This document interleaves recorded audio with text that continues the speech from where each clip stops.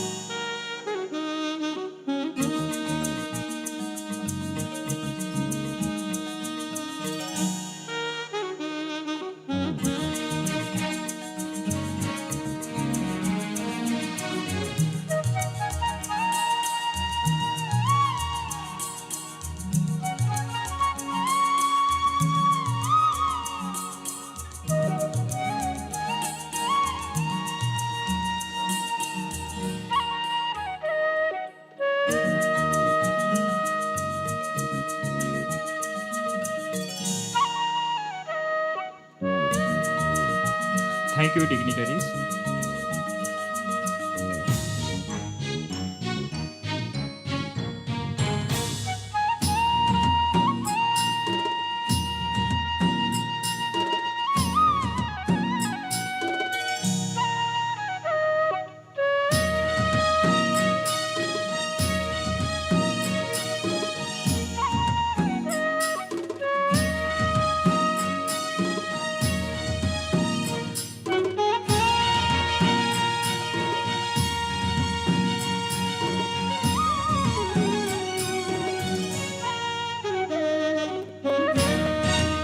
Our event has been enriched by the presence of accomplished individuals who have graciously accepted the role of chairperson and speaker. Let's begin with the first scientific session, AI-powered revolutionary in pharma, transforming the drug discovery to commercialization. May I now request Dr. B.S. Kittu, sir, Professor, Department of Pharmaceutical Chemistry, to escort the chairpersons and speakers onto the dais.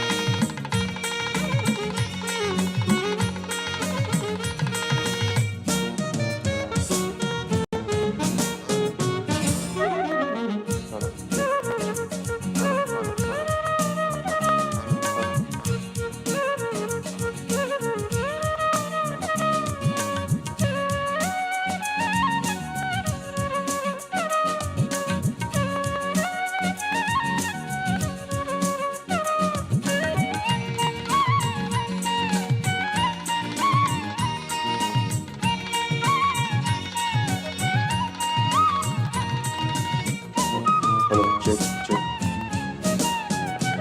Hello, check, hello.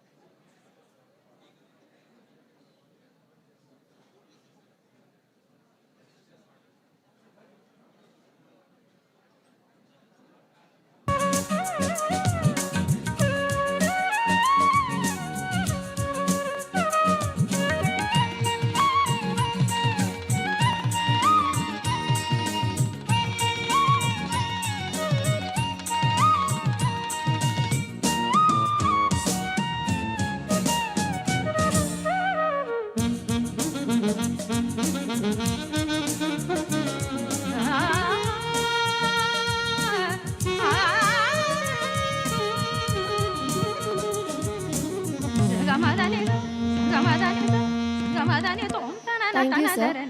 I request Dr. Lakshman Vijapu, sir, Associate Professor, Department of Pharmaceutics, to welcome Dr. B.S. Kittu, sir, Chairperson, by giving sapling as a token of gratitude.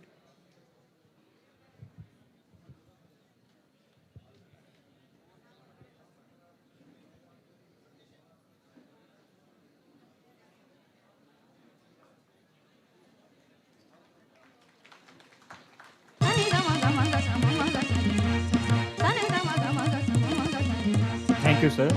Now I request Dr. B.S. Kittur, sir, Professor, Department of Pharmaceutical Chemistry, to welcome Dr. Bharati S. Meti ma'am, Chairperson, and Dr. Praveen Hiremed, sir, Speaker of this esteemed session, by giving the sampling as a token of gratitude.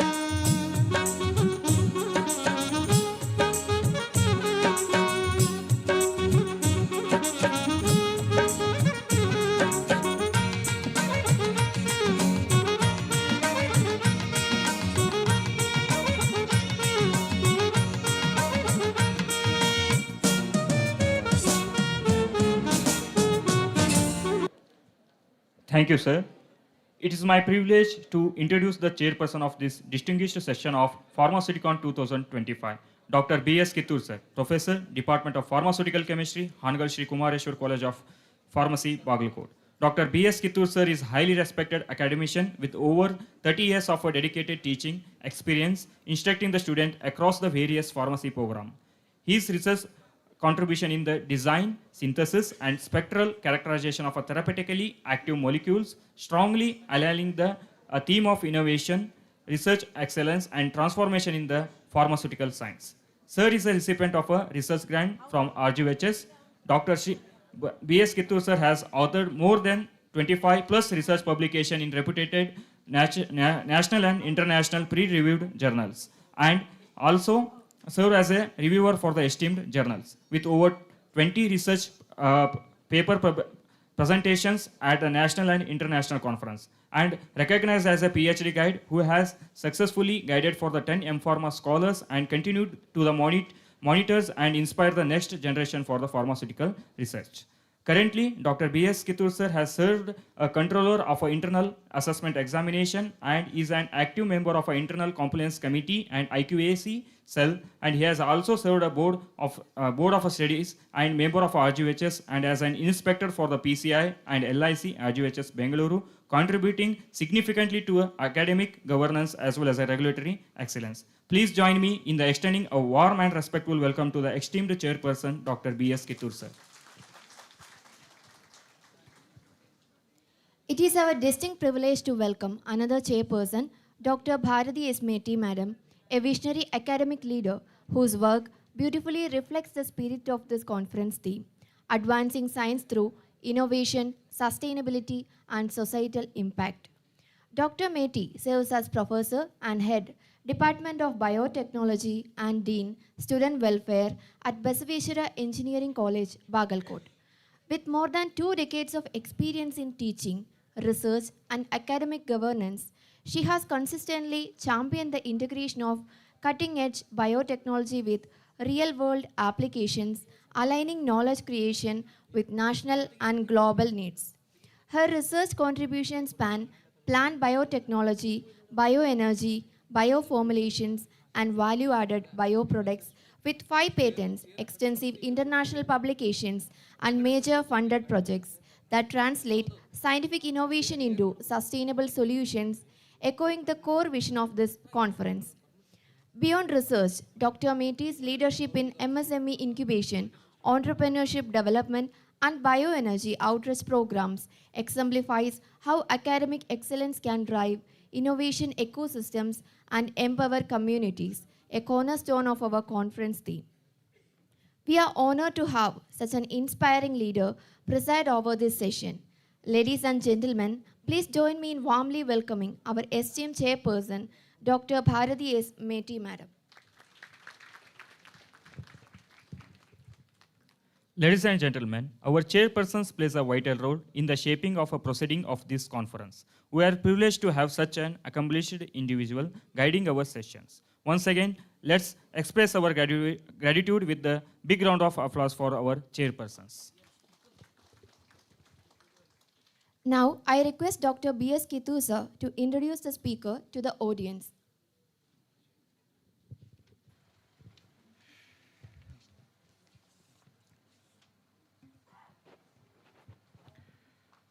Good morning, one and all.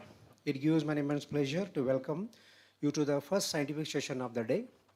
Now, I would like to introduce speaker of this session, Dr. Praveen Hiramat, to the August gathering. Dr. Praveen Hiramat, presently serving as a Director, Site Technical Services, Pfizer, Kalamazoo, Michigan, US, and distinguished alumnus of our college. It is indeed a rare and proud moment for any teacher to invite and introduce his own student, who has evolved into a leader and accomplished professional as a guest speaker on this August platform. Dr. Praveen returns to his alma mater as a guest speaker is truly heartening. His remarkable journey stands as a source of inspiration for our students, and we are extremely proud of his achievements. Dr. Praveen Hiramat has over 21 years of global experiences across human pharmaceuticals, contract development manufacturing organization, and animal health industries.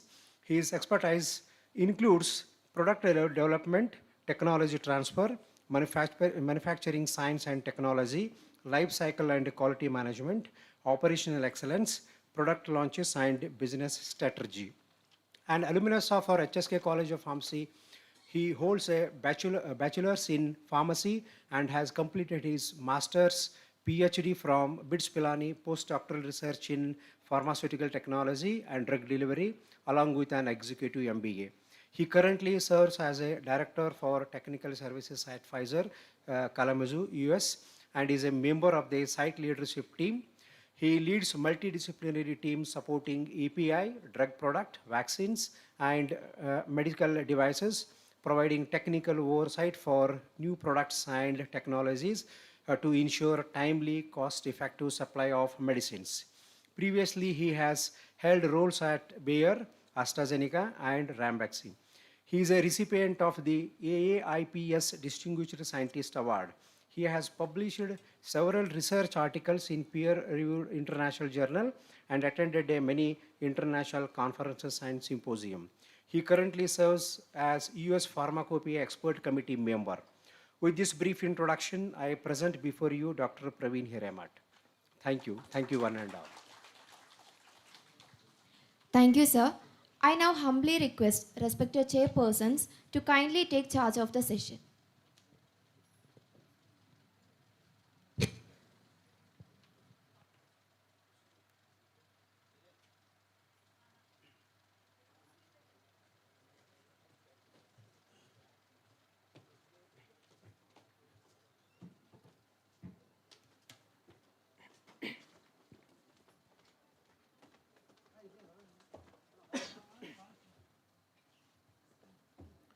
Good morning. Good morning, all of you. How are you all doing? I couldn't hear you.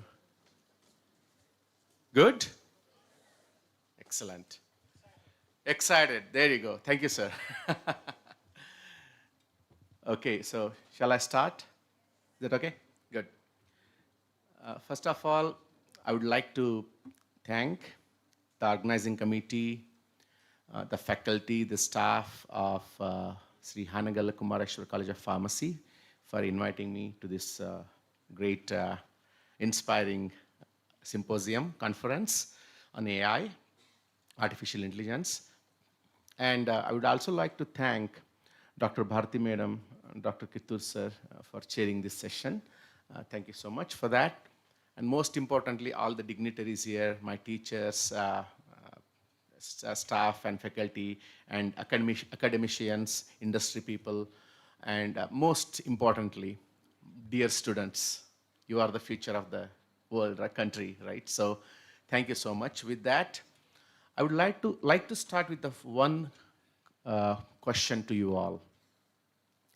How many of you know someone, it can be a friend, a family, relative, sometimes yourself, waited for many, many years to get a life-saving medicine? Anybody? Right? I know. I have my friends, my family members. And just imagine now, if that wait time can be reduced from decades to years to even months, what that mean to them, what that mean to us, and what that mean to the humanity, right? That is very, very important thing to keep in mind as I go ahead with the presentation, right? Not long ago, the drug discovery, development, and pharmaceutical manufacturing launch would used to take multiple decades, years, and multi-billion dollars with lot of, and also it was more like a marathon, right?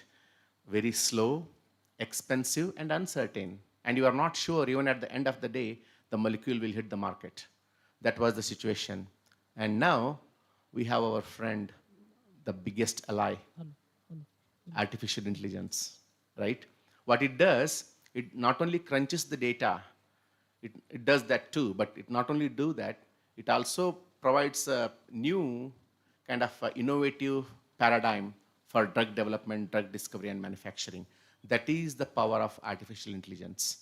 With that, today I'm going to cover, of course, there's always a disclaimer when we come from company, right?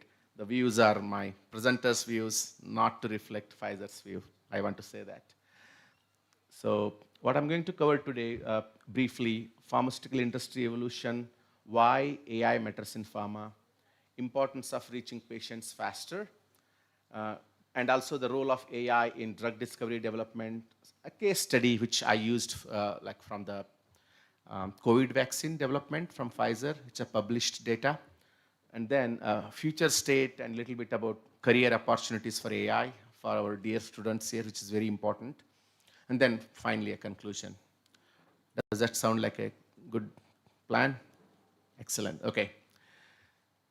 So you all know that the industry has evolved from industry 1.0, 2.0, 3.0, 4.0 to 5.0. So how many of you know this? Like, what do you mean by what it means to be industry 1.0, 2.0? So I believe you all know this. Very briefly, it was long ago, the mechanization, right? Water and steam production efficiency, then it converted to electrification. That was another transformational change, right? Then we came to industry 3.0, which is automation. I would say, to my knowledge, most of the pharmaceutical companies, industries at 3.0 are a little bit going to 4.0. Unlike other like automotive industry, some other industry which are almost already there at 4 to 5.0. So the transformation still like from automation, digitization, and personalization, which has to be happening, which has to happen in the pharmaceutical industry. In fact, pharmaceutical industry is much behind when it comes to artificial intelligence, technologies, new technologies like process analytical technologies, AI, whatever you talk it, right? Pharmaceutical industry is still much behind compared to other industries, but making a great progress recently.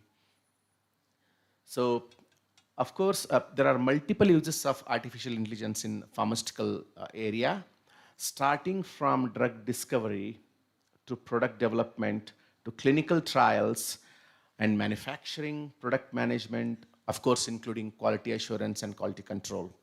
So again, I will not talk in detail about some of the areas because I know my dear friend Dr. Prakash Gaudnar will be talking about some of the personalized medicines and clinical trials, AI. Dr. Ravindra will be also talking some of the personalized medicines clinical trials. So I would not touch those areas. I don't want to duplicate, right? It takes more time there. Rather, I would take some time in the product development a little bit. And mainly, I would say manufacturing, product management, those kind of things. So we'll go from there. Again, most important thing, as I told you, right? Why we talk about artificial intelligence? Is it just a buzzword? Is it something like everybody talks about AI? Oh, AI is the future. AI is the emerging technology. So what it really brings as a value, right? Everything has to have a value. Nothing just should be like, oh, it's a technology I want to use, it's a toy I want to use. That doesn't work like that, especially in pharmaceutical industry. Of course, we can do that in academics to publish papers. That's perfectly fine. But in industry, it has to have a direct and relevant impact on patient.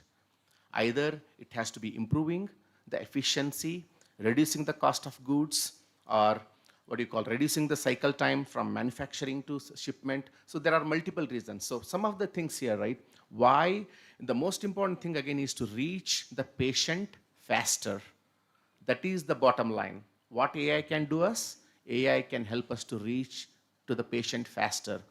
Most of the diseases are really, there are so many new diseases, there are so many unsolved, unresolved treatments still exist in today's world. So that's where we need a treatment to be reaching to the patient faster. So for that, so the importance there is, again, it's a patient welfare, right? As we know, timely access to the effective treatments, economic impact. It's a cost saving for not only company, but also patients. If you can make a product for, say, for example, 1,000 rupees a vial, if you can reduce this cost to 800 rupees per vial, it's a 20% cost reduction to the patient, significant value. If we can use AI, some technologies to do that, right? The other thing is competitive advantage. Again, you have to, if you want to capture the bigger market share, if you want to really brand yourself to the better than other competitors in the market, you can use those kind of AI technologies as a competitive advantage or edge. Similarly, of course, public health, investor confidence to get more funding R&D projects. Say, for example, I was very impressed today walking at our research center here.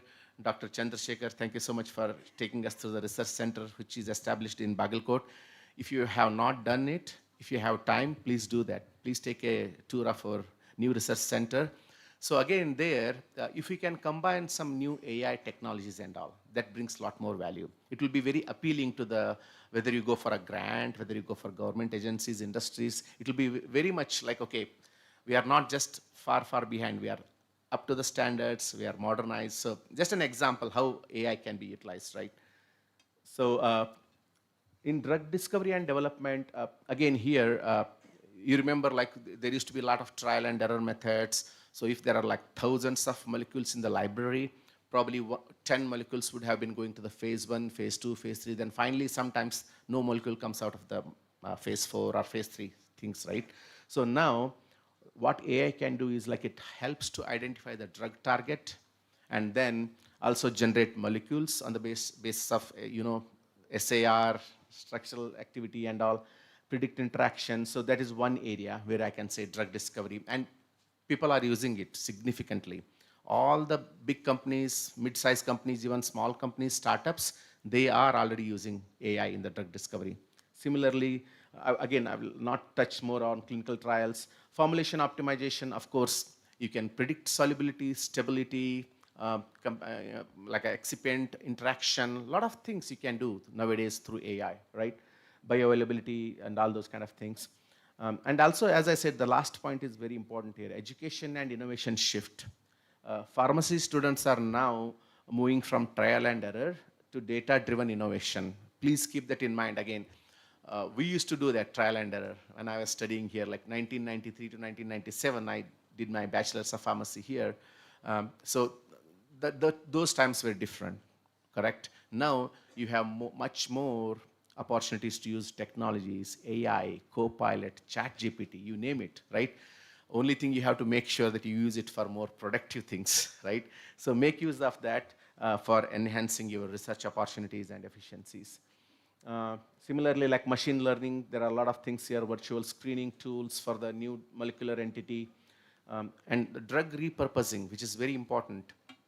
Repurposing is nothing but there are already some drugs existing in the market for a particular indication, and with the AI technology tools, you can try to find more therapeutic indications that can be used. That is called repurposing. So a lot of drugs already repurposed. One great example is like, if you remember aspirin, right? Aspirin was a painkiller. Now it's also used for heart disease and also. There are multiple examples like that. And even if you remember COVID times, how many drugs were used in COVID? Until we came up with a vaccine or the treatment for COVID. So that is the power of AI and all, right? So similarly, again, clinical trials, personalized medicines, my friends will cover that. Again, here, clinical trials, I will skip these slides. Let's talk about manufacturing. which is, I think, where I am also a little bit more involved in my current role and in my previous roles. Gone are those times where everything used to be manual. You know, how many of you are aware of quality by design? Quality by design students, you know? So quality by design, so you are building quality by design into the product, right? Earlier it used to be quality by testing. You test at the end product, then you realize whether it's pass or fail. Now, what you can do, each and every step can be monitored to make sure that you are progressing as required to the next step. So those are in-process controls, in-process monitoring, at-line monitoring, online monitoring, process analytical technologies. You call it differently, but those are all same. What you do is like you have a strict, stringent process controls in place. So that is the beauty of AI, again, technologies in the manufacturing, one example. Similarly, you know this three-dimensional printing technology. I know even there is a lot more hype than actually products in the market on this technology. But I do know that at hospitals, at the critical care patient like ends, people do use 3D printing to make a customized, personalized medicines to give it to geriatric patients, pediatric patients. So that is, again, a beauty of 3D printing technology and all. Blockchain enhanced supply chain optimization. My friend Mallikarjun Mukupi can talk more about that if you have any questions. Blockchain in the supply chain digitalization optimization. So again, a lot of things about AI in manufacturing. I will try to go through the slides, and of course I will wait at the end for any questions, okay? If you have any questions in the middle, please feel free to raise your hands and ask me questions. That's perfectly fine. So again, continuing in the manufacturing area, AI-driven automation, right? So this is like mainly to reduce manual errors, manual deviations. So once you start manufacturing product in a pharmaceutical plant, most of the times the process doesn't go as we want it to go, like smooth, no deviations, no errors, no mistakes. That doesn't happen. So these will happen when you don't have any in-process monitoring and controls again, right? So that's where having automation controls for the operational efficiency, manufacturing process. Similarly, predictive analytics for the quality is also another area where we use a lot.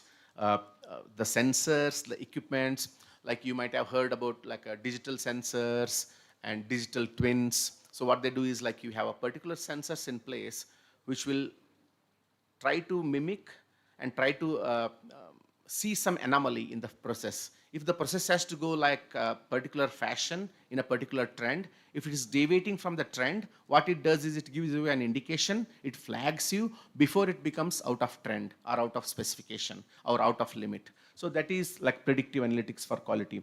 Real-time monitoring, as I told you, continuous monitoring can be done in the first place before it becomes a problem. That's another beauty of AI. Accelerated testing and release. Again, when you have already data of multiple product, if say for example, if you made 100 batches already for a particular product at your plant, manufacturing plant, you can use that data and generate AI-based interpretation.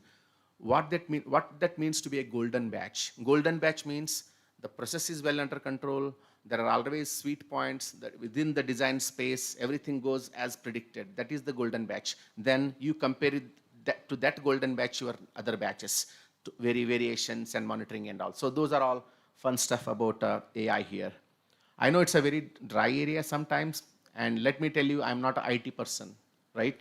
I'm not an AI person, but I can tell you that I can try to connect where we use AI in our industry, especially in manufacturing, to improve the efficiency again, right?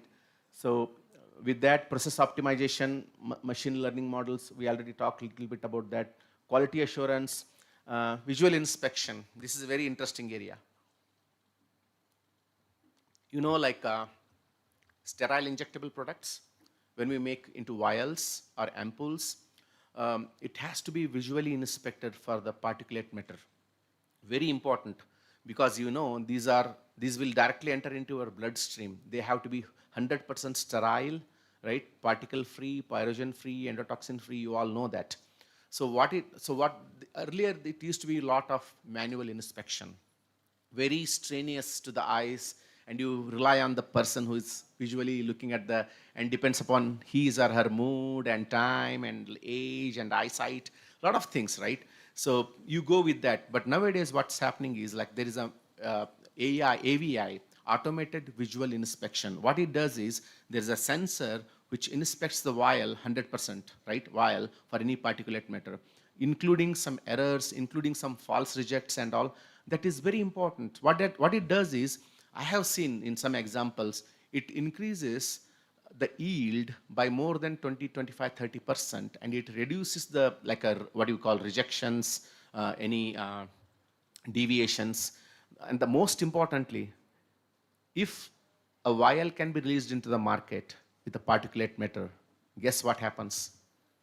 It's a complaint, it is market action, sometimes it causes a big reputation damage, right? So that's where all this AI, it may sound really small, visual inspection, but it's extremely important for injectable products. So that was another example. Data analysis, right? Lot of algorithms, lot of interpreting complex lab data. So I would tell you that we have more data now, already enough data in the world. If you just take a Google, right? You do that always, right? Just type one thing, you will get 100 hits. That means we have a lot of data already existing. The most important thing that we need to know is what prompts we have to give, what data we need, how we can connect that data to the problem that we are having at the manufacturing or at the development. So that's where pharmaceutical people come into picture, right? We have smart IT people sitting. They are good at programming, Python, and all those kind of things. I'm not saying it's good. If you want to learn Python program, excellent. Coding, excellent. But I don't think it is essential for your roles if you want to use AI, because you have experts in that area. What you have to do is, you have to tell them, this product I'm manufacturing, these are the problems I have, and this is what I want to fix. And I need a particular tool to fix this, whether it can be, say, for example, cycle time improvement or deviation improvement. So that's what you have to tell them. Then they will come up with the tool, technology. Then you have to combine them. So that is where your role come into picture, not like generating the coding, Python programming. That's where we have smart computer scientists, IT people doing that for us, right? So regulatory compliance, even FDA nowadays, probably you heard that they are using AI for reviewing applications. Some people got scared. Are they using AI for reviewing applications, right? So that is true, because even they understood with all the stuff going on. I have never worked for a company or an organization, even academics, where I have not been challenged to reduce the headcount. Everywhere, every job I had, what can you do to reduce the headcount? Headcount optimization, right? What that means is they want to make it more automation kind of deal, so that they can make it more efficient, less labor intensive. Not only reducing headcount, it's also making more error proof, making more efficient. Regulatory is also doing that. Then, of course, commercialization, you know that market trend, Ravindra sir can talk a little bit more about that with all the stuff. So how to forecast the market trends, and even alliance stuff, you try to use some data, what company is doing what is their capability, what are their assets, what are their products in the market, and all those kind of things can be done on a fingertips nowadays. You don't have to do manually, go to that company and try to dig into all the paperwork and all. Regulatory process, we already talked. Market access is, again, can be improved through AI. The other thing is data-driven marketing is also there. Regulatory reforms, as I told you earlier, FDA and other regulatory agencies are streamlining their review process for new drug application, NDA, and biological license application, BLAs. So what they do is, again, they are using real-world data. So they are using real-world data to make it more patient-centric. Remember, everything has to be patient-centric. And I like that even in our conference thing, there was a patient-centric thing included. That's very important. Whatever we do has to be patient-centric, has to be bringing value to the patient. So again, patient electronic health data, registry for drug approvals, patient-focused drug development. So a lot of things, they are happening in the regulatory reforms, including all the FDA and other areas.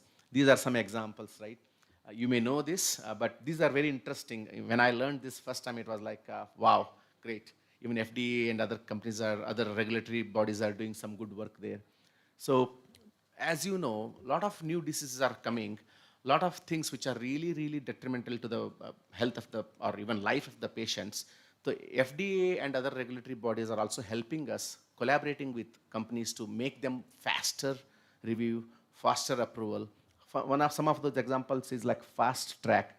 Fast track is a process designed to facilitate the development and expedite the review of drugs to treat serious drug conditions and fill an unmet medical need. Again, priority review, FDA assigns a priority review to take an action within 6 months. There is also accelerated approval for accelerated review and approval. Breakthrough therapy. So if there is a disease for which there are no available treatments, that's called breakthrough designation, right? So breakthrough, if there is a breakthrough therapy, a process will be designed to expedite the development and review of the drugs. Again, of course, they should demonstrate substantial improvement over available therapy. So what I'm trying to say here, not just industry, not just academics are trying to do their part. Even regulatory agencies like FDA are also doing their best to really help us with the AI approval and all. So this is an interesting example I would like to take here. This is from the published paper. How many of you know what happened during COVID? I think all of us should know. This is probably one of the unprecedented, at least in my lifetime, right? So we used to hear like plague, this thing, that thing, right? Like polio, a lot of diseases, unmet stuff. But COVID was probably the most practical, unprecedented, dangerous thing that had happened in our lifetime, in most of our lifetime here, right? So imagine if we would have taken 10 years, regular 10 years to come up with a drug or vaccine to treat. I don't think many of us would have been not even sitting here with the way the COVID was killing people, right? So that's exactly where these new technologies, new tools, digitalization, collaboration, all those things come into picture. So here, there are some statistics here, right? March 2019, probably we started, and July, August, October. Overall, ultimately, I believe within 18 months, right? 18 months, it started with a BioNTech, which is a company, came up with the COVID vaccine. Pfizer collaborated with BioNTech, and then taking that COVID vaccine from development. And interestingly, for pharmaceutics students here, do you know what is the formulation in COVID vaccine? It's a lipid nanoparticle, LMP. It's a nanoparticulate product. What that means is mRNA is not stable in the body, in the blood circulation. It will destroy immediately. That's why the lipid-based nanoparticles came into picture, right? So just, it's an interesting thing if you read that, right? So it was not simple thing, okay, mRNA was available vaccine, just inject it. It was not like that. They have to come up with the formulation, and that has to be stored at -18, -20 degrees Celsius. And think about supply chain logistics. Our Mallikarjun, my friend Mallikarjun can talk about that. It's a painful process to ship COVID vaccine at -20 degree to the world.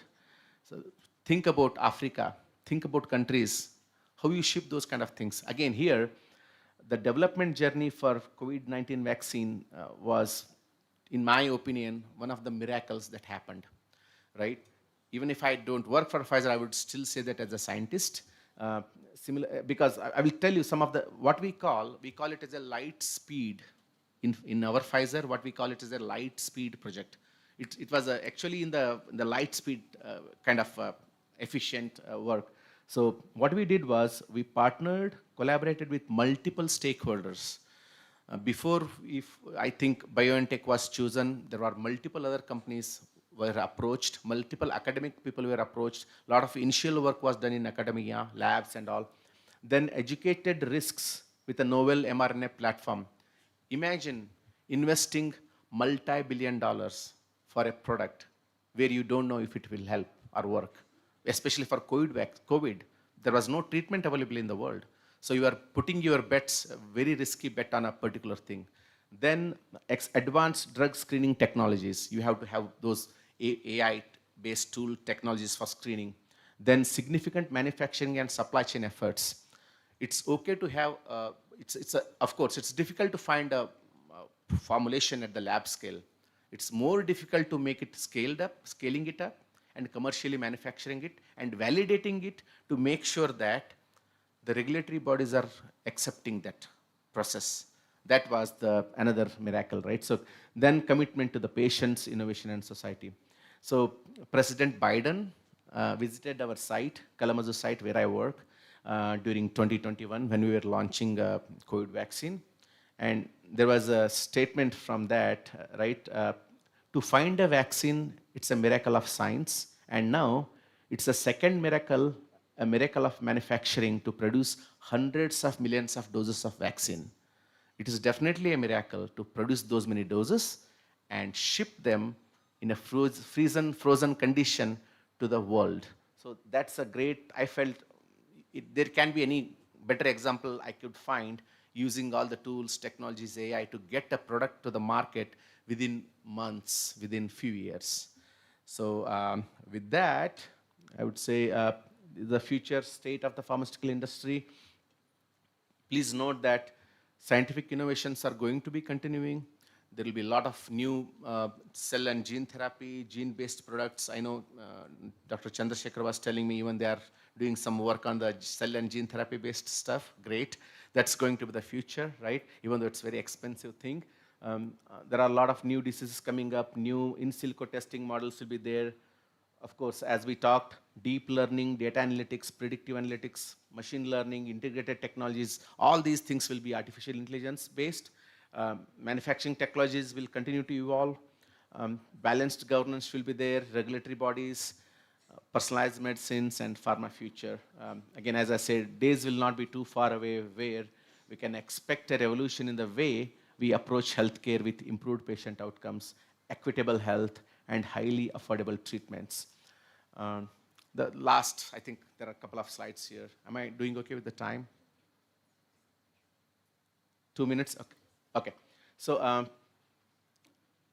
for students, right, emerging AI pharma careers, a lot of AI is creating a lot of roles. I will tell you, I lead a team of what we call a process analytical technology and data analytics team. It's not easy to find people in that area. So it's very difficult to find people in that area.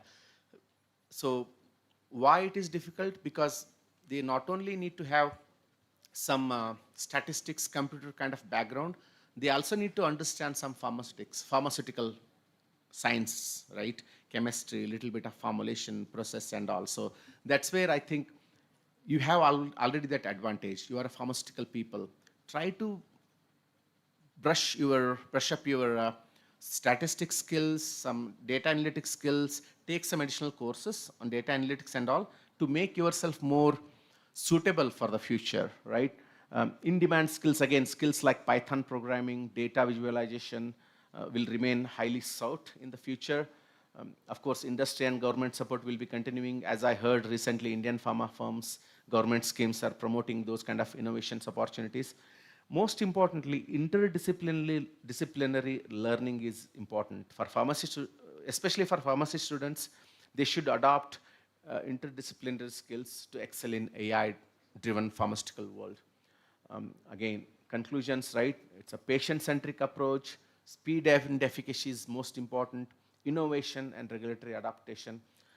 With that, I would like to say that the future of pharmaceutical industry is bright and promising. Let us embrace these advancements and work together to ensure that every patient receives the care and treatment they deserve. The last slide here, I would like to, so these slides, I did not prepare all the slides, right? So a lot of people helped me to prepare these slides. My team members, Dr. Ranjit Avaraneni, Mrs. Holly Bridges, and most important friend, co-pilot. I is the co-pilot to put together some slides and content. So I'm grateful for Pfizer, heartfelt thank to all my team members, peers, mentors. Thanks to my family. They should be on their way or they're already here. My wife Milan, my kids.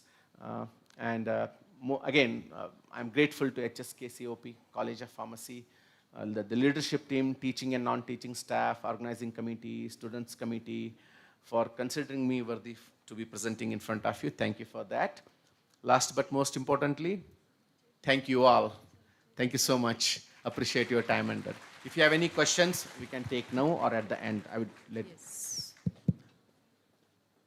The session is open for the questions. If you have any questions, please ask.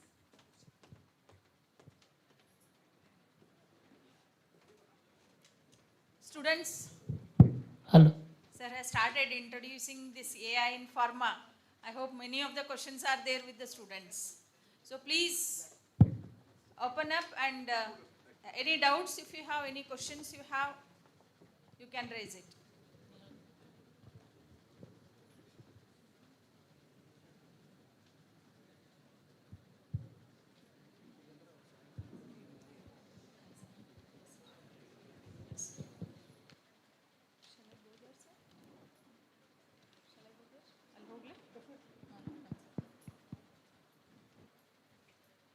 Either I did an excellent job or I miserably failed. I think I did the first one. Thank you anyway. Yeah.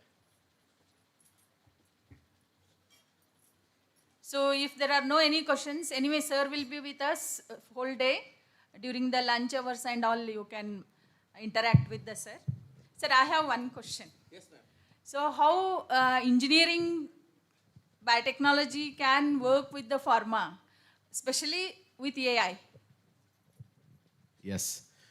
I was talking to you, right, ma'am, during the breakfast. I would say engineering biotechnology is, in my opinion, at least in the US, where I live now, a lot of people in the manufacturing sector, quality sector, engineering sector, within manufacturing organization, they come from engineering background, biotechnology engineering background. Because to me, R&D is more like a pharmaceutical science kind of thing. If you have studied pharmaceutical science, of course you can, I studied pharmaceutical science, I'm in manufacturing, you can do that too. But to me, the engineers are most aptly suited for pharmaceutical manufacturing jobs. When I say manufacturing, it includes supply chain, it includes engineering, it includes operational excellence, it includes quality. So those are the areas, because especially with all the large molecules, biotech industry, and like a GLP-1 for Eli Lilly, everyone should know that. And a lot of these vaccines, biomolecules, proteins, peptides, having that biotechnology engineering background significantly helps. In fact, probably they will have an edge over pharmaceutical sciences people, especially in the large molecule area, because they understand the nitty-gritty details of like a molecular structure, biotechnology, microbiology kind of thing. So that's what I would say. Yes, yes. Yeah. Because many of the engineering students wants to go to the pharmaceutical industries. As they know, the pharmaceutical is converting into biopharma, most of the companies. So even biotechnology engineering students are interested to join pharma companies. That's right, sir. Thank you, sir. Thank you. Yes, sir.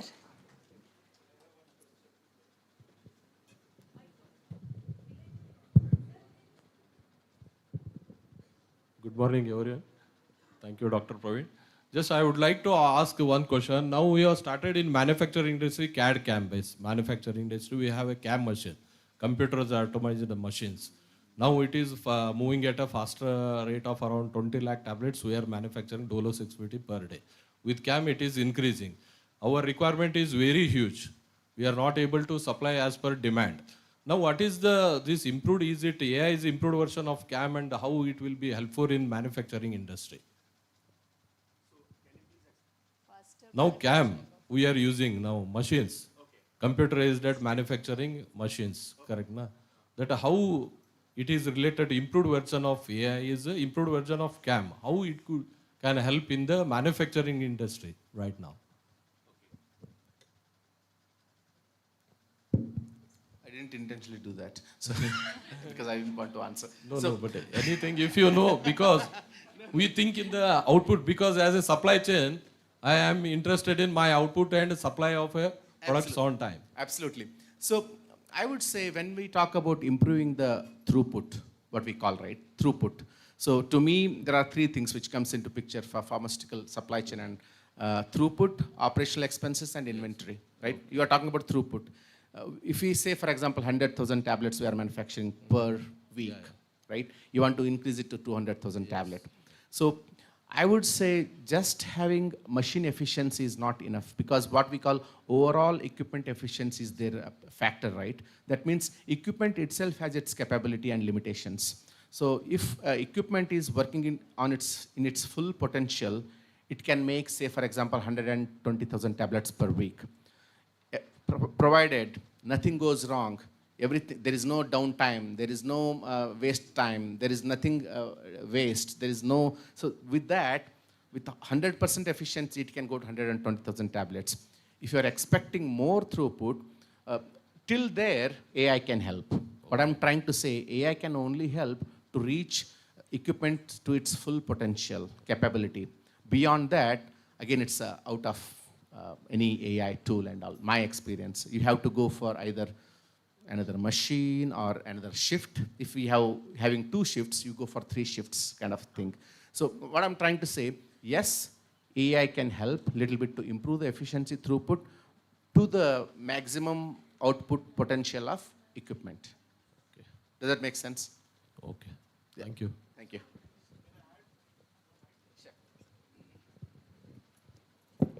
Hi.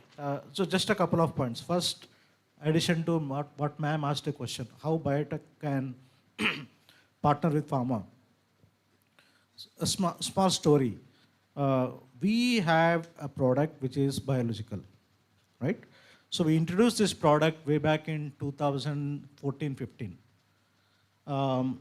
You know, if someone who knows the API manufacturing technology, there is something called as generation 1, generation 2, generation 3, right? So we used because there was an opportunity to hit the market at the quickest, and also the regulators had classified a product as the breakthrough, which means it had to hit the market at the fastest time, both from a commercial perspective as well as from patient's need perspective. So the Gen A technology was ready. We did the introduction of a product into the market using the Gen 1. So then what? The product was extremely expensive. A vial of 1 ml costs somewhere around 16 lakh rupees. But it's definitely important, biological. That's when biotechnology came in the picture. They said, while interaction with the patients and the marketers, we understood that the cost reduction was one of the opportunity where you can reach more people. So how did we do that? We took help of biotechnology. We went into API manufacturing technology. We analyzed everything, obviously using the AI tools. We came up with a Gen 2. So what is the difference between Gen 1 and Gen 2? Gen 2 helped us to improve the yield of a product. API yield of the product. That means using a kg of a batch, earlier we could produce maybe a 10,000, 15,000 vials. Today, using a Gen 2 technology, we were able to suddenly start producing 18,000, 20,000. What it meant is, it reduced the cost of the product, it increased the impact of the product in the market, we were able to cover more patients, and definitely it helped to save the cost for us, and the cost saving was passed on to the patients. So that's one of the way. I actually told this story just to make sure that you could connect it. Second one, to sir, your point.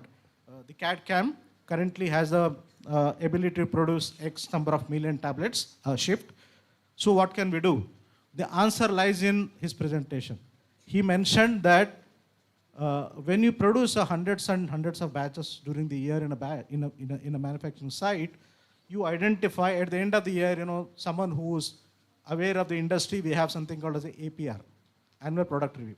So during the annual product review, we pick this golden batches, right? So what do we do with the golden batches?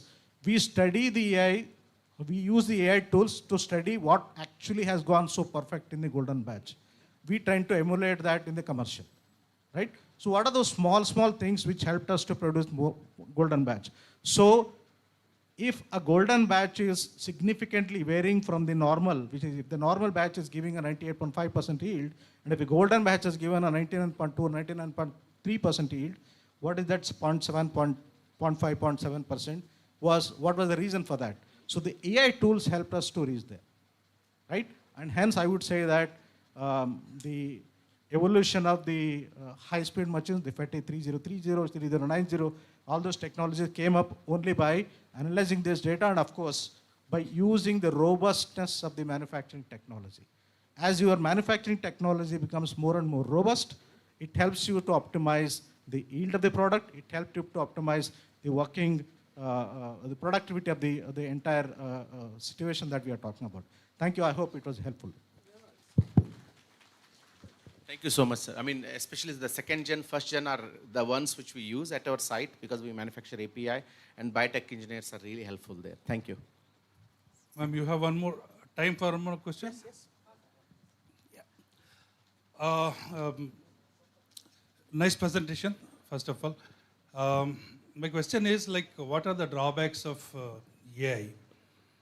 Especially production, manufacturing, that all machine learning processes and all, that's fine. But when it comes to the prediction, molecule prediction, especially in drug discovery, okay, and artificial intelligence is not intelligent as it is.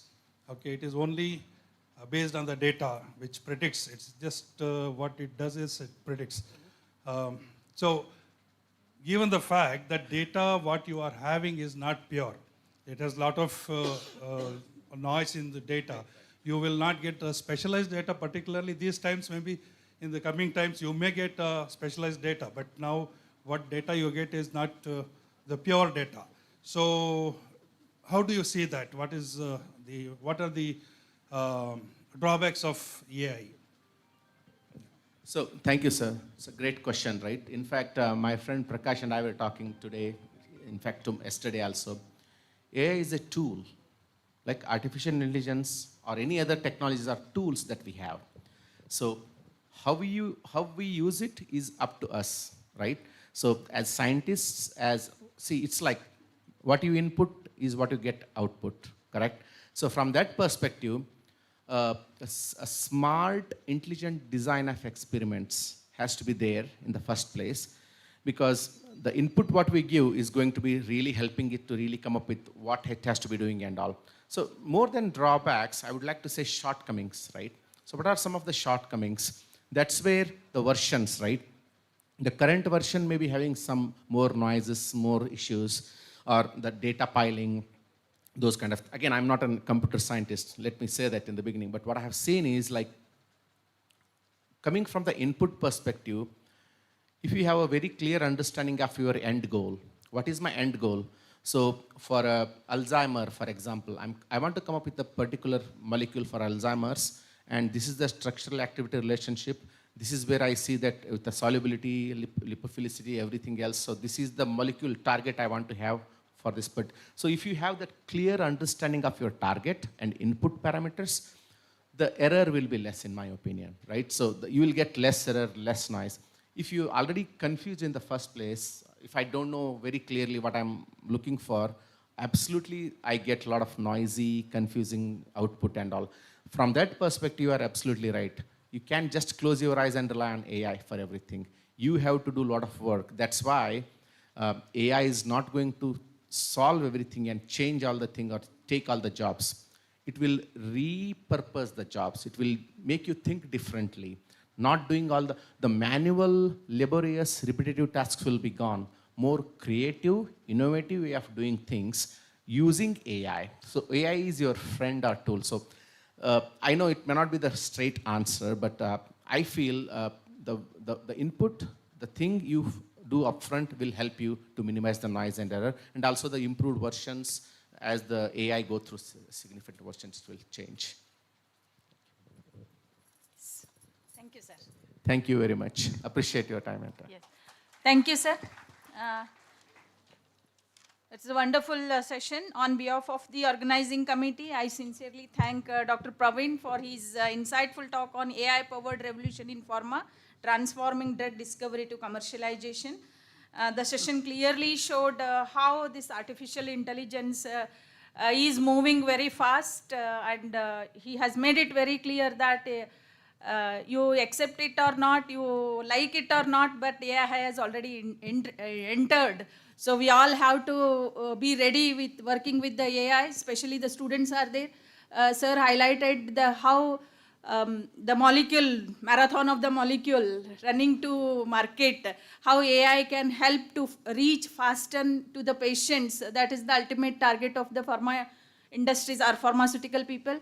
So sir has given a very clear picture about how AI is introduced in the research innovations, how it is helping, and manufacturing. Even he said like how this AI is fastening the process of regulatory, how the AI tools are used in the regulatory also, example FDA, how fasten it is. And about the industry 5.0, that is personalized medicine, Dolo 650 is not for everyone. So that is a very wonderful presentation, sir, what he said. And also like the case studies about the Pfizer, how fast within a year or 18 months the vaccine, COVID-19 vaccine has reached to the patient. That development journey also he has given highlights about that, and he has made the clarity that what will be the future state of the pharma industry, the innovation, AI and manufacturing technology, balanced governance, personalized medicine, these are the area, these will be the future. So students, I hope all of you are now ready to work with the AI. Thank you very much, sir, and for your wonderful informative sessions. Thank you, sir. And I thank the organizer for giving me an opportunity to chair the session. Thank you, sir. Thank you, ma'am. May I take this opportunity to welcome wife of Dr. Praveen Hiramat sir, Milan madam, proud alumnus, and their daughter Akansha and son Akash. I welcome you all to Pharmaceuticon 2025. Now I request Dr. B.S. Kittur sir and Bharati S. Meti ma'am to present memento and certificate to the esteemed speaker of this session, Dr. Praveen Hiramat sir.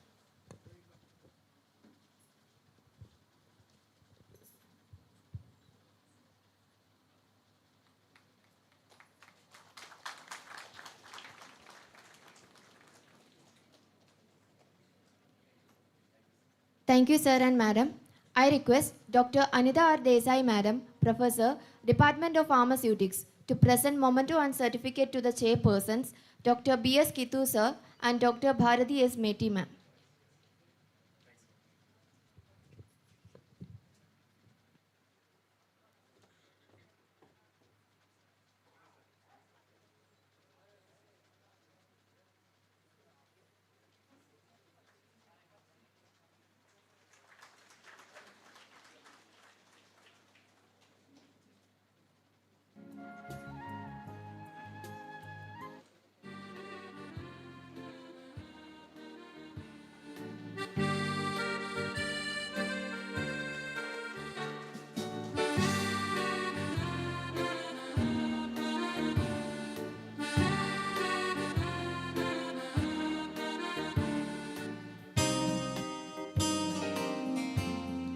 Thank you, ma'am. With this, we come to the conclusion of our first scientific session. We sincerely thank the session chairs, speakers, and all the delegates for the valuable insight and active participation.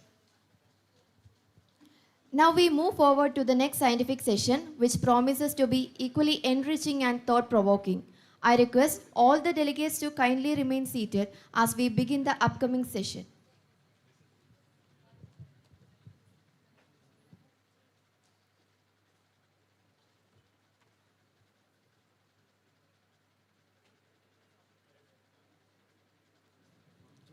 Let's begin with the second scientific session, AI in the Translation Medicine, Clinical Trials and Personalized Therapy, bench to the beside. Now may I request Dr. Chandrasekhar VM, Professor and Head, Department of Pharmacology, to escort the chairpersons and the speakers onto the dais.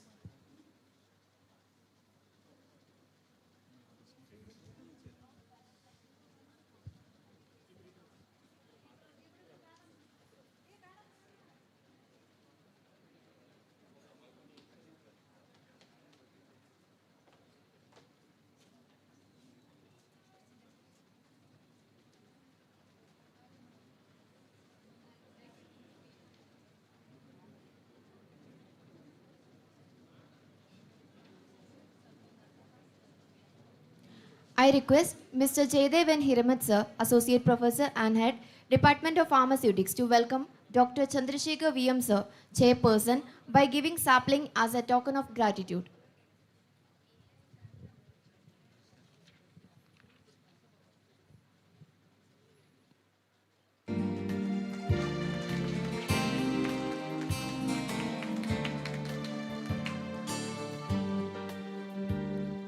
Thank you, sir. I request Dr. VM Chandrasekhar sir to welcome Dr. MS Hiramat sir, Chairperson, and the speaker Dr. Prakash Gaudanavar sir, as giving a sampling as a token of gratitude.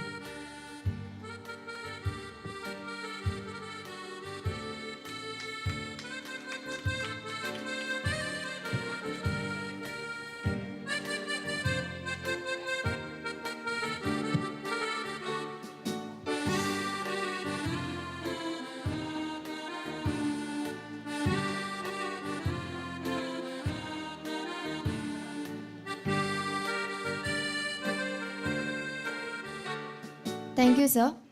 It is our distinct privilege to welcome a visionary academician, accomplished researcher, and an inspiring leader in pharmaceutical and clinical sciences, Dr. Chandrasekhar VM, sir. Dr. Chandrasekhar VM served as Professor and Head, Department of Pharmacology, and Director of Research and Development at BVVS Research Center for Excellence, Bagalkot. With over 2 decades of exemplary experience, his contributions span pharmacological research, clinical translation, drug safety, and academic leadership, aligning seamlessly with advancing innovation, research excellence, and global healthcare impact. Dr. Chandrasekhar VM is a distinguished mentor, guided numerous PhD scholars, postgraduate dissertations, and PharmD projects, shaping future-ready professionals who drive innovation in pharmaceutical sciences. His impressive portfolio of 120 plus research publications and rupees 2.5 plus crore in funded research projects reflects his commitment to impactful translational research. As Chairman BOS, PharmD and RGHS, and a key contributor to pharmacovigilance, ethics committees, and international collaborations, he continues to strengthen the bridge between academia, industry, and patient-centric healthcare. Please join me in extending a warm and respectful welcome to our esteemed chairperson, Dr. Chandrasekhar VM, sir.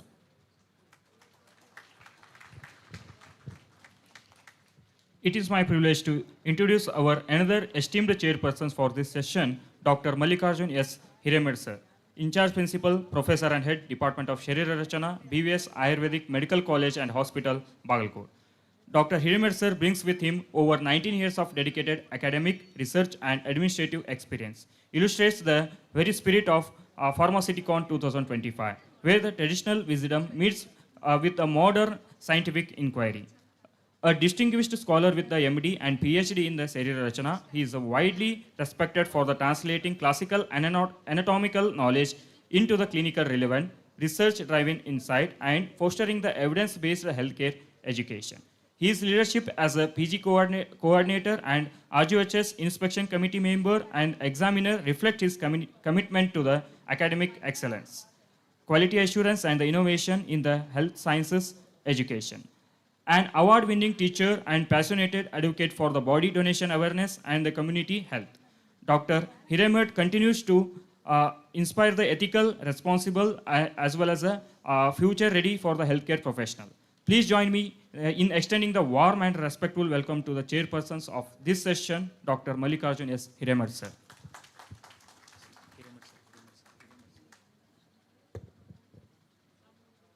Ladies and gentlemen, our chairpersons play a vital role in shaping the proceedings of this conference. We are privileged to have such an accomplished individual guiding our sessions.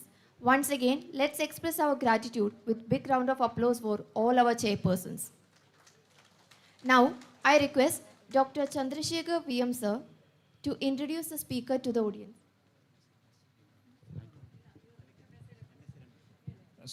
I request MS Siramed sir to introduce the speaker to the audience.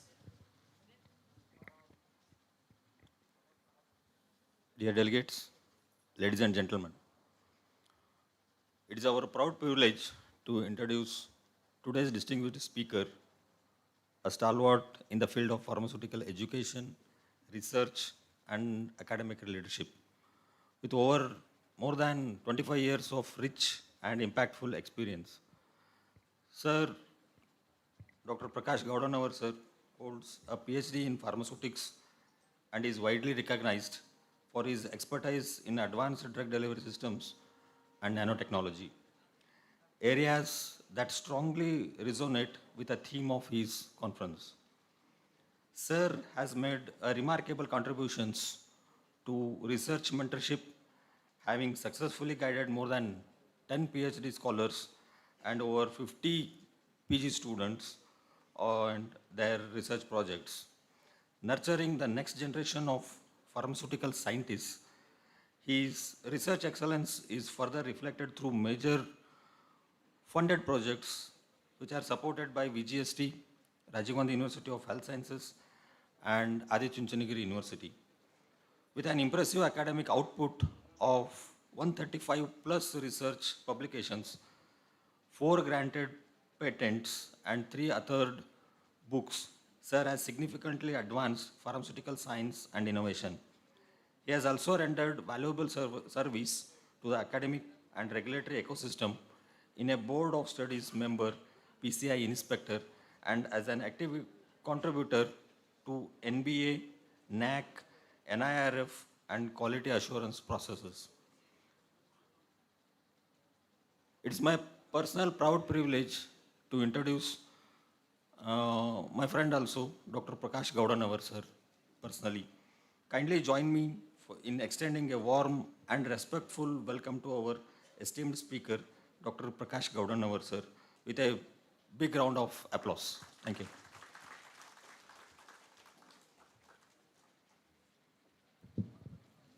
Thank you, sir.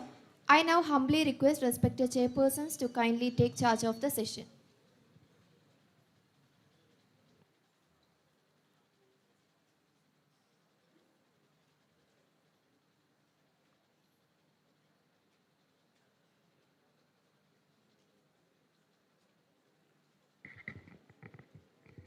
Very good morning to everyone.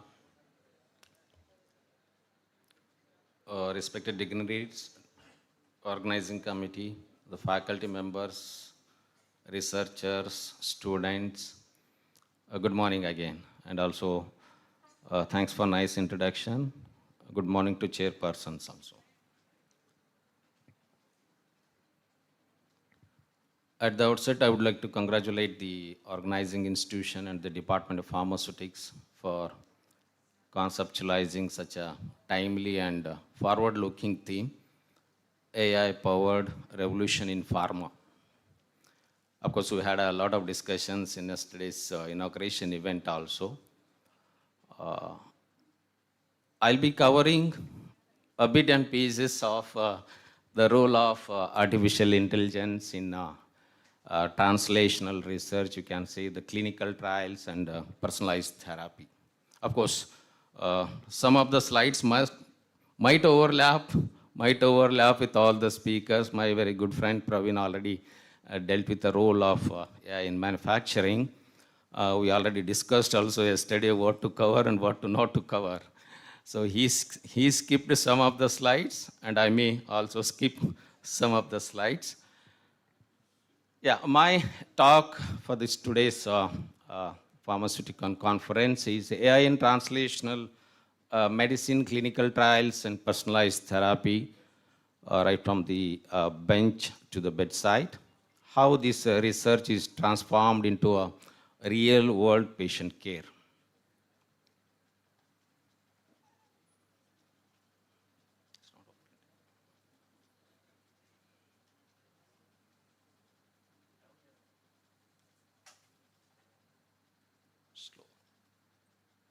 A little slow.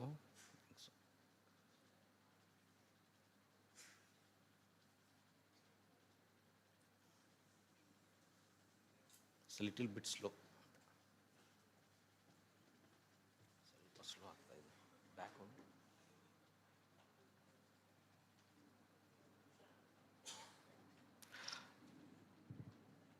on. Of course, let it work. Artificial intelligence is no more futuristic concept. It's already accelerating the drug discovery process, basically redefining the healthcare and pharmaceutical sciences.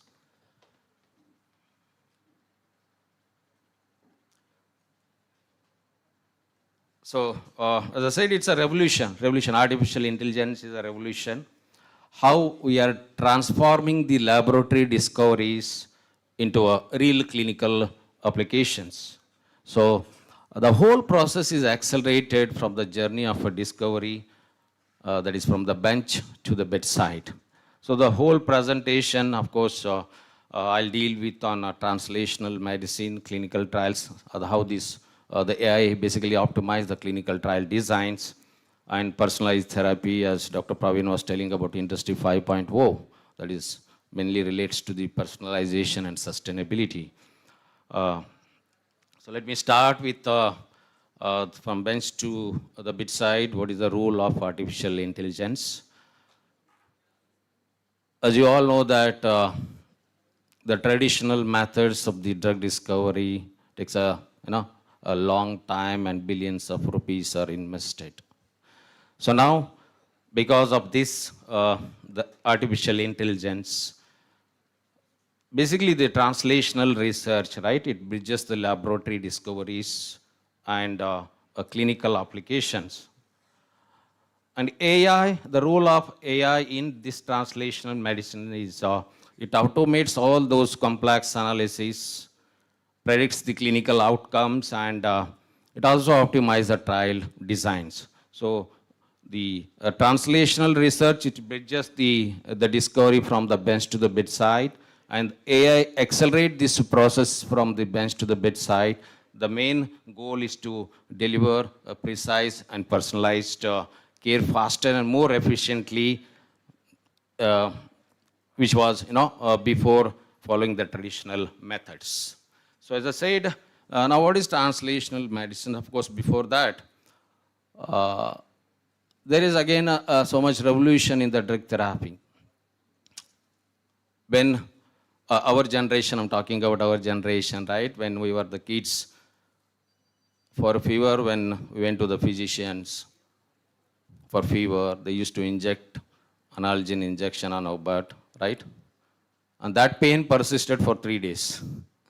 And used to forget about fever because of a pain. That is called as intuition therapy. Then, of course, now, of course, the evidence-based therapy, with due respect to all the physicians, if they're present here, even if you go for a headache, a slight fever also, right?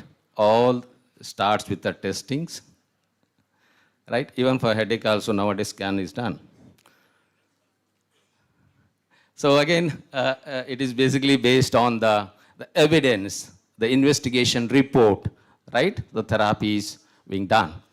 Now, translational research, which holds an important part in the drug discovery from the bench to the bedside. So, depend upon the clinical applications, the drug goes into the clinical research, developed and delivered to the patients. So, from basic research, of course, which involves all those laboratory experiments, scientific discoveries and molecular mechanisms, then goes to the preclinical studies, that is using appropriate animal models and in vitro validation, then goes to the clinical trials, different phases of clinical trials, where human testing across different phases to establish basically the safety and efficacy of the drug.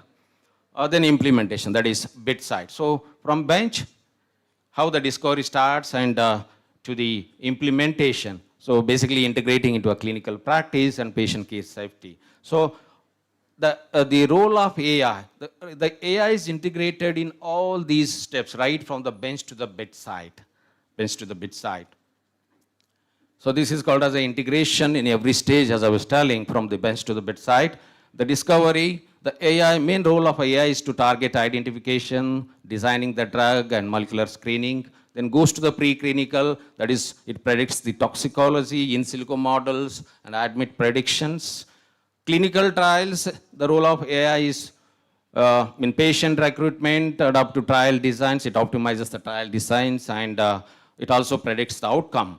The post-trial, which is called as a post-marketing surveillance, that is phase 4 studies. So real-world data analysis also done by the artificial intelligence. It also outcomes prediction, it predicts the outcomes and also monitors the safety of the drug in the market.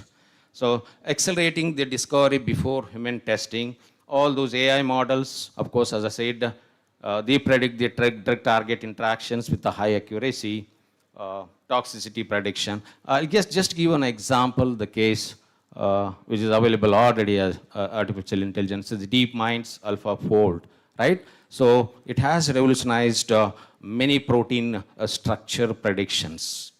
That is one example of AI. Coming on to the clinical trials, the AI is making these clinical trials smarter and faster, right? So it helps in the patient recruitment. Already Dr. Praveen dealt with this. Using all those electronic health records, it identifies the eligible candidates for the clinical trials so that recruitment timelines is reduced by the 50%. It also optimizes the trial designs, all those algorithms and trial parameters. So optimizing the resource allocation and also accelerating the conclusions. The final role of AI in clinical trial design is the predictive analytics, like the machine learning, right? So it basically identifies the likely responders and non-responders for the clinical trials. Best example for this, the artificial intelligence in the clinical trial is IBM Watson, right, which assists in oncology clinical trial matching. Basically, it analyzes all those the genomic profiles and medical history of the patients so that it can appropriately design the trials. So this again, I know it's a very boring to listen about the artificial intelligence because we as a pharmacist, not that much involved in the artificial intelligence. But all these big biomedical data is handled by the artificial intelligence, like multimodal integration, the natural language processing, real-time monitoring, and the quality assurance. A little bit on the personalized medicine, which is also called as a precision medicine. I think everybody knows about Telugu actor Nagarjun. How many of you know about Nagarjun? Everyone. Okay. So Nagarjun, he has a specific diet. He has studied all his genetic profiles just to avoid diseases and disorders. So based on a genetic profile, right, the drug treatment can be designed. So he has opted for this one patient, one therapy. Of course, our Prime Minister Modi tells one nation, one election. So same like here, one patient, one therapy. This is basically, the artificial intelligence, it leverages all these genomic profile data, proteomic, that is all the protein structures, transcriptomic, that is RNA data, and metabolic data. So it creates a comprehensive patient profiles, and based on the profiles, patient genomic profiles, it can predict the risk. That's what I told about the Nagarjuna, right? So machine learning models predict all the disease risk, progression trajectories, and treatment response probabilities. Then the interpretation of all this data is done, and depend upon the genetic data that is available, the treatment is tailored. So it enables the development of individual treatment plans optimized for each patient unique biological setup. So the precision medicine or personalized medicine, it represents the future of healthcare now, moving from one size fits all approaches to therapies tailored to the individual patient requirement. Just a case study on the oncology. that is personalized cancer therapy. Because of personalized, AI-driven personalized medicine, 60% faster treatment selection, because it can reduce the optimal therapy decision, 40% improved survival because of a role of intelligence in the personalized therapy, and 85% accuracy rate because it AI predicts the accuracy for therapy response. So the main approach that is used for the personalized medicine, that's cancer therapy, is AI algorithms, right, basically which are used. And real world examples of this AI-driven personal cancer therapy in terms of oncology is Tempus and Foundation Medicines, which basically used all these AI-powered platforms to identify the tumor genomics. As already told about the repurposing, drug repurposing, this term actually we also know during the COVID pandemic. What do you mean by repurposing? So many drugs are being repurposed with the help of the artificial intelligence. Of course, so much database is available on each and every drug. So utilizing the artificial intelligence utilizes all the millions of research papers, clinical records, and molecular database, which can identify the unexpected patterns and connections. Then after the researching out all the data which is available, pattern recognition, then the clinical validation. Of course, success story, as already Dr. Praveen told about aspirin. One is baricitinib, which was originally approved for rheumatoid arthritis, but now again it was used for the COVID-19 therapy. So by using the artificial intelligence, the drug repurposing can also be done. So impact matrix for this finding a new drugs using artificial intelligence is the 70% reduction in discovery timeline. Of course, $300 million savings per repurposed drug, because as I said earlier, for any drug discovery it takes a number of years, almost around 10 to 15 years, and billions of rupees invested. And for any pharmaceutical company's business matters. So drug repurposing is one of the easiest strategy for therapies.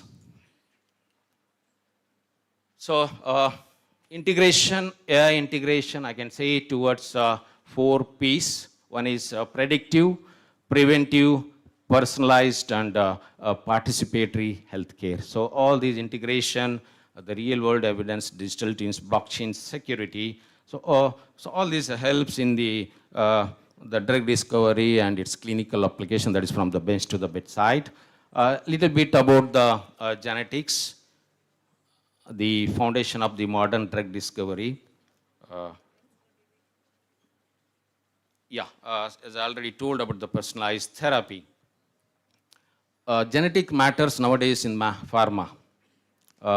Of course, using the genetic profiles, we can identify the disease-causing mutations and reveals the molecular pathway for therapeutic intervention and supports the biomarker device. So, using the donation, I mean, the genetics, so much research is being carried out on the genetics, which has become a foundation for the modern drug discovery.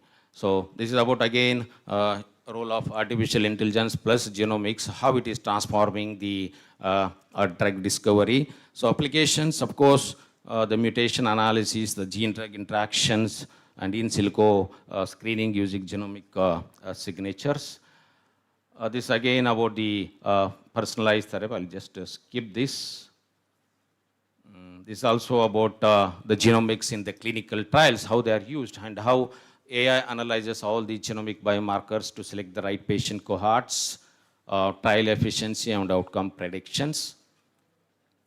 Of course, there were some questions about the challenges of the artificial utilization of the artificial intelligence. Of course, one of the challenges is the data privacy. Of course, whatever the role of artificial intelligence in the modern drug discovery, those all should be adherence to the Health Insurance Protection and Accountability Act and General Data Protection Rights, which is very mandatory. You cannot just use any artificial intelligence this one for the drug discovery.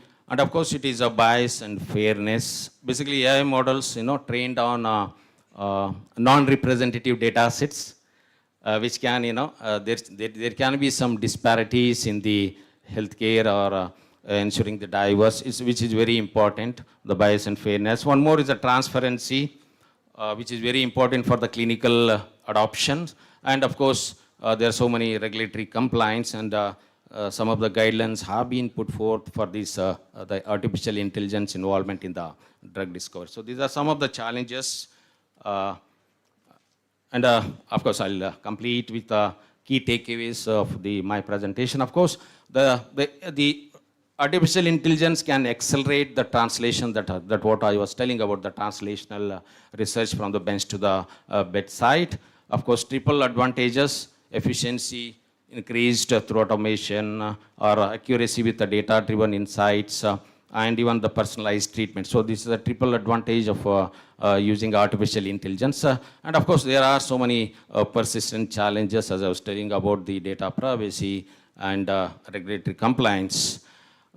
Future, of course, the future will be artificial intelligence powered precision healthcare, on which the conference theme is based upon. But I want to tell one thing. I keep on telling, artificial intelligence is a tool. It's not a replacement for human intellect, ethics, and responsibility. Of course, it helps in the drug discovery timelines. It can predict the drug interactions and holds clinical setup. And these are some of the selected references from which I have prepared this presentation. If you have any question on the translational research and personalized medicine, I'm here to explain those questions or answer those questions. Thank you. Thank you for patient hearing.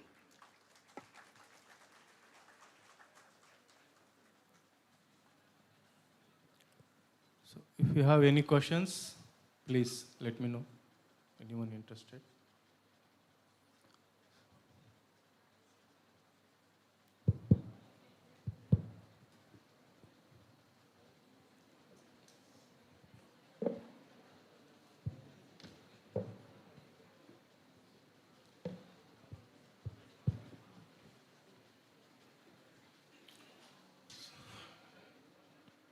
Have any questions?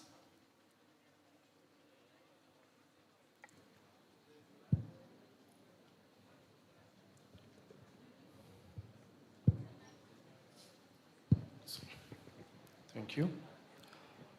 Sir, I'm very pleased to be here to chair your session.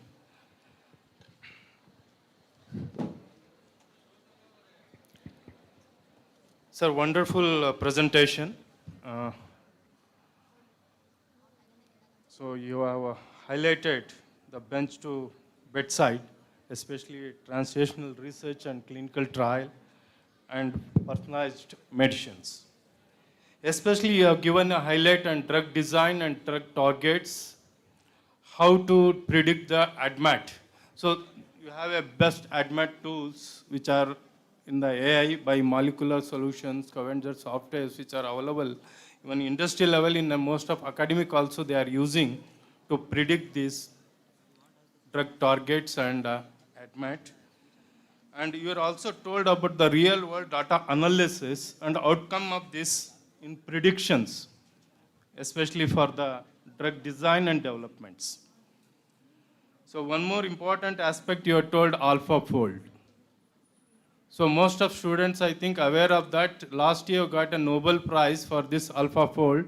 It's by a very young scientist, Haspel and David Baker. They have got the Nobel Prize for this.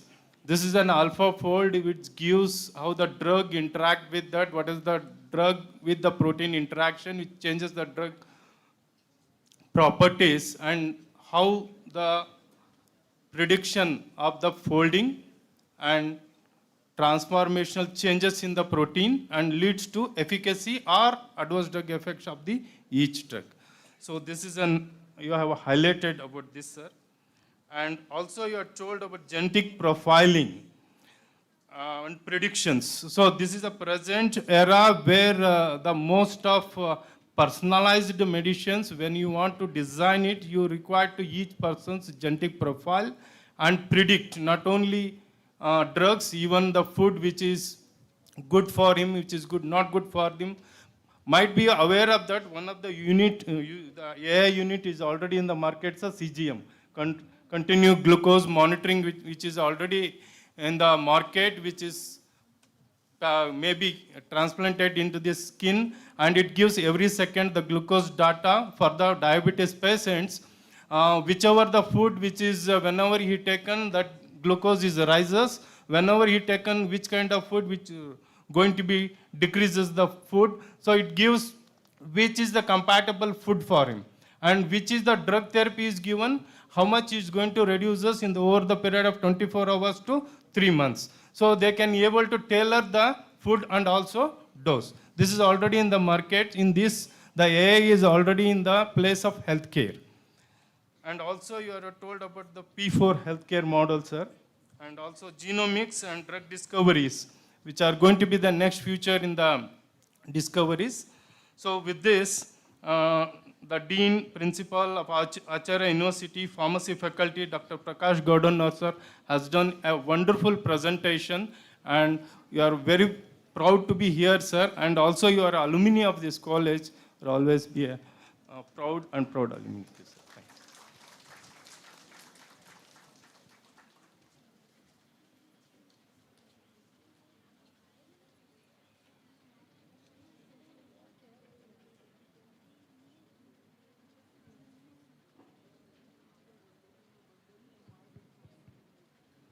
you. Good afternoon, sir. Myself, Priya. I have a question. So, how does AI reduce the bias in clinical trials? Hello, how does? AI reduce the bias in clinical trials? That was one of the challenges of bias and the data privacy. As such, bias, of course, artificial intelligence will not take consideration of a bias, right? So it will basically identify the responders and non-responders for a certain therapy. So based on that data, it will select the subjects for the clinical trials. So those who are responding to the treatment, those who are not responding to the treatments, so based on that data, it will select the recruitment. Of course, it will recruit the subjects for the clinical trials. Of course, there will be a inclusion and exclusion criteria that will be fed to the database, and based on that, okay, I don't think any bias using artificial intelligence. Thank you, sir.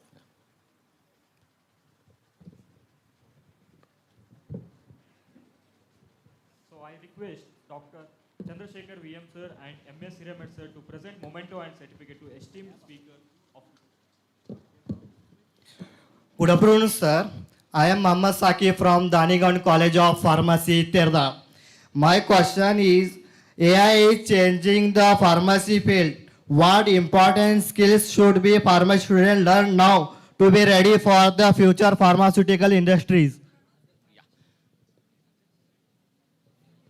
Of course, as a pharmacist, right, to get acquainted with the artificial intelligence, you should be digitally competent.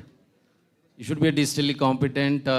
I can say the future of pharmacists should be digitally competent, or you can say digitally sound, ethically grounded, having that moral responsibility, right, and globally competent. So of course, you should be digitally sound to use the artificial intelligence, and even ethics also, integrity also matters, right? You should be ethically grounded and obviously globally competent. Yes. Okay, sir. Thank you, sir. Thank you, sir.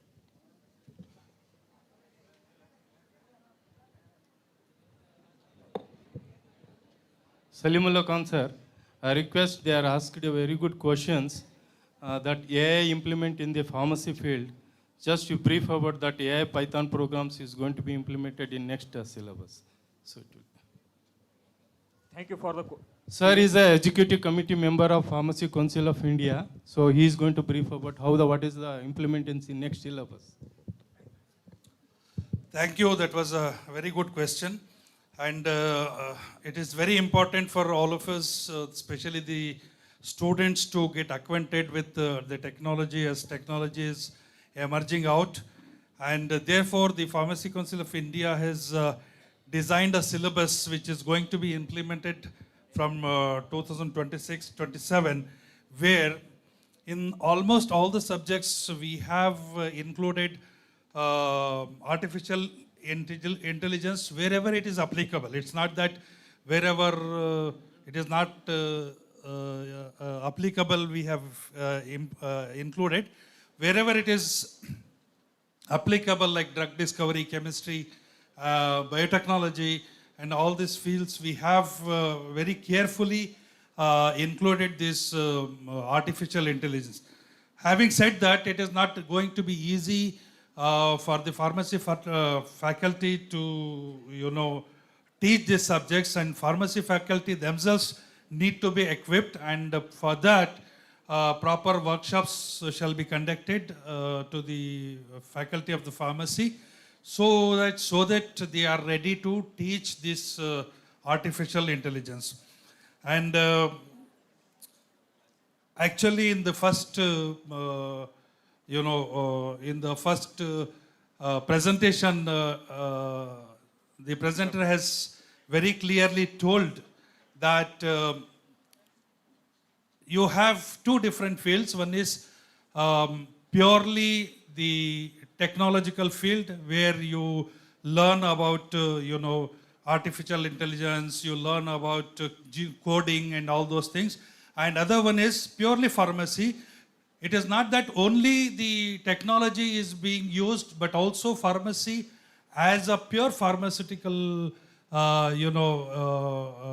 pharmaceutical scholar, you can be of great use, especially in quality assurance and quality control of all these tools, where you may have to analyze data, where you may have to check the relevance of the data of whatever the data is collected. Pharmacy is going to be highly useful. You need not to have pure technological support for that. But we are, even though that's true, we are actually introducing artificial intelligence in the coming days. Thank you.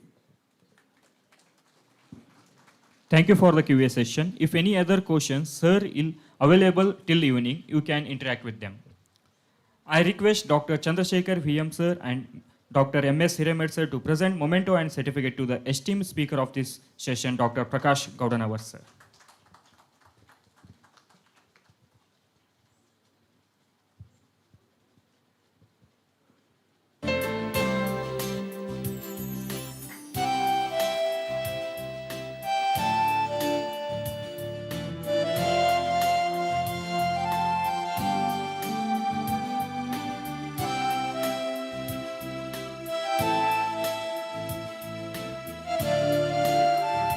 Thank you, sir. I request Dr. Y. Srinivasa, Principal, HSK College of Pharmacy, to present memento and certificate to the chairpersons, Dr. Chandrasekhar VM sir and Dr. MS Hiramed sir.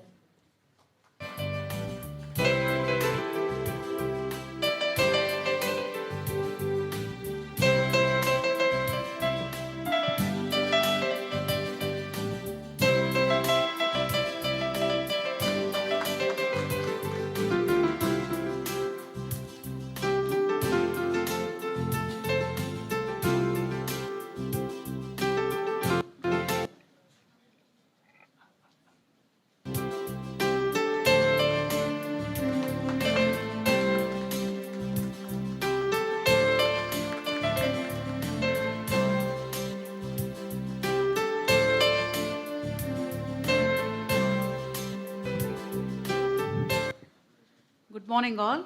Due to sir's scheduled function, our chief guest Dr. Praveen sir is moving to Gulbarga with his family. Now I request sir and his family, Milan, our alumna, Akanksh and Akarsh, please join on the stage.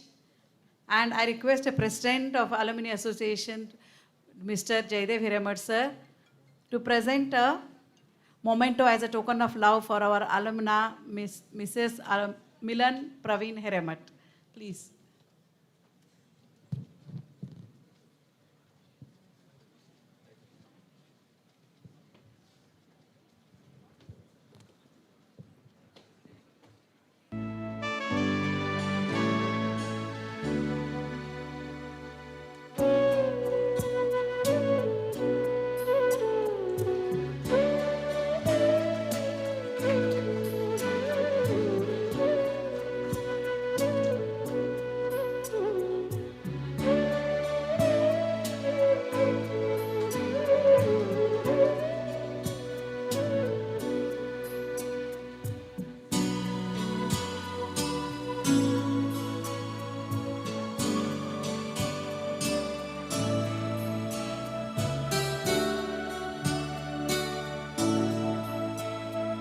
Thank you. With this, we come to the conclusion of our second scientific session. We sincerely thank the session chairs, speakers, and all the delegates for the valuable insight and active participation. We move forward for the third scientific session. I request all the delegates to be seated.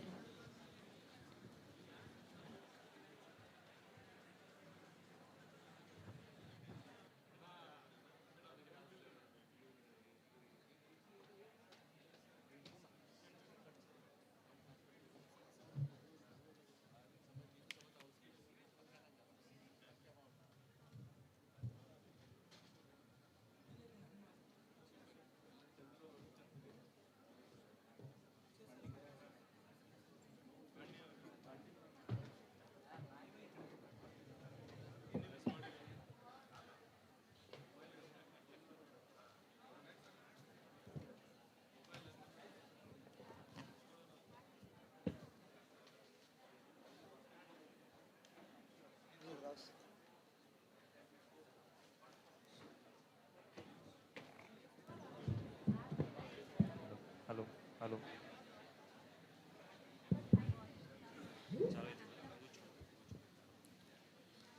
Hello. A very good afternoon to one and all. I am Mr. Shubham Teli, Assistant Professor, Department of Pharmacology from BVV Sanghas, Hanagal Shri Kumareshwar College of Pharmacy, Bagalkot. And I am Dr. Shruti Suresh Babu, Assistant Professor, Department of Pharmacy Practice from the same institution. It is indeed a privilege and a matter of great honor for both of us to serve as the anchors for the scientific session of Pharmaceuticon 2025. Respected dignitaries, esteemed delegates, faculty members, and dear students, we now move on to the scientific session 3 of Pharmaceuticon 2025 on topic From Lab to Lives, How AI is Revolutionizing Drug Discovery and Commercial Pathways. To conduct this session, we are privileged to have distinguished chairpersons and eminent speaker. I now request Dr. S.R. Deshpande sir to escort the chairpersons and the speaker of this session onto the stage.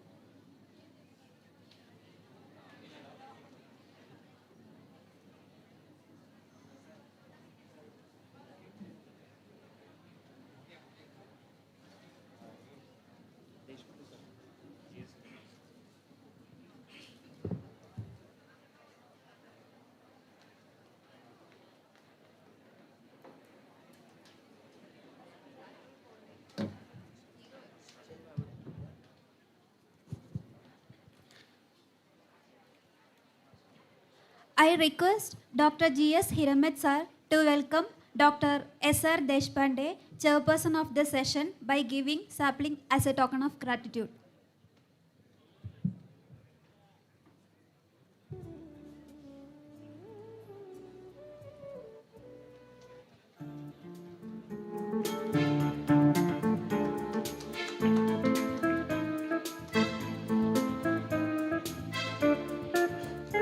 sir.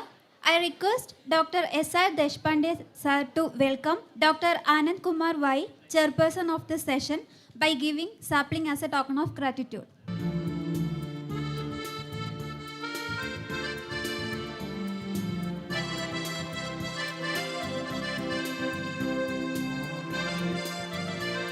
I request S.R. Deshpande sir to welcome Dr. Vinayak Masti Holimatti sir, chairperson of this session, by giving a sapling as a token of gratitude.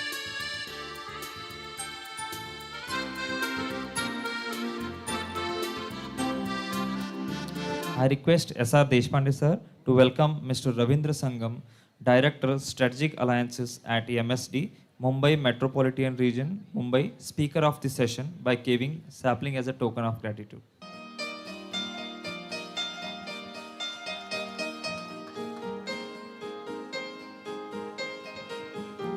Thank you, sir. We are delighted to have you all as a part of our event. It is my privilege of Pharmaceuticon 2025, Dr. Srinivas R. Deshpande, Professor and Head of the Department of Pharmaceutical Chemistry, Hanagal Shri Kumareshwar College of Pharmacy, Bagalkot. Dr. Deshpande sir brings with him an impressive 29 years of teaching experience, introducing students across diploma, undergraduate and postgraduate levels. A distinguishable researcher, Dr. Deshpande sir's work span the design, synthesis and spectral characterization of therapeutically active small molecules, including mesoionic cetanol compounds, nitric oxide pharmacology, and green and sustainable chemistry. Dr. Deshpande sir has been awarded research grants from RGHS, CSIR, and UGC, authored over 30 plus publications in reputed national and international journals, and serves as a reviewer for leading scientific journals. He has guided numerous MPharm and PhD scholars, fostering the next generation of pharmaceutical researchers. In addition, Deshpande sir has served as Board of Studies and Board of Examiner member for RGHS and Kuvempu University, acted as LIC inspector, RGHS Bengaluru, and authored a textbook on pharmaceutical organic chemistry. Please join me in warmly welcome our esteemed chairperson, Dr. Srinivas R. Deshpande, whose leadership, scholarship, and vision truly embody the spirit of Pharmaceuticon 2025.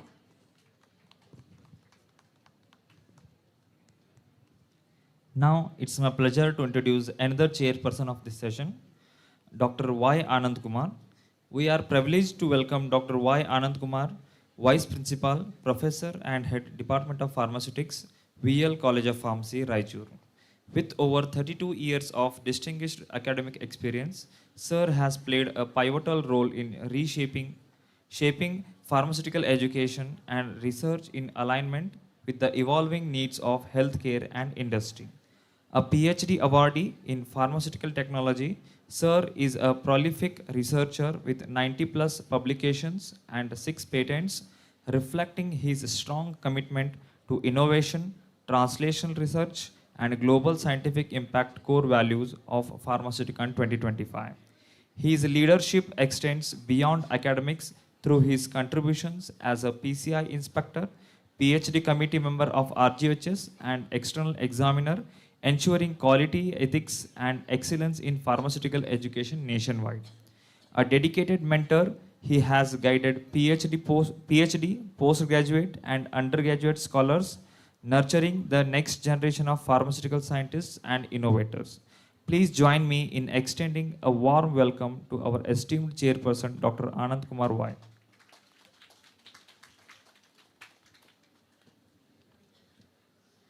It is a matter of great privilege to welcome Dr. Vinayak Masti Holimat as the chairperson for this session at Pharmaceuticon 2025. Sir currently serves as the Dean, Faculty of Pharmacy, KLE University, and as a professor and head of the Department of Pharmaceutical Quality Assurance at KLE College of Pharmacy, Belgavi. A distinguished academician and mentor. He has successfully guided 85 postgraduate dissertations and 8 PhD scholars, significantly contributing to the development of future pharmaceutical professionals. Sir has served as lecturer for 2 years at HSK College of Pharmacy, Bagalkot, with over 90 research publications, 100 national and international presentations, and an H-index of 23. His scholarly work reflects a strong commitment to quality-driven research and innovation, which lies at the core of the Pharmaceuticon 2025 vision. Dr. Masti Holimat has also served as a board of studies, member of RGHS, has been an examiner for several prestigious universities across India, and is an active member of professional bodies such as APTI, IPA, and the Controlled Release Society, reinforcing academia-industry regulatory integration. His leadership in pharmaceutical quality assurance, regulatory perspective, and research excellence perfectly complement the conference theme of shaping future-ready pharmaceutical sciences. We are confident that his guidance will enrich today's session and inspire meaningful scientific discussions. Please join me in giving a warm and respectful welcome to our chairperson, Dr. Vinayak Masti Holimat. Now I request Dr. S.R. Deshpande sir to introduce the speaker to the audience.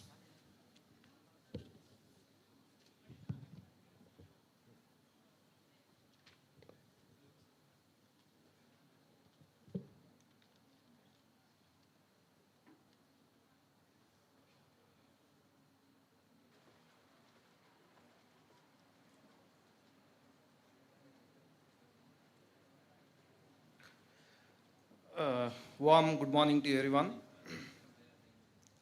It gives me immense pleasure in introducing the speaker of this session, Mr. Ravindra Kumar Sangram. As Pharmaceuticon 2025 focuses on the AI-powered transformation of pharmaceuticals from discovery to commercialization, it is our privilege to welcome a leader who embodies this convergence of innovation, intelligent manufacturing, and strategic collaboration.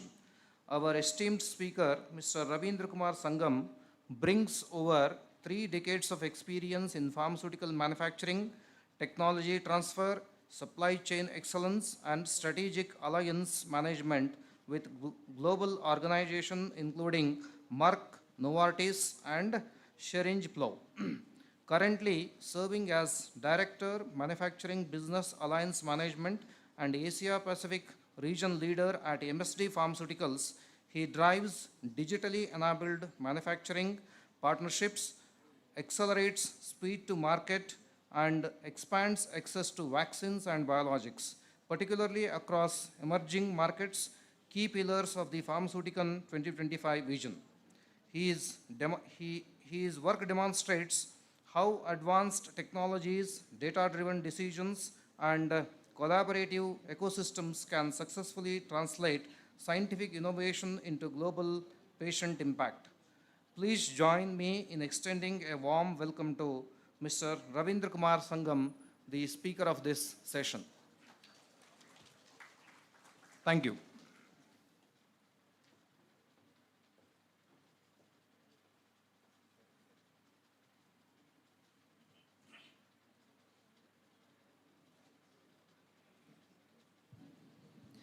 I now humbly request our respected chairpersons to kindly take the charge of this session. With this, I invite Mr. Ravindra Sangam to commence the presentation.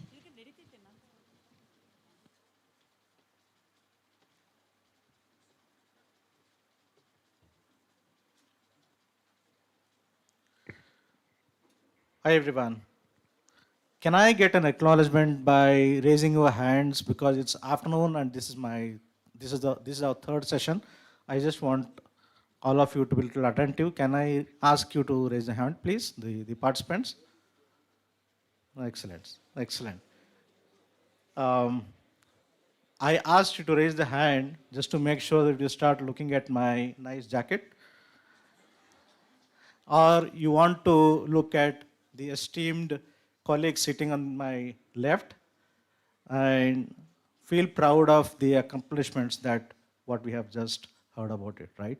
So thank you very much, first of all, to all the management of this institute for giving me this opportunity, A, to come back to the institute, be with you, and B, it's possibly my honor to share my humble experiences, which I've had over a period of 3 decades or so.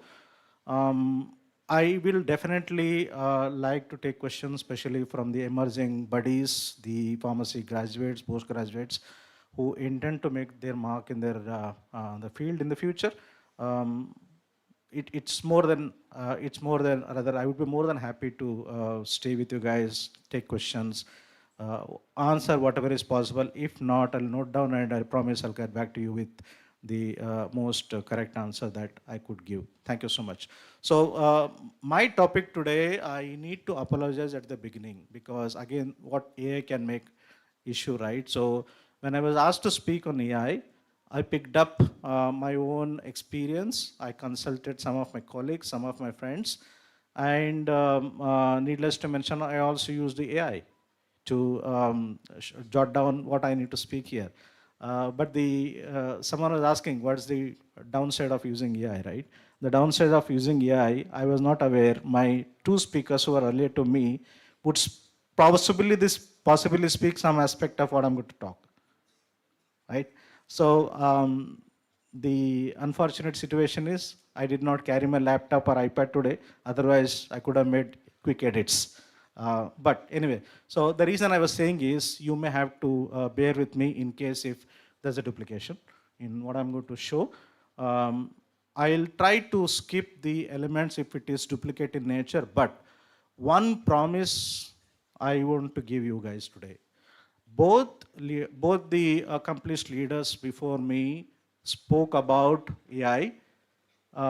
Knowing that you guys are coming out of college or entering into the entering into the new field, what do you need? A ready reckoner. You will definitely get some inputs into the AI tools. My previous 2 speakers did speak about AI tools, but they did not specify which tool is used for what. Possibly that's one additional thing that you might get in my slides. So I'll share, in fact, I've already shared my slides with the college management. Feel free to ask for it. And if you want to note down something, feel free to note it down. And let's make sure that this next few minutes are very impactful for you and for me. And I'm here to learn as well. Thank you. So I'm going to speak on the lab to lives.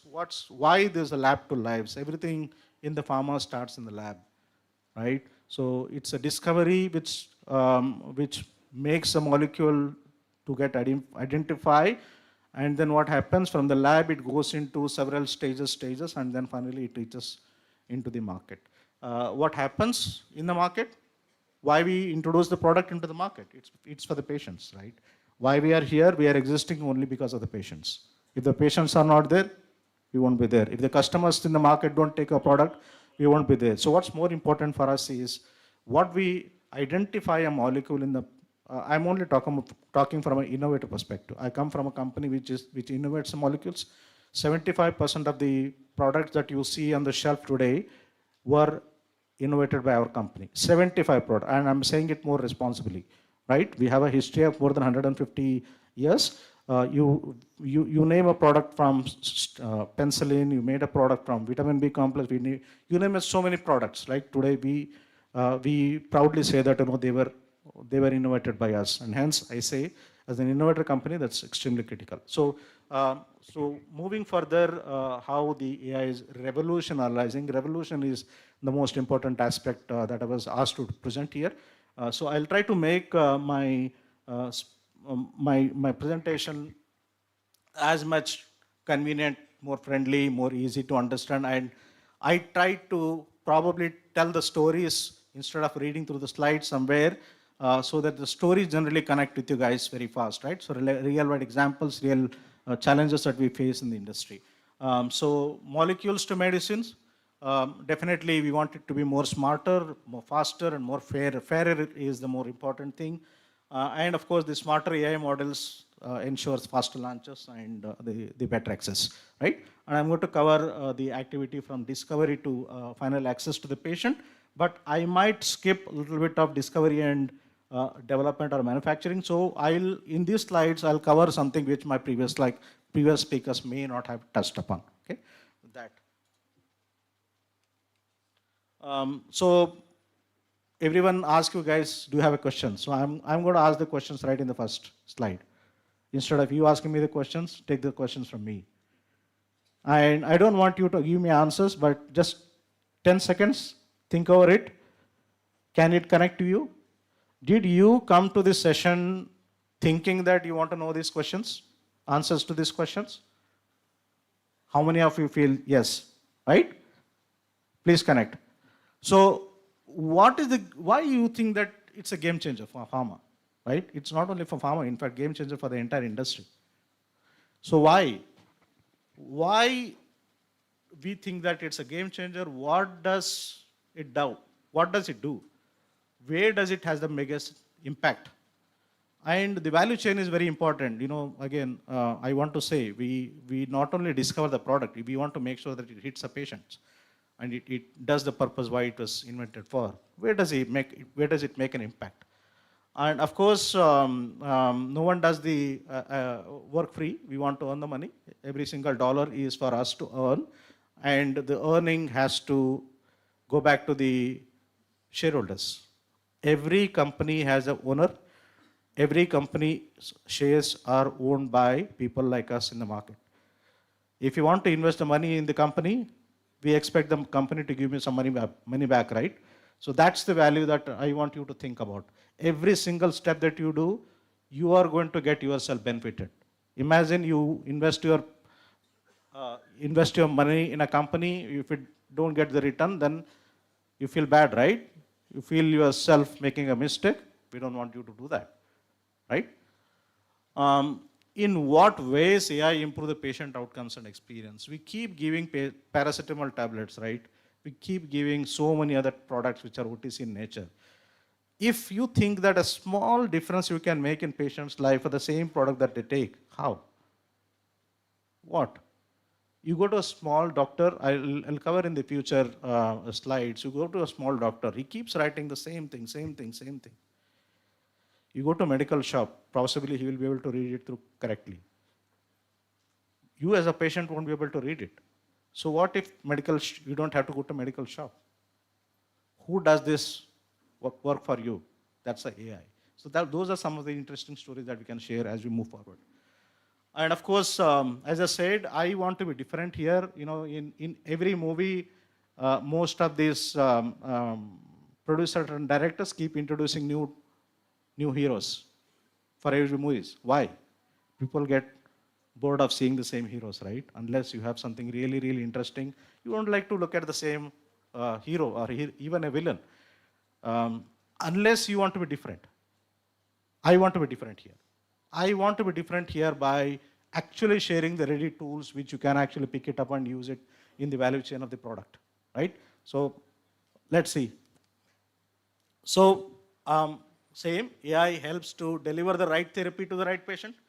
To the right patient is important. You cannot deliver the product to anyone, right? So you need to identify the patient. So that's where what AI cannot do, AI cannot identify a patient. A difference between a man and a doctor and a AI, doctor identifies a patient, AI only accelerates to deliver the patient. And of course, faster and affordability is extremely critical. I did in my one of the answer I mentioned about the impact of the affordability, right? So where does it impact? It impacts in the discovery, forecasting, manufacturing, supply chain, market feedback, and access for affordability. I'll probably cover it on the market feedback and access and affordability. I might quickly run through the discovery and forecasting. And my request to anyone who is watching the time, because I have a bad habit of speaking more. Please stop me if I'm not, if I'm speaking too much or if I'm taking more time. Please don't hesitate to stop me. I did mention about the business growth and efficiency. So it reduces the cost, it improves the productivity. The leveraging, how does it improve the cost, rather reduce the cost? Basically, it's, as we say, AI always is for prediction, for interpretation, for study, for understanding what's the right thing, what's the most appropriate thing from the lot that is given to that. And hence, it basically ensures that the organization has all these, organization uses all this opportunity to make sure that they make more money. And obviously they make more money, they give money back to the investors, and investors like you and me will be happy, and then we continue to invest the money in the company continue to discover the product, more and more product you discover, it hits the patient, more and more benefits, and the cycle continues. The only thing is, the cycle prior to the last 3 or 4 years to COVID, my friends, were very long. How much you are eager to get your money back when you put the money into the company, how fast you want to earn the money? Can anybody think that these days the companies have started giving better results? These days, the money which they are putting on a gold or a silver has started giving you better returns. Why? Has anybody thought about it? Why people are putting more money on the gold? Why suddenly gold has become expensive? Why suddenly silver has become more expensive? Because of the data. More and more people start doing the research, more and more people start understanding the opportunity, more and more money is getting into the bullion market, and the bullion market definitely wants to go up because when there is no more investors, obviously there is more interest, more profit, distribution to the people like you and me. Similarly, come back to the pharma. Why pharma companies have started discovering the products which are very niche in nature, very expensive in nature. No product which is introduced by any MNC today is economical. Who thought 2 years ago that a product which is meant for diabetes, controlling diabetes, will be used to control your weight? Can you think about it?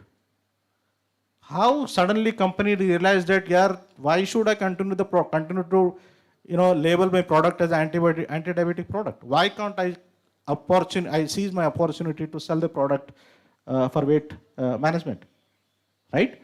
You know which are the most three or rather two successful product in the next 1 to 2 years? If I give the name of the product, or rather you guys please Google it and pick up the name of the product, and the trivia is you will get more money if you invest in those companies. It's a weight management. People are not bothered about cancer. People are not bothered about anything, their lifestyle. They just want to control the weight because they want to look good. And which are those products which are giving weight management? Are these new products that are repurposed. And these kind of things are extremely critical for you guys to understand how AI is making more impact. Coming to the patient outcomes, we did discuss about it.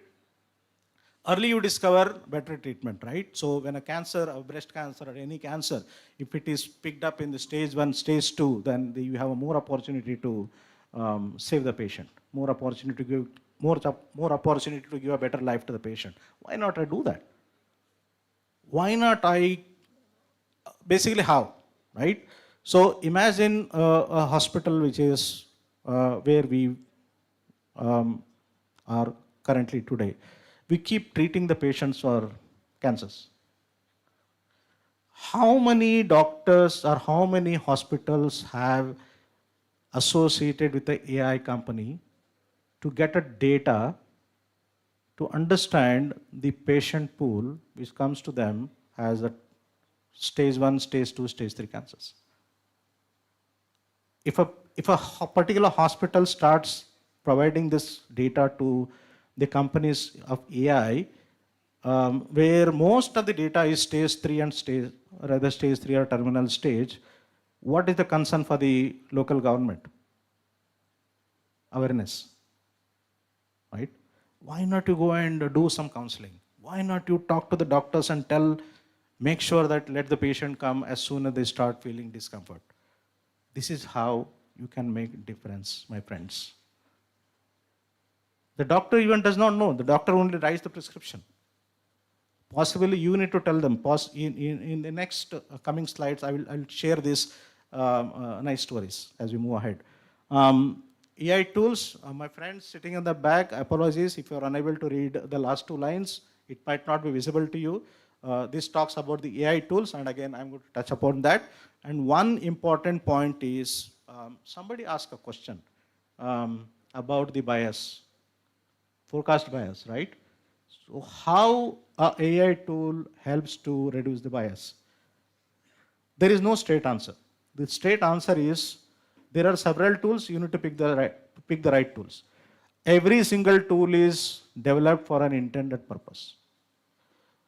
Answer to that is, if you pick the right tool, you'll get the right answer. Okay? And which are those right tools? My slides will tell further. Discovery, I think I should not cover this because we already spoke about it.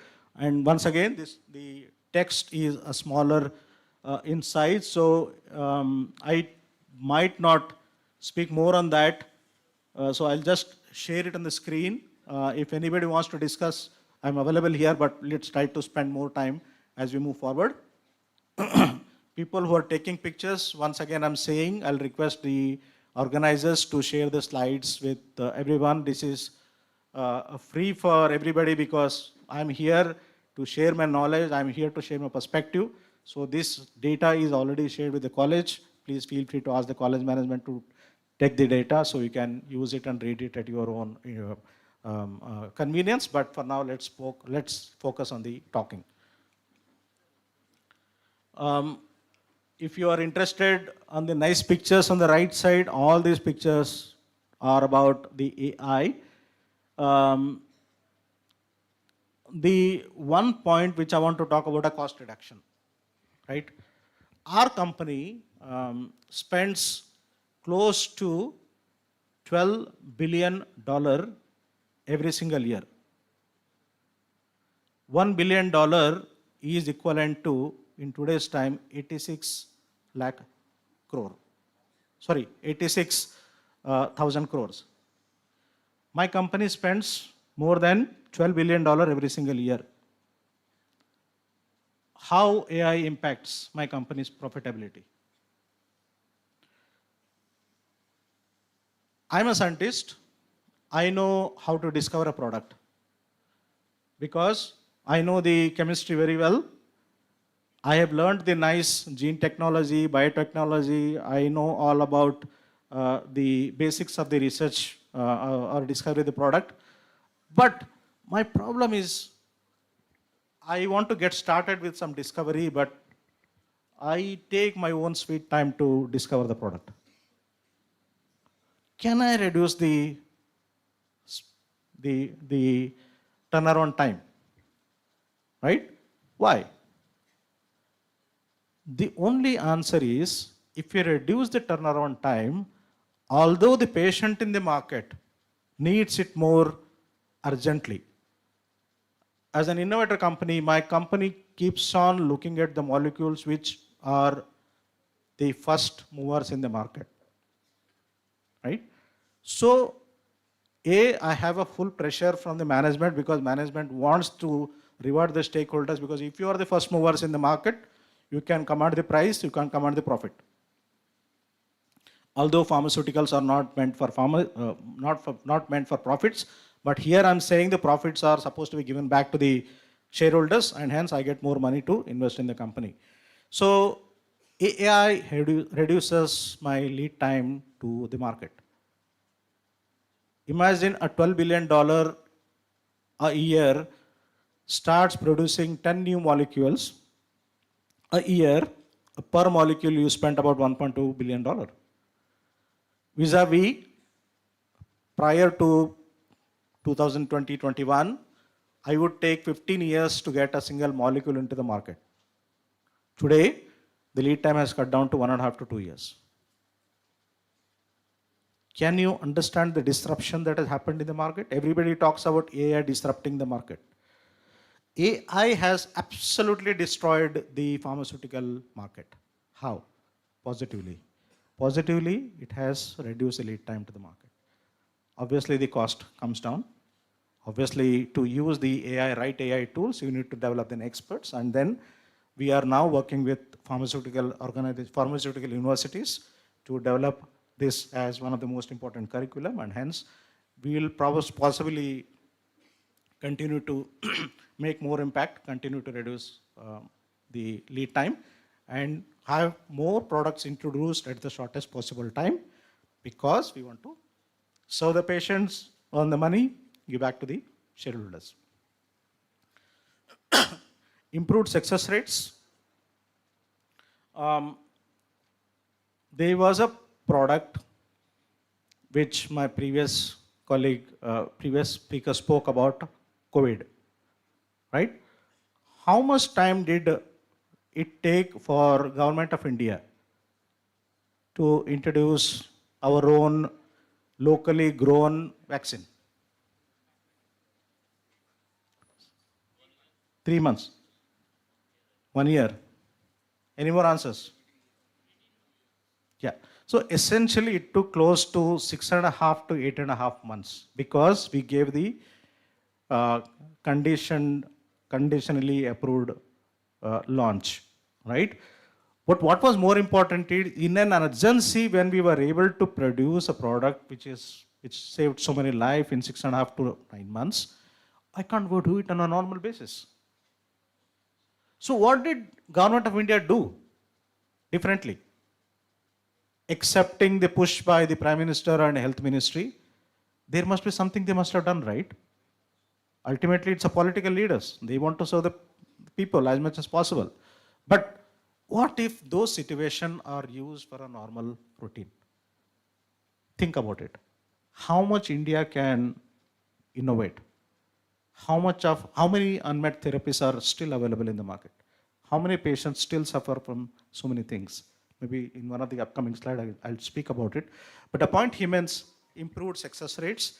If you use the right AI tools, if you use the right modeling, I think there are more possibilities of getting the success to your discovery process. This is something which I said, I promised, I will show you. So for generative chemistry, QSIR modeling, and knowledge graphs, these are the ready tools which you can actually go there. All tools are meant for a different purpose, because the discovery in a large is a process, right? It's a process.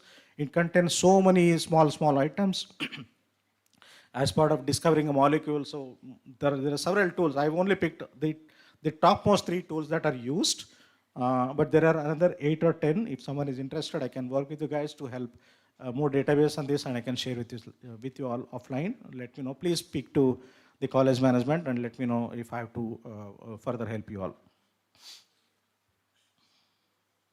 The knowledge graphs is very widely used there, because the combination of a biotechnological process and a scientific process is well established. What was not there earlier is the data that we used, what is the knowledge that is giving us, and how are we able to interpret the knowledge into the reality, right? So I think this is a more powerful and popular tool that we are using, and mostly it's all about machine learning platforms. Machine learning is all about interpreting the same thing that month after month, year after year you discover, and you put the same data, and then you get the interpretation, and that is used for seeking the knowledge or probably developing a knowledge. Moving ahead, once you discover a product, what happens is the formulation. My previous speaker spoke about the AI in the formulation design. Give me a minute, please.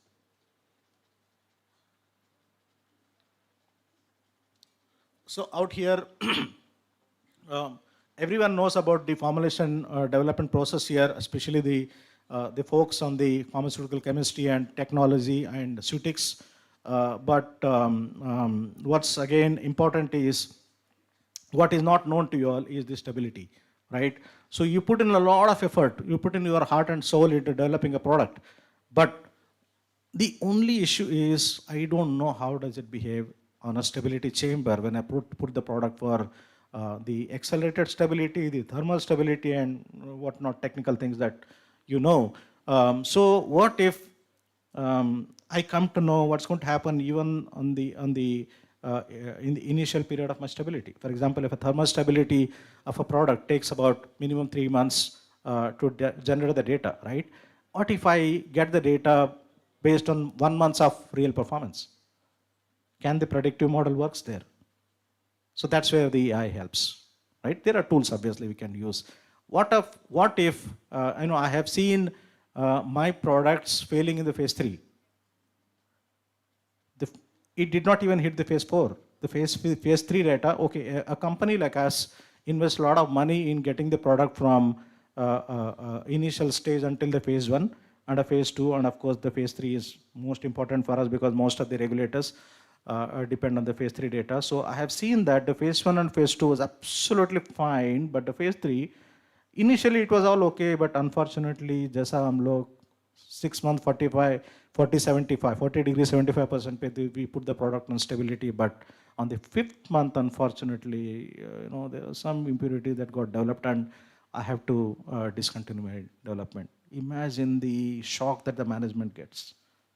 Imagine the shock that the board of directors have to explain to the shareholders. Right? This is when the AI is helpful, my friends. What if instead of waiting for 40 degrees 75% data for 6 months, can I get it within the 35-40 days? Yes, it is possible. It is possible. You will at least get an indication. Then the language that you will say and go and show is different, and you can actually be very kind of candid. Say that, look, based on the data, it has a probability of success, or please wait for any bad news in the 4th and 5th month. So at least the person whom you are sharing the news will not be so much heartbroken on the 4th and 5th month than today what you are sharing. I hope you guys are able to connect with me. Yeah, thank you. Let's at a high level, but I think, as I said, I wanted to be different here, so I'm sharing different perspective today. Moving on the process optimization or PPQ process. Anyone experienced in the PPQ process? What is PPQ? Process performance qualification, right? So you develop a product, you develop a process, and you go for the typical 3 batches of validation as part of the qualification. The first and second batch were okay, but the third batch had some issue. So can I say whether because of this issue the PPQ process is scrapped, or is there a way that I can justify it to the regulators? How can I use the AI models? Can I have one additional batch as the PPQ instead of 3? Can I have more 4? Can I have 5? Or can I have a continuous process verification? You heard my previous speaker speak about QBD, quality by design. So these are all various ways and techniques that we use in the market to make sure that the speed to the market is expedited as much as possible. AI in technology transfer for commercial production. Again, one story I want to share here. So we developed a product in US. There was huge precedent of the need of a product in India. I'm telling a story of 2016 and 17.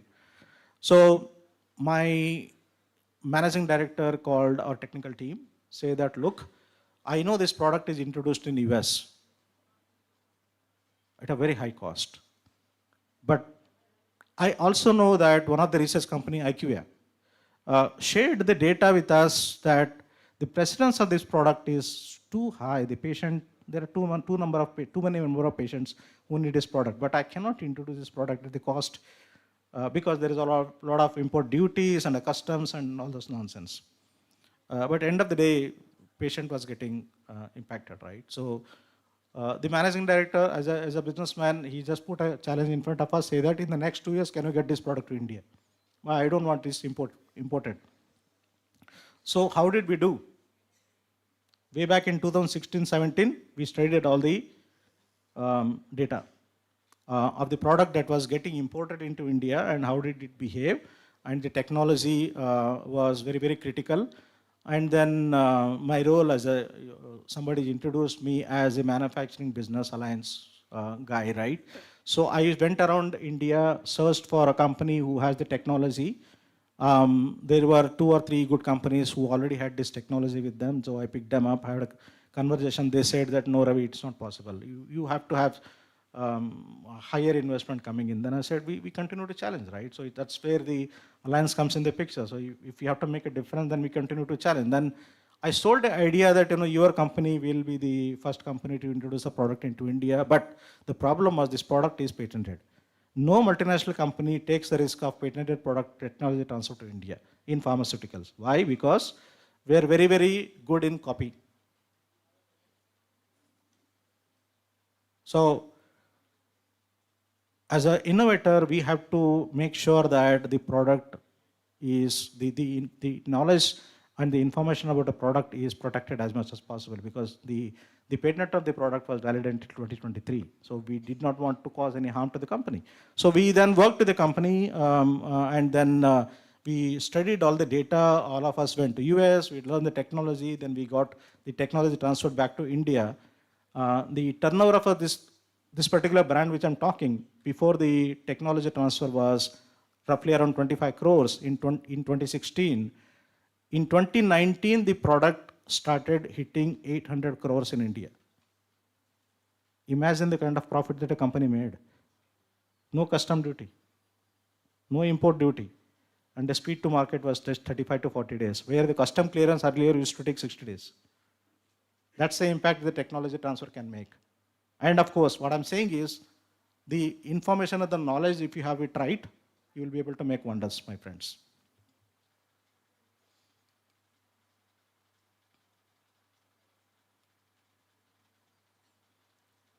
It's stuck.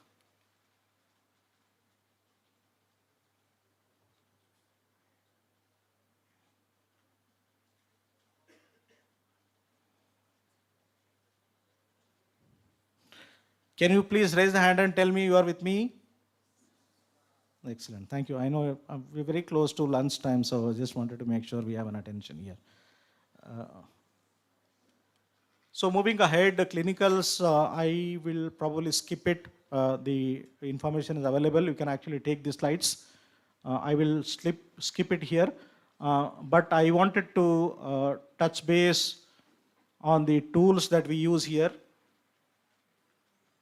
If somebody wants to have any questions, again, there's nothing else I can explain here. Trial key is the one which helps us to design a product in the clinical trials with very less, I would say, bias. The errors are reduced to a great extent in this particular tool. Another tool which I call is BVVS. So make sure that the design and optimization is very, very highly, I would say, rated for a success. This happens in the formulation development. These are the two tools which I personally have used it. Cytel and Ceterera, they normally make sure that the rigor is very high when we put the product into the clinical market. So the manufacturing and supply chain, probably don't want to talk much. Robust process control is one answer. Somebody asked me, how can we have AI help in increasing the output in the manufacturing and reduce the cost? So this is definitely possible by having a robust control.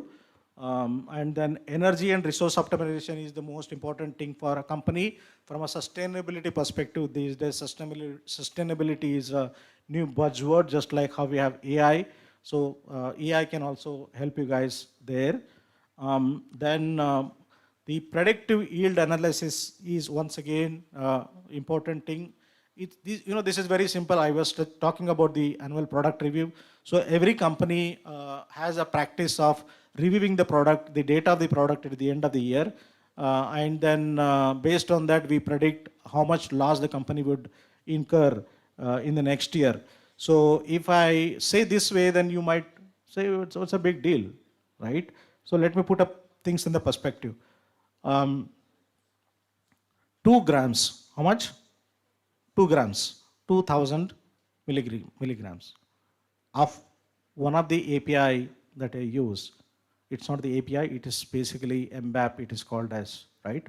So it's for the biological manufacturing. 2 grams cost $79,000. Imagine my target is to reduce the yield by 0.1%. 2 grams is $79,000 and I use more than 800 grams in a year.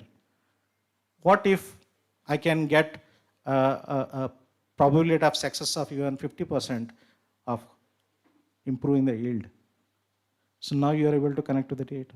Everything, when you put the things in the perspective like money or a quantity, then you will immediately collect it, right? So that's the beauty of using the AI, my friends, right? Why not we use it? Supply chain. These are all the advantages of using the supply chain. So I just want one more, maybe a couple of points which I want to touch base here, which my previous speakers did not speak, on the cold chain monitoring. Pfizer and BioNTech distributed the product, COVID vaccine, across the globe. The requirement was to distribute the product at minus 20 degrees in Africa or in India or in whichever the climate zone they introduced. So how they must have done it, right? I have a product which comes in from US to India, to Indonesia. Indonesia, the climate is pretty similar to what we have in India. The time taken to sail for ocean shipment from US to Indonesia is roughly 45 to 48 days. Once I put the product in the ocean, how do I control it? What will happen to it? Can I wait for 45 days or 48 days just to realize that the cold chain is broken? What is the meaning of cold chain broken? That means the temperature excursion has done. There is something called as time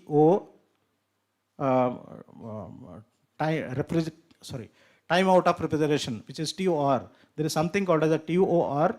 So what if I predict the TOR based on my past data to make sure that I understand if something is going to go wrong even on the first or second day of the ocean shipment rather than waiting for 45 days, right? That's how the AI can make a difference. So immediately you can replenish with a better product or maybe strengthen your packaging and make sure that the monitoring mechanism is strengthened there. So tools and the use case. True cold is something that we use. TraceLink is also something that we want to use for demand forecasting and inventory management. So there is one more point which I want to touch base on, the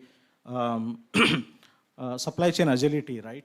So, you know, again, like if I say COVID, then probably people will connect it very fast. So when COVID happened, initially government said that we will only give this product from this stage to this stage, and the children were not covered earlier. The most preferred population was the geriatric population or the people who had the comorbidities like your diabetes or a heart product or whatever. So then how did government do that? Can you please think that did the government had a data of the geriatric population that we have in India? Did the government have the data of comorbidity in India? And what if we have it today? What wonders we can make using the data, right? So government, they were not having a data, so they just said that abruptly, no, we cannot give it to everybody. Instead of doing that, we say that, I have 100 million doses. I would like to control it to the extent where I need to distribute, and then I use the AI data. That's how the beauty is.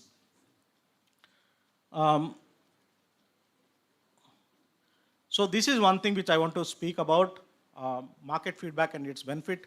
So often, again, we can focus more on giving the product to the market, but what's more important, companies like us focus more on getting the feedback from the patients, getting the feedback from the doctors, right?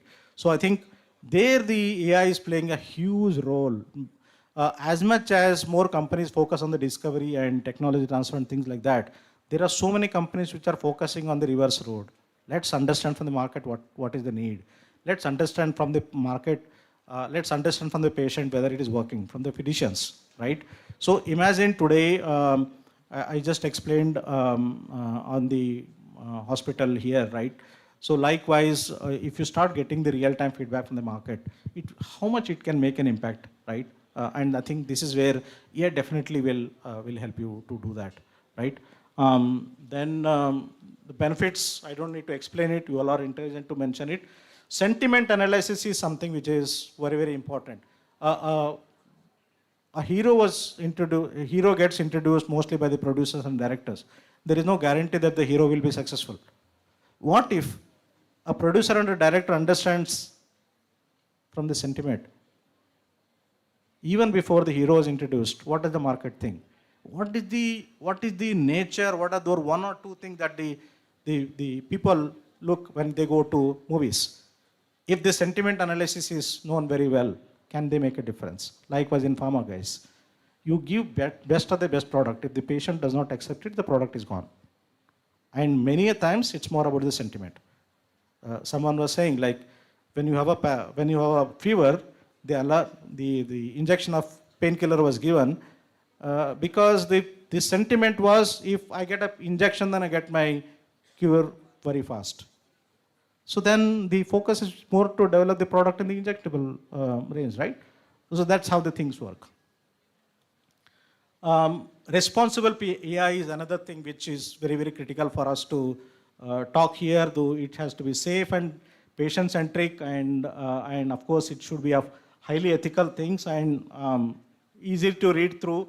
Some of the important tools, again, the list of the tools that I mentioned here, you can actually take it. So one important aspect is the AI augments the clinicians and pharmacists from a compliance first focus perspective, right? So then finally, there were some questions. There were some questions which you were supposed to be asking. So I'm only asking the questions, I'm giving the answers also.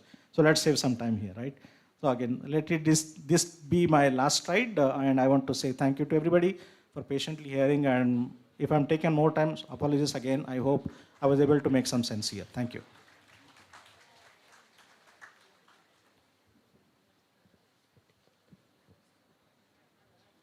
That's all, guys. Thank you so much.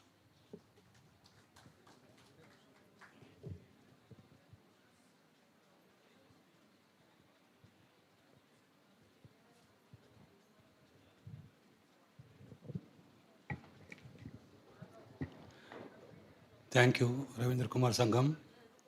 You have given very good presentation. You have explored about summarizing what are different AI tools can be used for in different areas of the pharmacy, in clinical area, regulatory area, and the formulation area.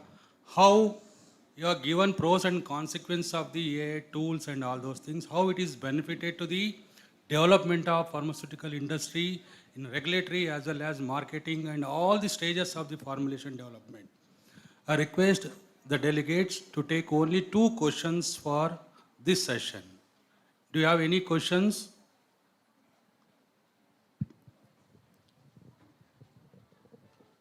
Sir is here for till evening. If you can interact with sir afterwards also. Do you have any questions? It's lunch time. Okay.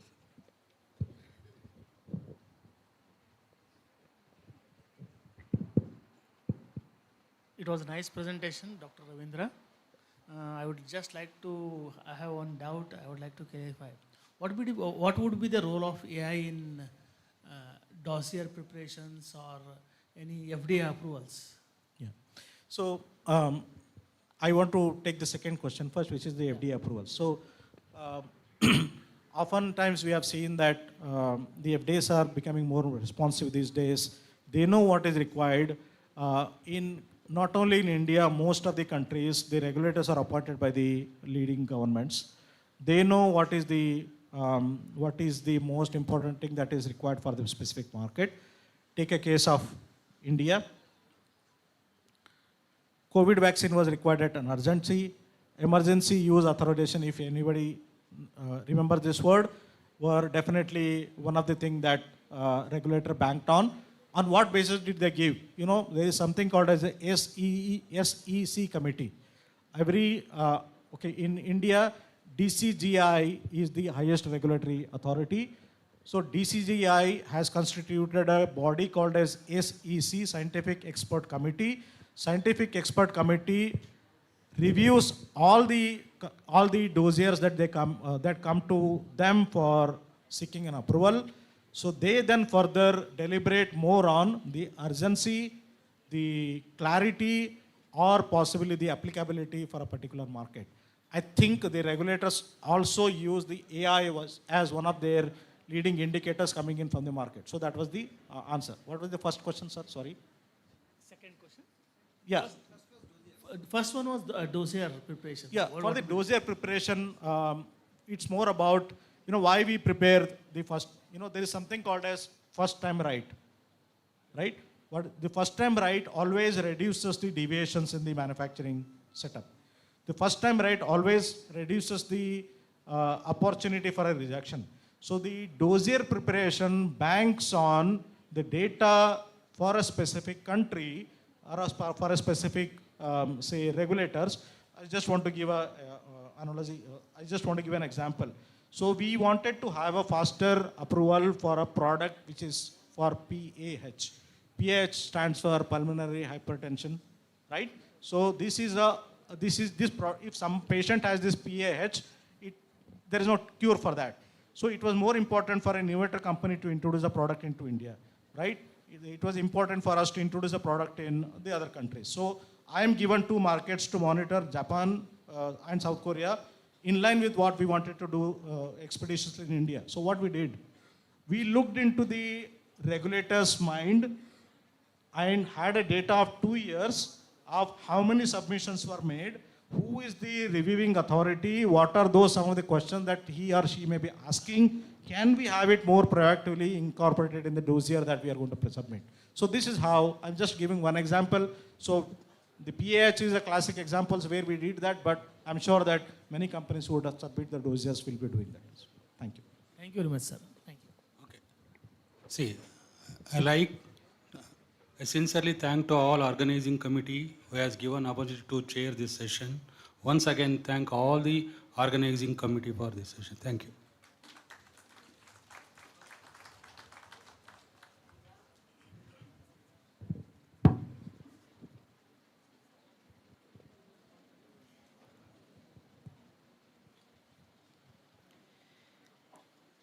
I request the chairpersons to present a memento and certificate to the speaker.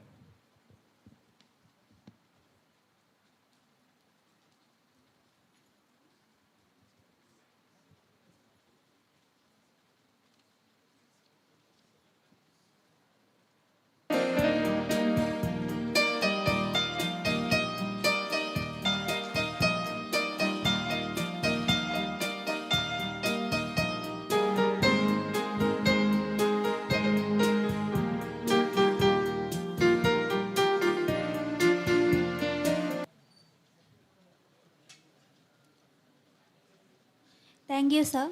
Now, I request Dr. Y. Srinivas, sir, to present certificate and memento to the chairperson, Dr. Anand Kumar Y. and Dr. S.R. Deshpande.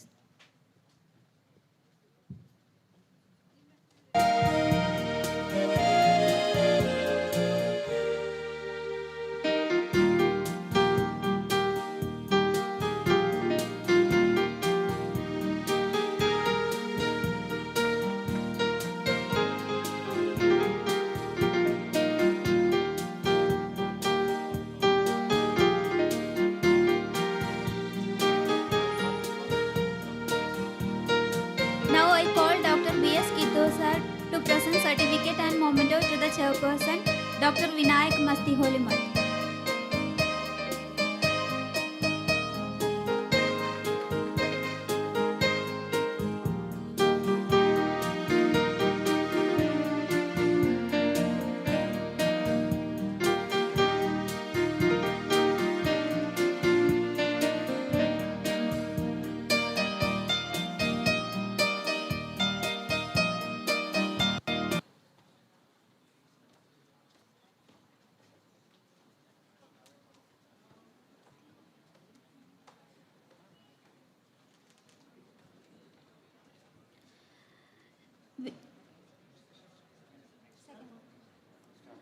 We now move on to scientific session 4 of Pharmaceuticon 2025 on topic Unlocking the Future of Clinical Trials, Harnessing AI for Enhanced Monitoring.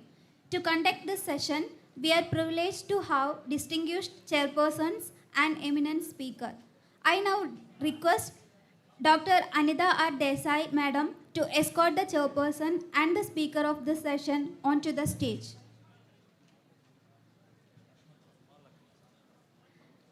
I request Lakshman Sir to escort the chairperson and speaker of this session onto the stage.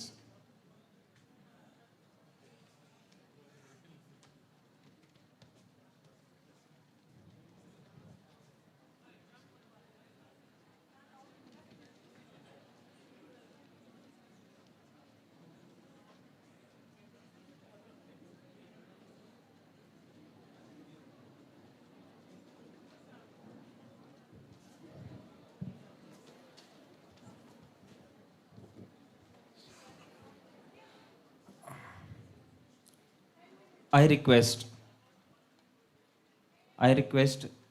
Jaydev sir to welcome Mr. Mallikarjun Mukkupi sir, chairperson of this session, by giving sapling as a token of gratitude.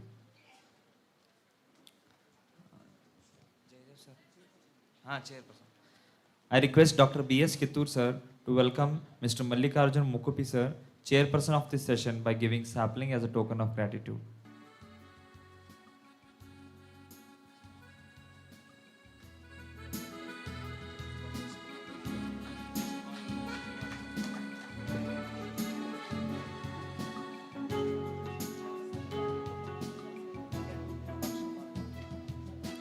Thank you, sir. I request Dr. Y. Srinivas sir to welcome Dr. Salimullah Khan, chairperson of this session, by giving sapling as a token of gratitude.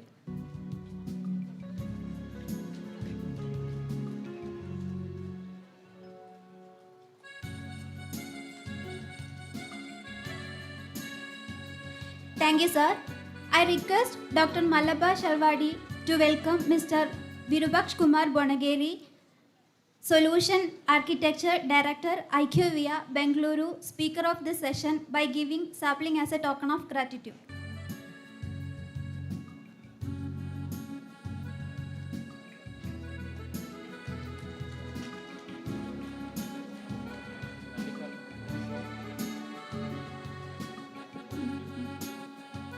Thank you, sir. We are delighted to have you all as a part of our event.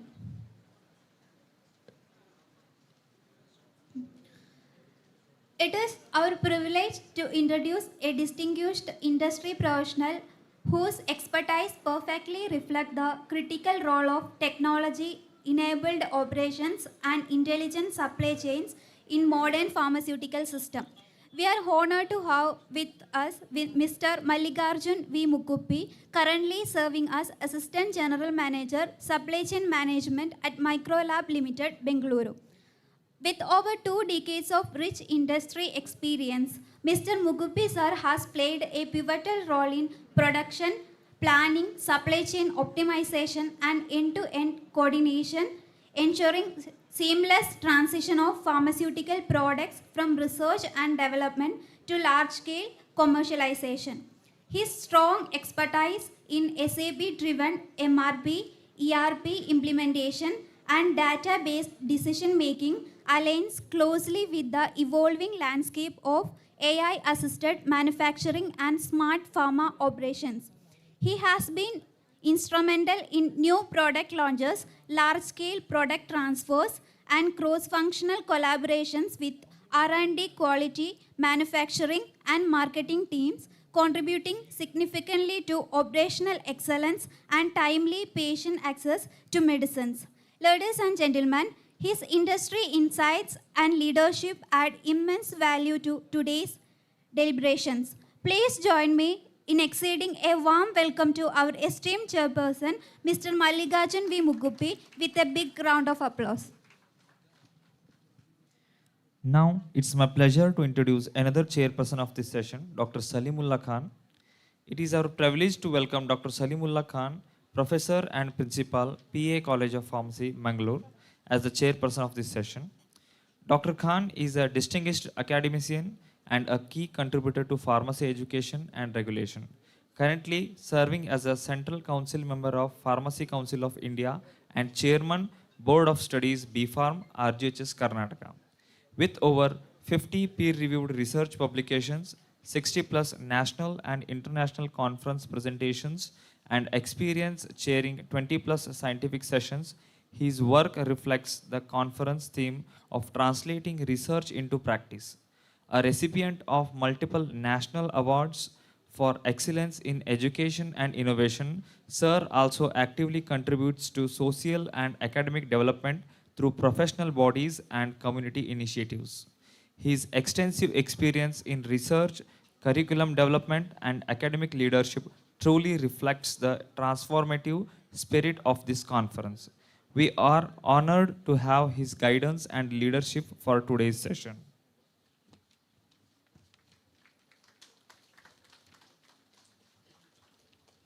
We sincerely welcome you, sir. Now I request Mr. Mallikarjun Mugupi to introduce the speaker to the audience.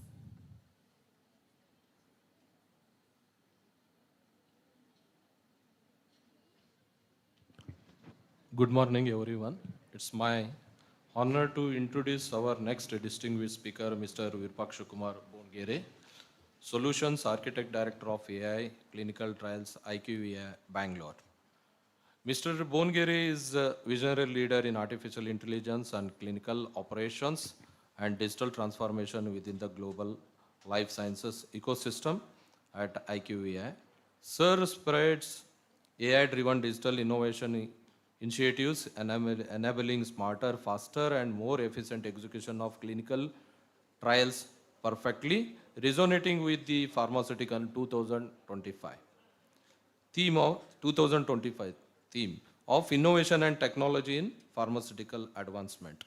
With over 20 years of experience in healthcare technology and digital strategy, Sir excels integrating advanced data analysis, automation, and AI-based decision support systems to transfer trial planning, monitoring, and execution. Sir work has consistently enhanced the compliance, patient engagement, and operational agility across large-scale global clinical trials. Mr. Bongere is also contributor to award-winning digital solutions and patented innovations recognized as a leading global leadership forums and alumnus of Birla Institute of Technology and Science, Pilani. Sir is widely regarded as a thoughtful leader in AI-enabled clinical development, shaping the future of pharmaceutical research and clinical innovations. Please join me welcoming Mr. Virpaksha Kumar Bongere to the stage. Thank you, sir.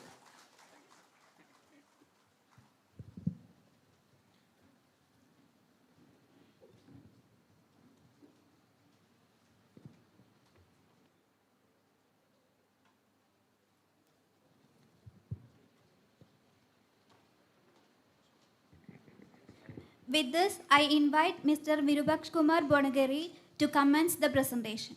Sure. Thank you.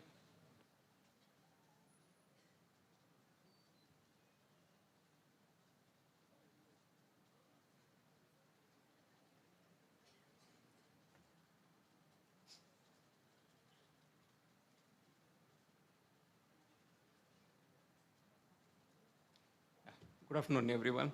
I'll try to be crisp so that we can go for a lunch break as quickly as possible. Yeah. Can you move to the first slide, please? Next slide. Yeah.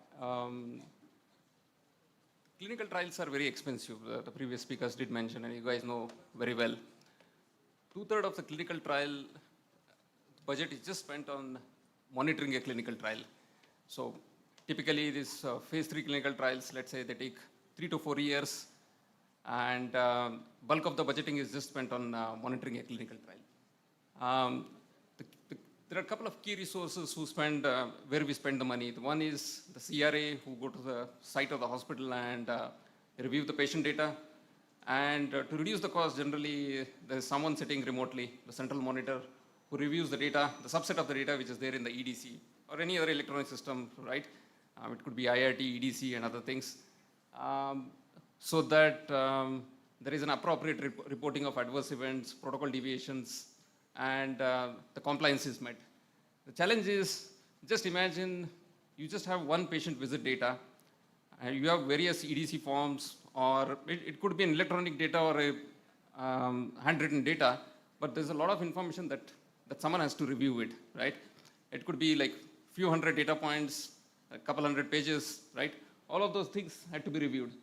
A single sick patient could be taking something like 30, 40 different medications, and there could be 30, 40 different lab tests, and there could be many observations. All of these things, someone has to review it, look at from the perspective of medical congruency, and absolutely there was no assistance for someone who was reviewing it. It was all done manually, and it was very time consuming. So this is the problem statement, like 10, 15 years back, right? This was all done manually. A decade back, a little of automation started getting introduced, wherein you apply classic automation, right? If it is exceeding a certain range, then you would say that something is not reported. And on top of it, you started applying statistical machine learning algorithms and things like that. But you could do only like 20, 30% of automation. So if you go to the next slide, I put up an example for this. Go to the next slide, please. Yeah. So before getting into this example, let me tell you one example. See, even if you have to apply simple automation, the data has to be standardized. Let's say there is a clinical condition which says that inclusion criteria or exclusion site criteria says that the patient should not have, diabetes or hyperglycemia, hypoglycemia, whatever that condition, right? Unless you have a fixed ring like hyperglycemia, hypoglycemia, you can't apply automation. It is basically automation meaning you're looking for a specific keyword, hyperglycemia, hypoglycemia, or whatever those things, right? But the beauty of, or if it is a number, right, if it's much easier, you just say that if it is not within this range, then there need to be an alert, right? This is basically what was automation, if I had to tell in simple words. The beauty of, but most of the data that is there in the clinical trial, right, it could be an EDC or any of the patient data, right? It's just a free text. Someone has scribbled down the notes, it is not standard data. Unless it is standardized by coding team, you can't apply the automation, right? The beauty of this AI is it works really, really wonderful with free data, right? Free text. Any notes, right, that becomes the context, and on top of it, you literally specify any of your inclusion criteria, exclusion criteria, you just give it as a criteria, it'll evaluate and give the results, right? So this is one example that I'd like to share here. See, I don't know how legible is it. Basically, there's an adverse event. Someone is reviewing an adverse event. It says, what is that? It talks something about brain hemorrhage. If someone has to manually review it, right, you have some Medra dictionary with you, right? There are 800 adverse events in one big document, and you'll have to look into each of those adverse events, right? Which organ class it belongs to, what should be the severity of it, right? If you have to apply the CTCA guidance, right? Out of those, just for a single adverse event, you have to look into 500 adverse events and map it to the appropriate one, saying, should it be grade 1, grade 2, grade 3, right? So this is how tedious it is. And that's where the way I review versus you review or someone else reviews, right? It becomes subjective. It all depends upon, the knowledge of that person, or the way he's looking at it, right? There's always, it could be subjective, right? This is an example that we presented outside as well. So when the same free text, when we gave it to the AI, right, it specifically highlighted among numerous adverse event terms, right, that this is potentially not, it should not be grade 1 or grade 2 kind of thing, right? So this is how, AI is bringing the humongous change, right? So in simpler terms, if someone had to do it manually, they would have taken few hours, but when you run it through AI, right, it's just like 2 seconds it will run, and it will say that whether it is, as an appropriate grading or not, right? So this is what the previous speakers, when they spoke, right, it takes a lot of money and time and all those things, right? The bottom line is, when you have a free text, it all depends upon the individual's knowledge to evaluate and do it, but what if someone does incorrectly, right? So now just broaden the scope, right? If you go to the next slide, right? When we talk about a clinical trial, you have patients across hundreds of sites, and you have thousands of visits, right? And everything is reviewed manually. What if someone does it incorrectly, right? It's just because of the time constraint, right? Someone just rushes in, or they may not be aware of certain things, right? Or it could be just a clerical error, right? We all have a tendency to miss some or the other aspect, right? The implications are that someday it will get caught in audit and it will be a challenge. Or it could be a patient safety issues, right? Or it could be an underreporting of adverse event or a protocol deviation, right? So that's how the tech can help all these aspects. So I was talking about, the patient data all along. So a large piece of work is this trial master file, which is basically a site documentation. There are like 20 odd essential documents that are maintained at the site. Every individual, right, every staff member who is working at a hospital, they need to submit various documents. And these are just free text, right? And how do you ensure that all of those individuals who are working, right, whatever role they are performing, and it could be an investigator, it could be a nurse, or it could be a pharmacist, do they have requisite qualification? Have they attended the mandatory trainings and all those things, right? So believe it or not, until now, most of these things are manually reviewed, right? And TMF compliance is generally one of the big challenges that is there. And of course, we did automation to some extent. Coming back, it's the same challenge that the data needs to be structured. It takes a lot of effort to codify whatever the rules that are there. The beauty of AI is it's as simple as you just upload a delegation log or a training log and just ask questions, right? Has this individual completed these trainings? Do we have whatever the criteria that you have mentioned, right? And you will get it, right? So this is how the tremendous amount of effort that would have gone in a conventional reviewing the trial master file and maintaining the compliance, it has come down. So believe it or not, these two aspects that I mentioned, right, these two things take 2/3 of the clinical trial budget, or like 60% of the monitoring. Okay, so move to the next slide, please. Yeah, this is a very simple example, right? I mean, these things have been there. I mean, not just this LLM era. This is an example of a handwritten data. The OCR is nothing but another aspect of artificial intelligence where something that was scribbled on a piece of paper, right? We digitized with OCRs, and the second part you see that, right? And then you can compare with the simple rules with the database and say whatever you wanted to evaluate, right? But the LLMs have really made this whole whatever the evaluation much easier. Okay. Next slide, please.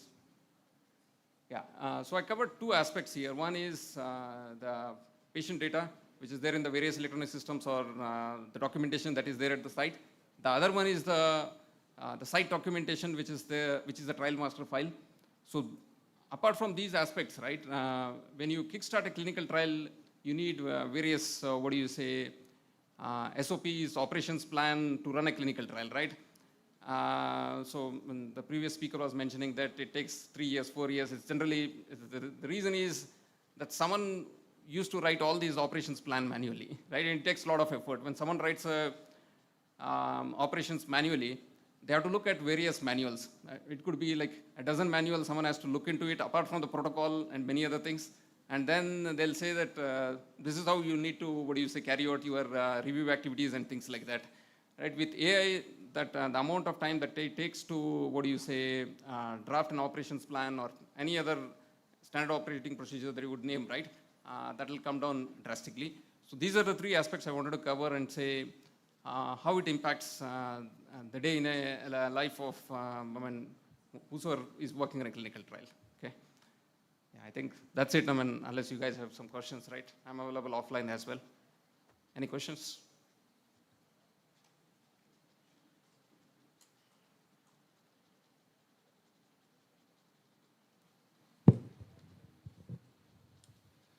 Thank you for a nice presentation, though it is very short. Any questions? Any students who would like to ask any questions? It's an important topic that he has covered, data entry. So if there is any question, please raise your hand.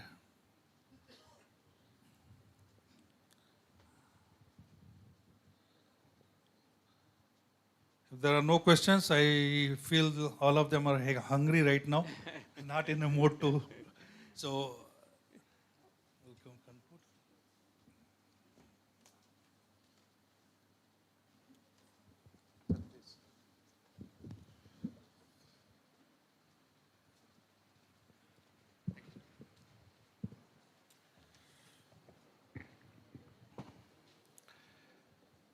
so good afternoon to all of you. At the outset, let me thank Mr. Virupaksha Kumar for sharing his experience and sharing his views on this platform. He raised very important topic of entering the data, which has been entered manually. Even now what we have is DigiFlow, and for adverse drug reaction reporting, in that we have DigiFlow, where we have to do everything manually and write what dose the patient was taking, what was the, who was the patient, male, female, what was the age, and what was the problem, and what were the morbidities, comorbidities, what was the drug used, and all those things are filled by the different people, and different people fill in different manner. Okay, it is subjective. And this data is very, very important, and this data is going to be used in future for prediction of adverse drug reactions and other things. That is what, when I asked for the question to the first speaker, the purity of the data. If it is manually entered, the purity of data, you cannot expect the purity of the data, and therefore automation is very, very important. That is what Mr. Virupaksha told. And one is entering the data, second thing is reviewing the data. Reviewing data is also manually done. And when he very, very importantly said, when you are reviewing the data, your mindset are different. Different people may think in a different way. And for every single adverse drug reaction, they have to refer to the dictionaries and other things to, grade what kind of adverse reaction it was. So it is very, very important to have an automation at that point of time for reviewing the data, which will actually help us to get a very good, clear, clean data for our future. So for his this important information and talk, we are very thankful, and thank you, Mr. Virupaksha.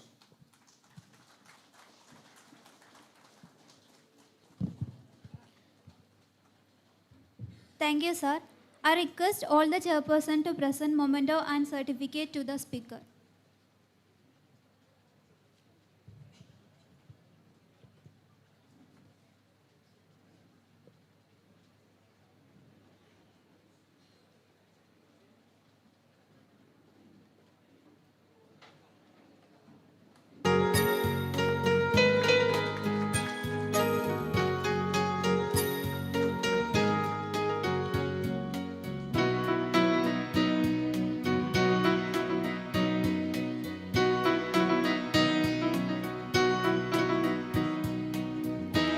Thank you, sir.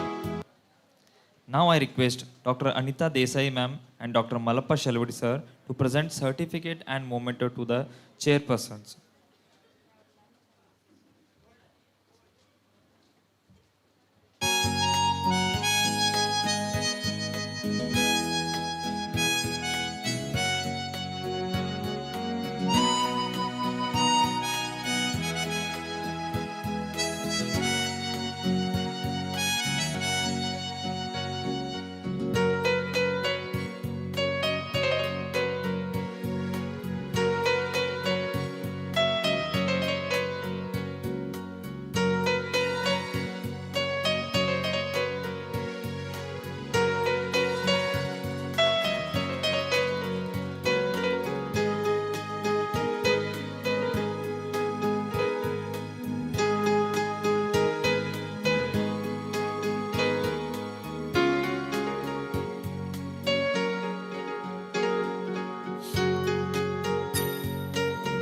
With this, we conclude this session.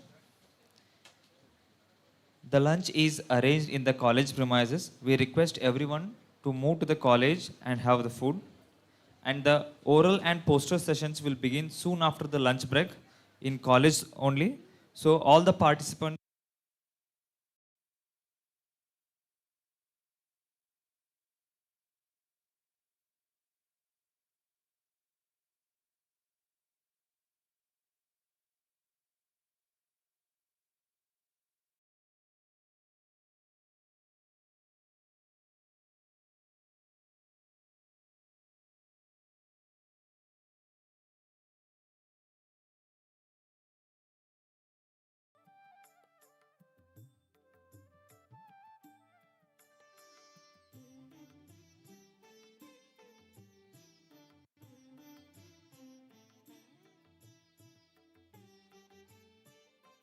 Good evening. Wish you all a very pleasant day. I am Sushma Oti, Assistant Professor, Department of Pharmaceutics.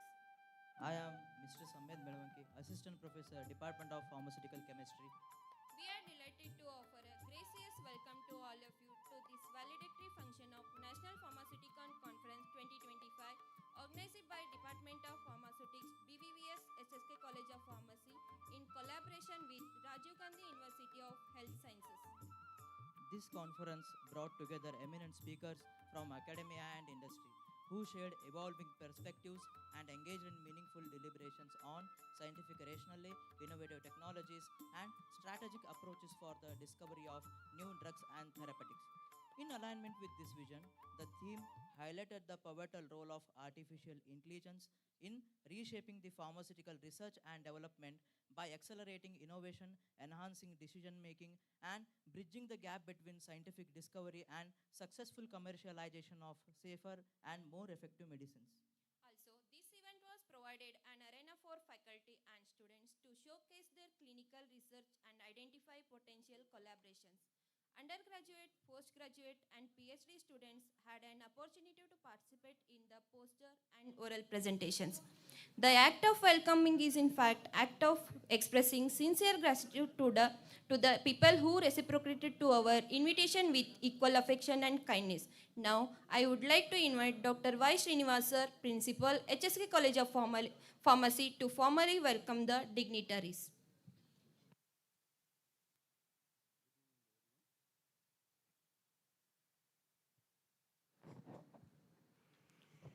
Good evening, everyone. And it's honor and privilege to welcome you all to this valedictory function on one-day national conference, Pharmaceuticon 2025.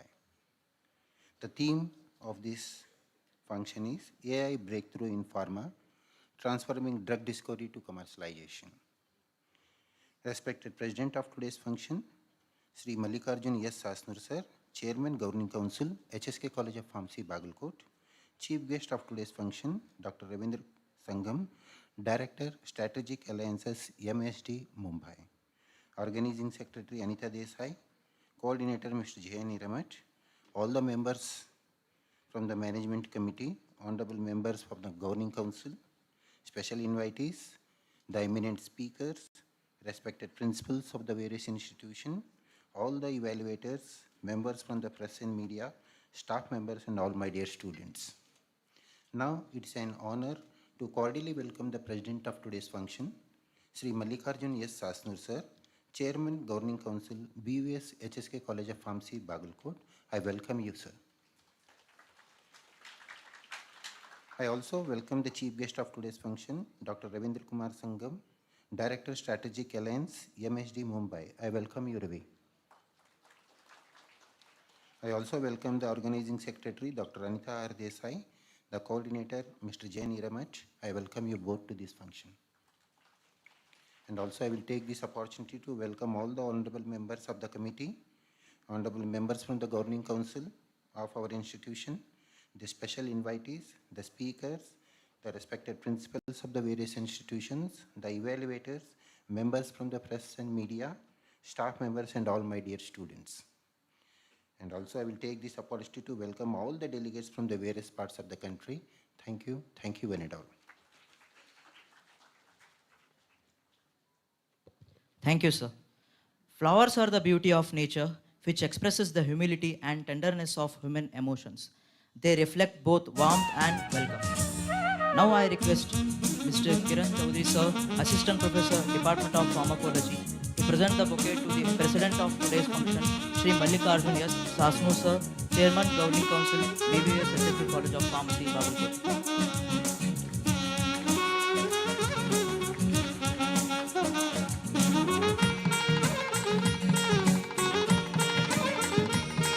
Thank you, sir. I call upon Mr. Somlingesh Sidram Shattar, sir, Assistant Professor, Department of Pharmaceutics, to present a bouquet to Chief Guest of today's function, Mr. Ravindra Sangam, sir, Director, Strategic Alliances at MSD, Mumbai Metropolitan Region, Mumbai.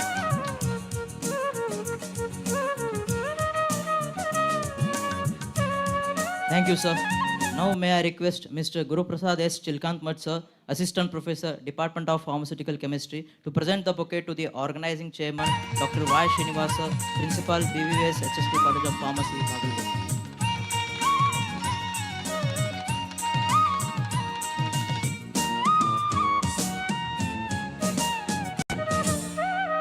Thank you, sir.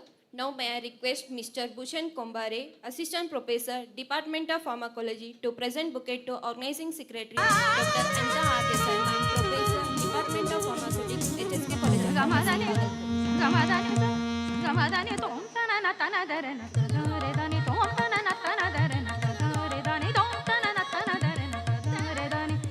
Thank you, sir. Now may I request Dr. Ram Kumar Muttapur, Assistant Professor, Department of Pharmacy Practice, to present the bouquet to the Organizing Coordinator, Mr. Jaydev N. Hiremat, sir, Associate Professor, Head at Department of Pharmaceutics. Thank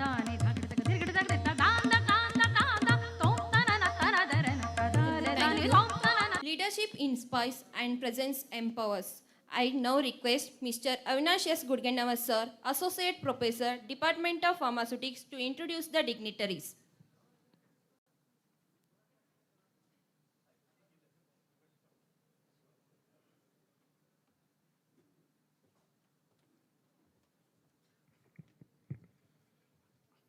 Good evening to all. Distinguished guests on the dais and off the dais, faculty members and students. It is both an honor and privilege to introduce President of today's program, Shri Mallikarjun S. Sasnur sir, Chairman, Governing Council, a visionary leader whose tenure has brought transformative progress and remarkable achievements to our institution. Since assuming the esteemed position of Chairman of the Governing Council in 2021, Sir has been the driving force behind a series of monumental changes that have enriched every facet of our academic environment, from governance to research and beyond. His leadership has ushered in a new era of excellence, innovation, and growth. Understanding the critical roles of research in elevating an institution's stature, Sir has been a relentless advocate for advancing our research capabilities. Under his guidance, sophisticated instruments have been procured to empower faculty and students. Further amplifying this vision, he has laid out an ambitious plan to forge a strong collaboration between our institute and the leading pharmaceutical industries, an initiative designed to enhance both cutting-edge research and promising placement opportunities for our graduates. A testament of his forward-thinking approach is the research establishment of our startup cell, which aims to nurture innovation and entrepreneurial spirit within our campus community. Alongside this, inauguration of the model pharmacy and the inception of the local chapter alumni association are the milestones that have strengthened our institutions, practical training framework and alumni engagement respectively. Recognizing the importance of quality and oversight in research, Sir was instrumental in constituting the Institutional Research Review Committee. This body diligently scrutinizes all funded projects, always as undergraduate, postgraduate, and PhD research endeavors, ensuring academic rigor and excellence. Perhaps one of the crown jewel of the visionary leadership is the forthcoming state-of-the-art, the Central Research Laboratory, with a sprawling built-up area of approximately 6,000 square feet and an investment of 4 crore rupees. This facility promises to be a beacon for innovation and scientific advancements, setting new standards for research infrastructure in our region. Moreover, the recognition of the pharmaceutics and the pharmaceutical departments as the PhD center marks a significant academic milestone, opening new horizons for advanced research and scholarly pursuits within our institutions. Sir, commitment to excellence in education and healthcare is not limited to our institution alone. He also served as the chairman of BVVS Ayurvedic Medical College and Hospital and BVVS Homeopathy Medical College, where he has led the equal dedication and vision. Under his leadership, these institutions have witnessed significant development, academic progress, and infrastructural expansion. Sir Mallikarjun S. Asnu sir is not merely an administrator, he is a true visionary. His leadership continues to inspire and elevate us, setting ambitious goals and empowering us to achieve them with a clarity and purpose. It was the great respect and admiration that I invite you all to join me in welcoming this remarkable leader whose dedication and foresight are shaping the future of our institution. So welcome to the function, sir. Thank you.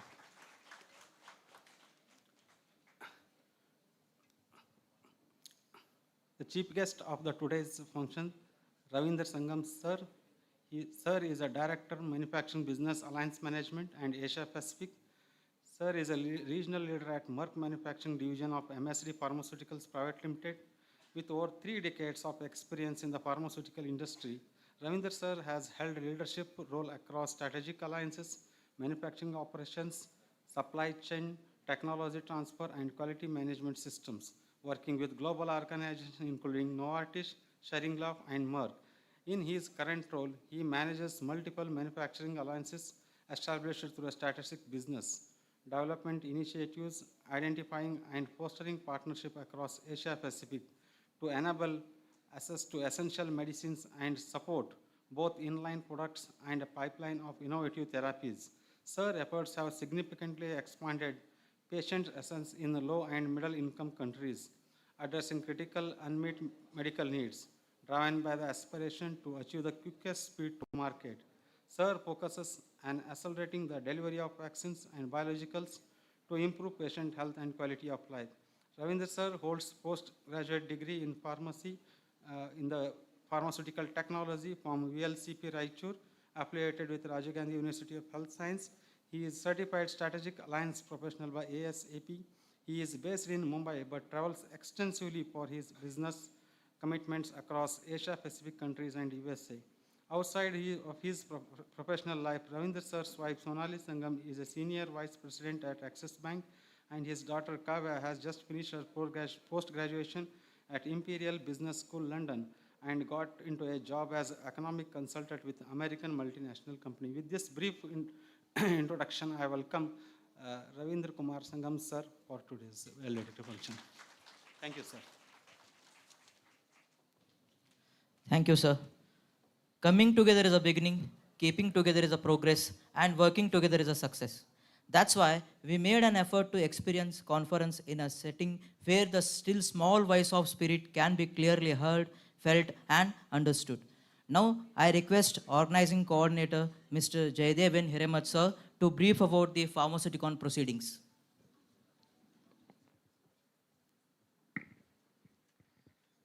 A very good evening to all. Respected President of today's function, Shri Mallikarjun S. Asnu sir, Chairman, Governing Council, BVVS HSK College of Pharmacy. Our Chief Guest, Mr. Ravindra Sangam sir, Director, Strategic Alliances, Merck and Company. Esteemed dignitaries on and off the dais, distinguished speakers, delegates, faculty members, researchers, dear students, and friends. It gives me an immense pleasure and pride to present the proceedings of one-day national conference on the theme AI-powered revolution in pharma, transforming drug discovery to commercialization, Pharmaceuticon 2025. This prestigious conference was organized by Department of Pharmaceutics, Hanagal Shri Kumareshwar College of Pharmacy, Bagalkot, under the aegis of BVV Sangha in collaboration with Rajiv Gandhi University of Health Sciences, Bengaluru.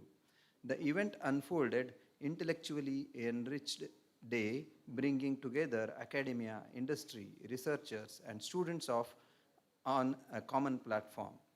The conference included a virtual international scientific session exclusively dedicated to international delegates. We were privileged to witness 35 research papers presentations by researchers from Malaysia, Singapore, Dubai, Philippines, and China. These sessions highlighted the global advancements in pharmaceutical sciences and the transformative role of artificial intelligence across borders. The event was coordinated by Dr. S.R. Deshpande sir, Professor and Head, Department of Pharmaceutical Chemistry, and Mr. Prasad Malgi, Assistant Professor, Department of Pharmachemistry, and their team. On the morning of 23rd December, a student-speaker interaction session was successfully organized.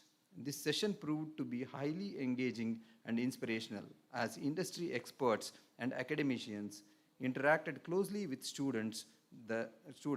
The resource persons addressed queries related to career pathways, industry readiness, future opportunities, and skill development, emphasizing the importance of acquiring additional competencies beyond the curriculum to succeed in the rapidly evolving pharmaceutical sector.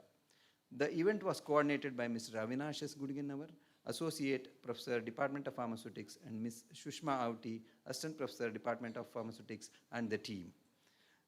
The 24th of December marked the formal inauguration of the scientific sessions held at BVVS New Auditorium, Bagalkot. The inaugural function was graced by eminent dignitaries and witnessed an overwhelming response from delegates across the country.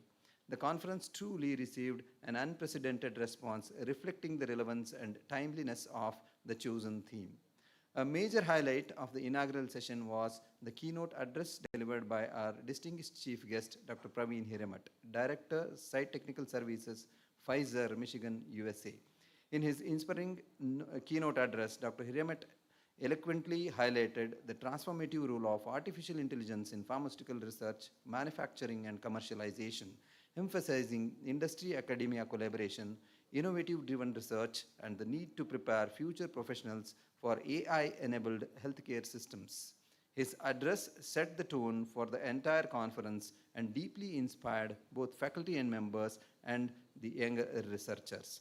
A total of 4 scientific sessions, including keynote address, were conducted, covering diverse and emerging areas of pharmaceutical and health sciences, with a strong focus on artificial intelligence.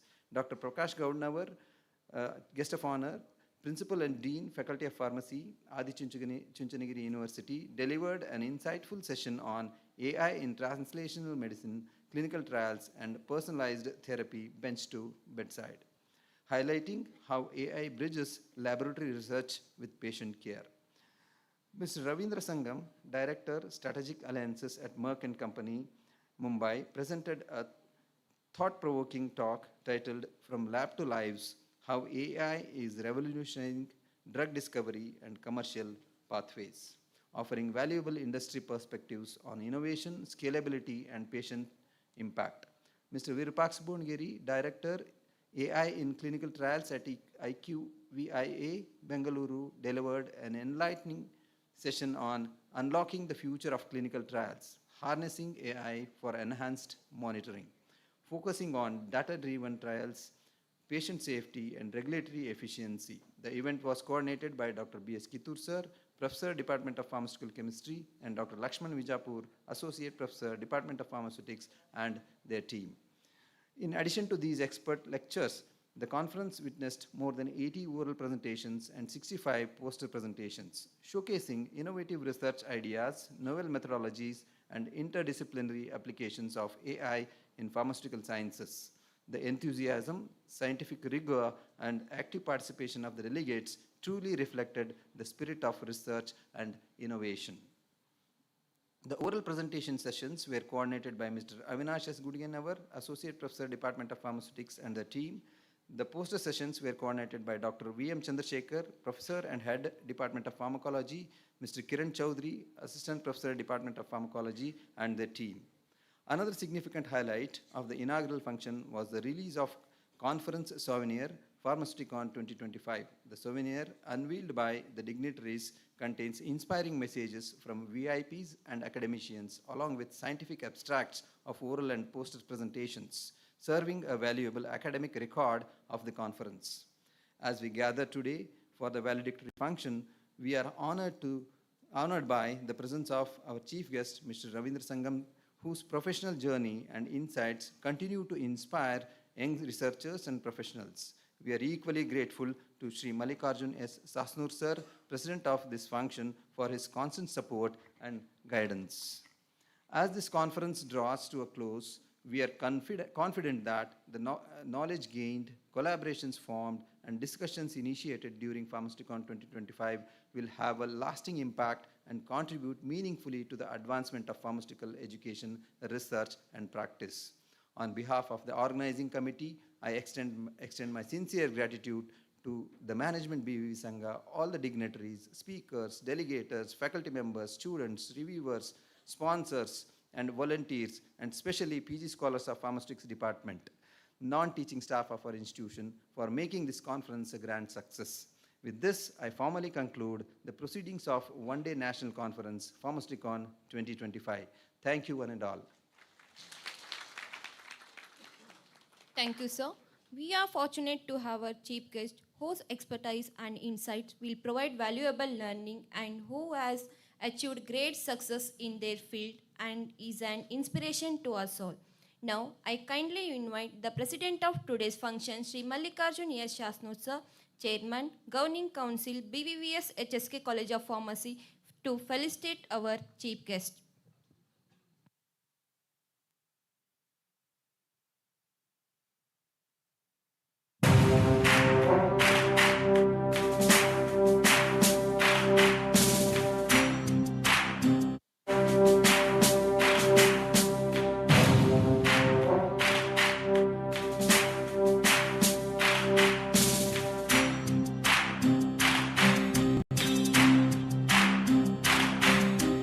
ಸಾಧನೆ ತೋರಿದ ನಿಮಗೆಲ್ಲ ಸಾವಿರ ಸಾವಿರ ಚಪ್ಪಾಳೆ, ನಾಡಿನ ಕೀರ್ತಿಯ ಬೆಳಗಿಸಿದ ನಿಮಗಿದು ಹೆಮ್ಮೆಯ ಚಪ್ಪಾಳೆ.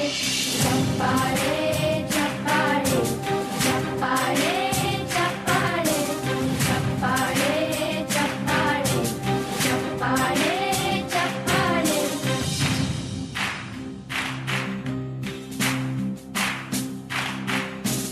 ಕನ್ನಂಬಾಡಿಯ ಕಟ್ಟಿಸಿದ Bharat.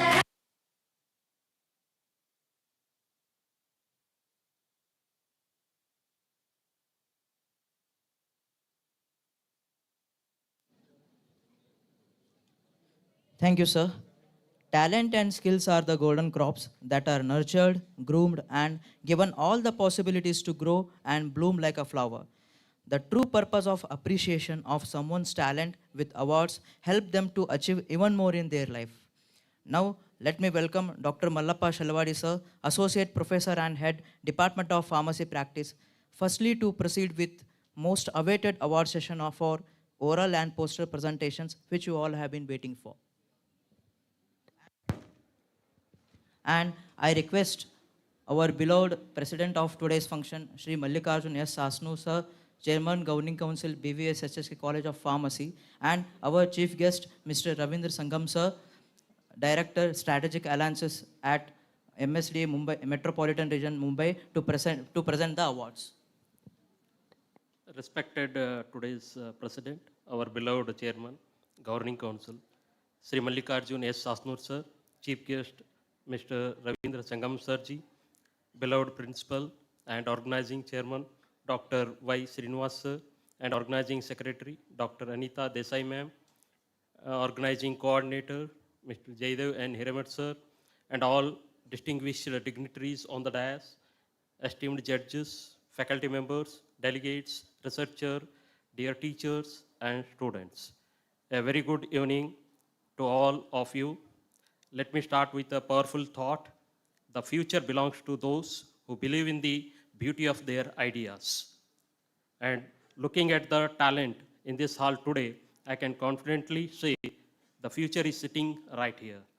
It gives me an immense pleasure to announce the Best Presentation Award distributed for the oral and poster presentation of this conference, Pharmaceuticon 2025. The quality of research presented over the oral and poster sessions has been truly commendable. We witnessed innovative ideas, scientific rigor, and a strong commitment to advancing knowledge in our respective field.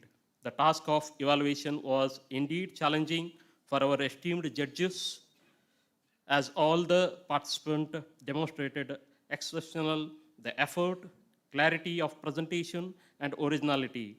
We sincerely appreciate the dedication and hard work of each and every participant. At this moment, I would like to congratulate all the presenters because reaching this stage itself is an achievement. Your enthusiasm and academic spirit have made this the conference intellectually enriched and successful. Now we move toward the most thrilling moment of the conference. First, let us begin with the Best Poster Presentation Award. I request awardees to kindly come forward and names whenever they are announced and receive their certificate and mementos. Now I'll start with the pharmaceutics stream. The Best Poster Award will go to the Vidya Dhadwai, SCT College of Pharmacy, Dharwad. Please come and collect your certificate and memento. Vidya Dhadwai.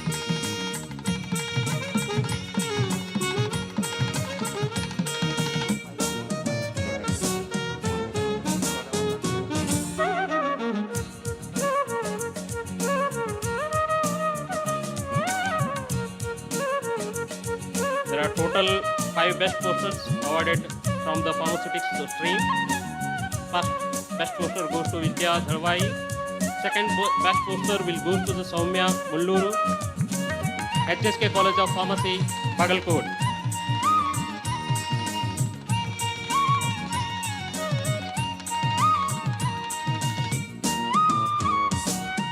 Next best poster award goes to the Shreya Hiremat, HKE College of Pharmacy, Gulbarga.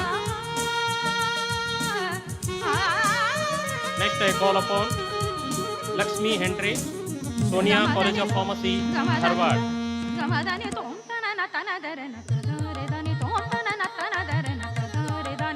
Last, Ganga Adki, HSK College of Pharmacy, Bagalkot.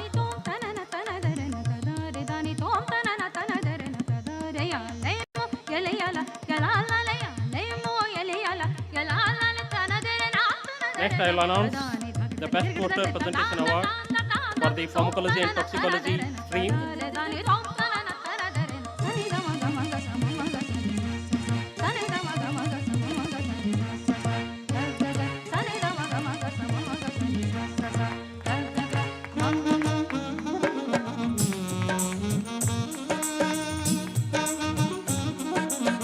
In Pharmacology and Toxicology stream, totally 4 best awards is given. First, I call upon Soumya SS, Sharanabasava College of Pharmacy, Vijaypur.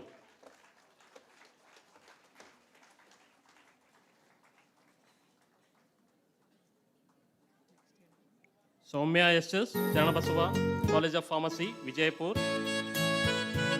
Next, I call Shri Kohare, Kalidas Ayurvedic Medical College, Badami. Shri Kohare. Next I call Ashok Magdum, HSK College of Pharmacy, Bagalkot.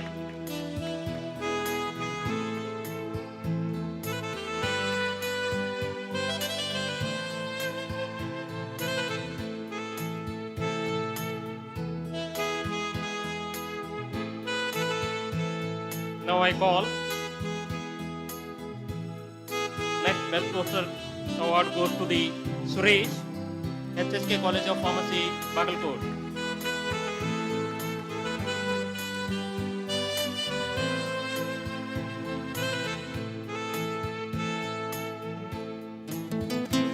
In pharmacy practice stream, there are 3 best posters awarded. Now I call Suratija PS, East Point College of Pharmacy, Bengaluru. Please come and collect your certificate and memento.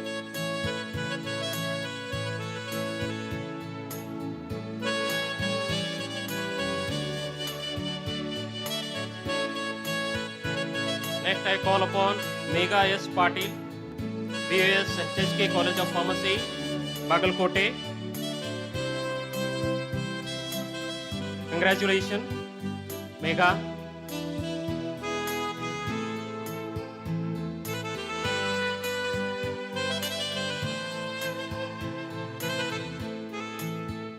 Next, I would like to call Vinayak Mugudi from BVS HSK College of Pharmacy, Bagalkot.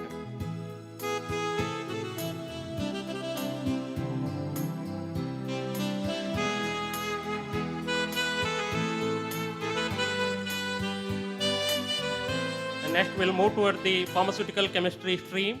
There are 2 best posters awards will be given. First one is Sucheta Madhavi from BLD's College of Pharmacy, Vijaypur.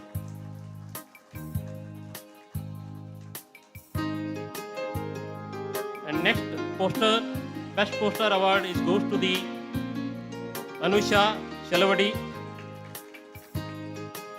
Sonia College, Sonia Education Trust, College of Pharmacy, Harvard.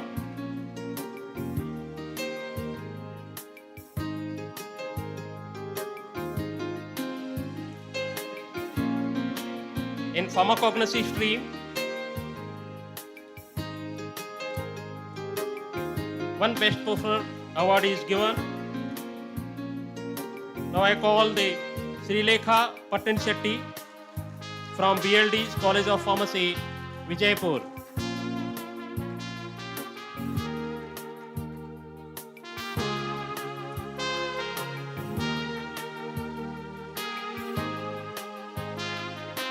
Congratulations, your poster spoke louder than words and left a lasting impact. Give them a big round of applause to all the best poster winners. Next, we'll proceed to the best oral presentation award. Once again, I request the awardees to come on the stage to receive the awards.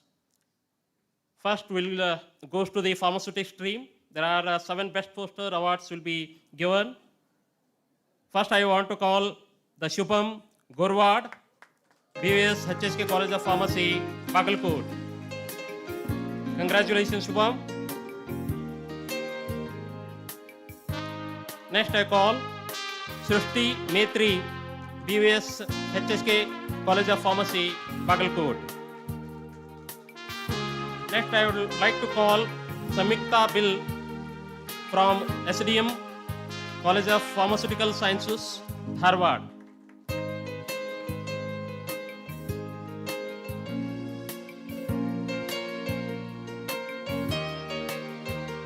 Next, I would like to call Kusum Joshi, BVS HSK College of Pharmacy, Bagalkot.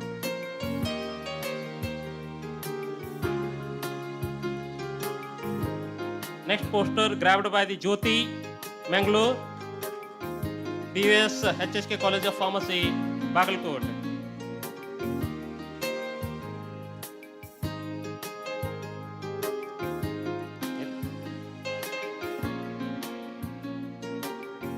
Next, I would like to call Sanjana Agarwal, BVS HSK College of Pharmacy, Bagalkot.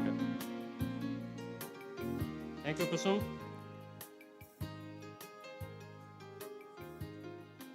Next best poster presentation award goes to the K. Shivashankar Reddy, KLE College of Pharmacy, Nippani.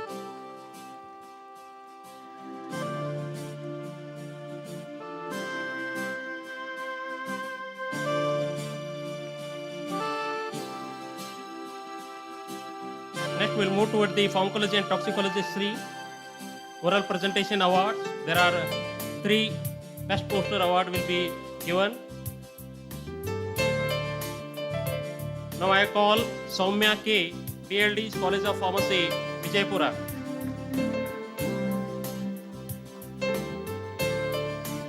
Next oral presentation goes to the Rupa, BVS HSK College of Pharmacy, Bagalkot.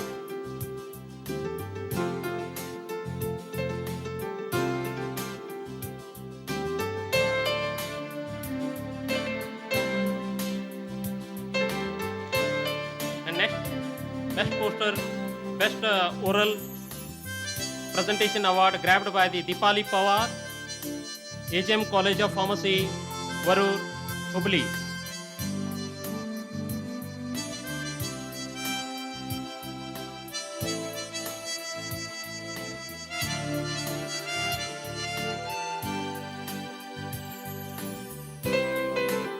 Next, I would like to call from the pharmacy practice stream.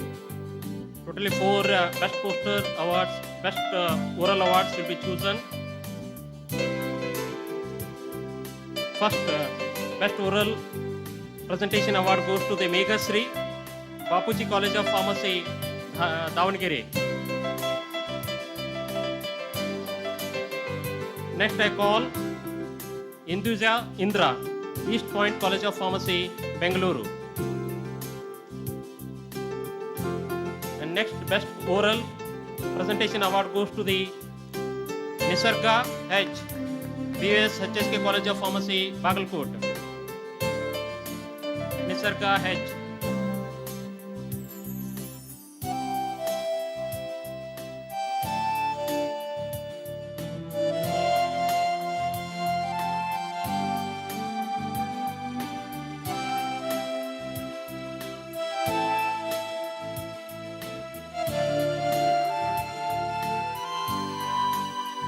Next, I will call upon Virish Pagi, BVS HSK College of Pharmacy, Bagalkot.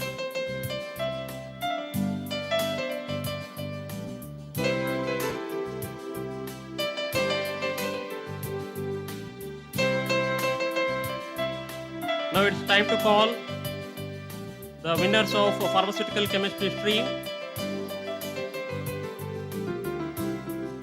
Best oral presentation goes to the Darshan HS, Kelly's College of Pharmacy, Nippani.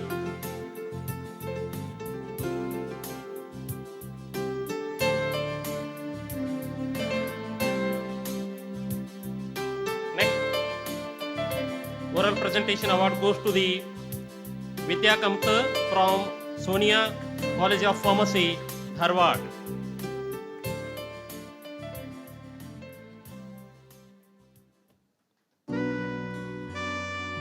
Next, I would like to call Viresh P.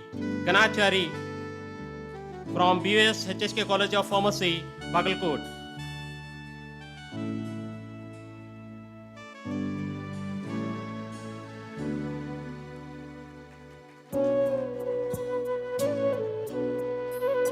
Next, best oral presentation award goes to the Danamma Sannati from BVS HSK College of Pharmacy, Bagalkot.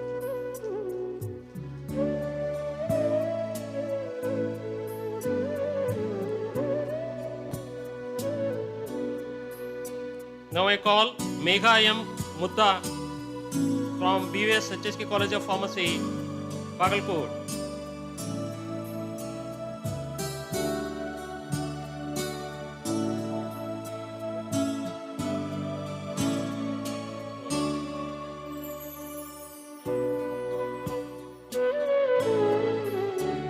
Lastly, I call from the pharmacognosy stream 2 best oral presentation awards given. Now I call Bharat Raj Bhavikatti from BVS Ayurvedic Medical College, Bagalkot. Bharat Raj Bhavikatti. Next, I would like to call Shraddha RJ from BLD's College of Pharmacy, Vijaypur. Shraddha RJ from BLD's College of Pharmacy, Vijaypur. Heartily congratulations to all the oral presentation winners. Your presentation reflected in depth knowledge, confidence, and excellent communication skill. Remember, success is not about being the best, it's about being better than yesterday. On the behalf of organizing committee, I thank our judges of their valuable time and unbiased evaluation, and I extend my heartfelt congratulations to all the winners.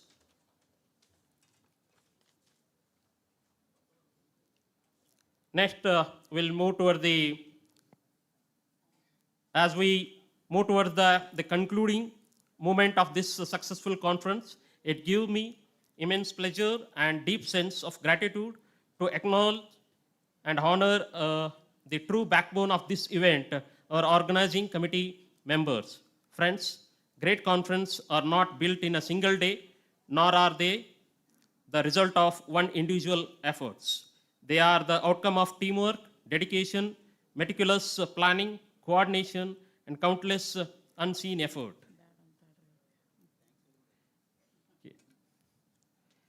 Thank you, sir. Thank you, one and all.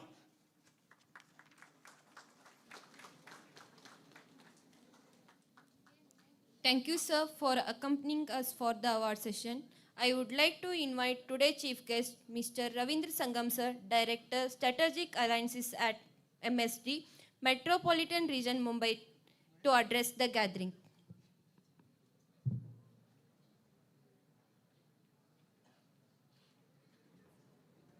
No paper in my hand, nor I'm using AI. I just want to take this opportunity to share a few things. Thank you very much, everyone. It's my first ever speak on what I didn't know what to speak in a valedictory function, but I thought I'll try to do something. I'll try to talk something.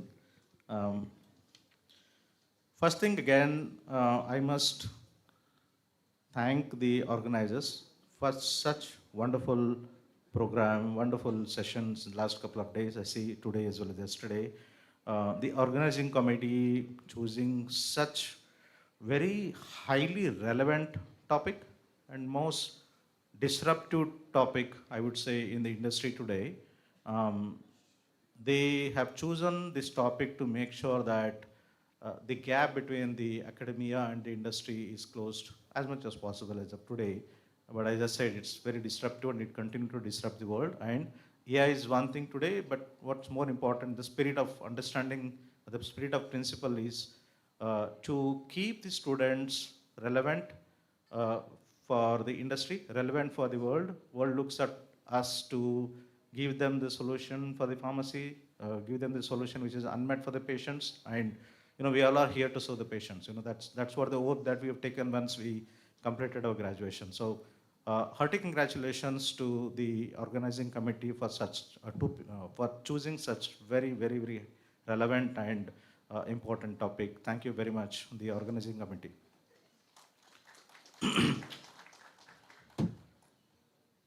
My take on the sessions is the speakers were chosen very, very carefully because I think the organizing team wanted to make sure that you get the best from the industry, you get the best from the academia, right? I saw that the organizing committee had given a good download of what's expected from the session today, and they gave good connect. Even the speakers did prepare very well. They did research the topic very well. It was only a matter of conveying what they think, because all of the speakers, what I saw today, were all accomplished, well experienced, and they all speak very well. English is not a mother tongue, but I think they pulled it off very well. I do hope that the topics that were discussed, the topic that they shared with us in the knowledge sharing session was very well received by the participants here, right?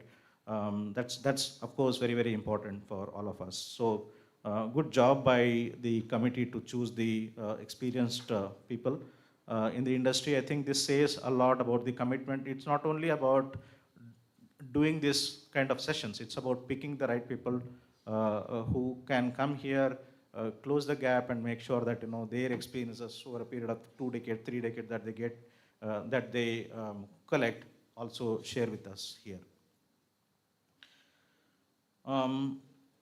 I want to make a point played by the management here. I was sharing on the dais with my respected president, sir. Not too many organizations, I keep going to, this is one of the destinations that I have today, but I keep visiting various places. Not too many management are very keen to impart this kind of support system to the college. Not too many, right? I see that this is a selfless service. All of us, of course, we do the job, we get paid.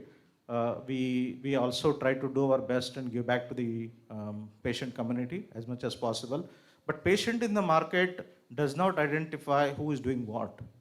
Everyone has to step up and understand their roles and responsibility and impart and basically knit all the dots together to make sure that we actually do this together. This management is very special. I actually want to give a big clap to the president. You are all very lucky to be sitting here in such a nice, wonderful auditorium, beautifully decorated, and sitting along with so many accomplished faculty.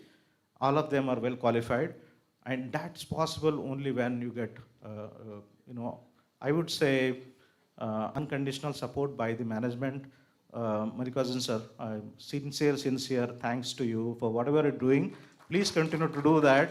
I was actually sharing with him that this is probably my third or fourth meeting with him. Every single walk that he has, every single body language, every single smile that he has, and even the connect that he has with his eyes. This speaks a lot about the man. This speaks a lot about the leadership. So under your leadership, I wish and I hope that this organization continue to shine and we continue to create the future for this world. And the world looks at people like you as an administrator, sir. Couple of more appreciation. Under leadership of course, Sasnu sir, Srinivas, my good friend, is a great administrator. I have seen him getting transformed under when he came here. Of course, I'm seeing him last 30 or 40 years, but what the Srinivas today, what I see him, is very different. He is very calm, composed, good, and I would say very effective administrator. And I think he is able to build a very, very, very able team around him. This team is, what we will see here in the last couple of days is share the hard work of the team, be it preparing well, be it executing the plans, and being basically extending the hospitality. And of course, I spoke about the topic and the choosing of the people who have to come here and talk. So all the things are done so exceptionally well that it appears that this is a event managed show for me. So to the faculty, big hands, guys, to the faculty and to the leadership of Srinivas. And I don't want to take anybody's name, but everyone is simply super. Fantastic. I want to congratulate all the winners today. First of all, I want to congratulate all the participants. Winners, winning and losing is absolutely very, very important. But taking your time out, preparing yourself for the poster session or the oral session or whatever you've done, I think it takes a lot. Of course, everyone wants to do well in their life. In that context, you have prepared yourself very well. Preparation is one aspect, presenting is another aspect, and winning is the third aspect. So both the effort that you have taken to present your case and of course winning is a very, very special moment. I'm sure that everyone returning home today will be very, very satisfied, and again giving this kind of show in this very accomplished, I would say, session is very satisfying to you all. You will remember this time for long. The beautiful pictures that you have taken, I see that during the entire day, ma'am, the booth that you have created, the nice ambience that you have created. I'm sure that the participants are going to return back with beautiful photographs, beautiful pictures. I'm not sure how many of them will surface on this social media. I'll keep a look on my social media wherever I'm connected. But again, good job, guys. Very, very, very good job, and thank you very much for the participation.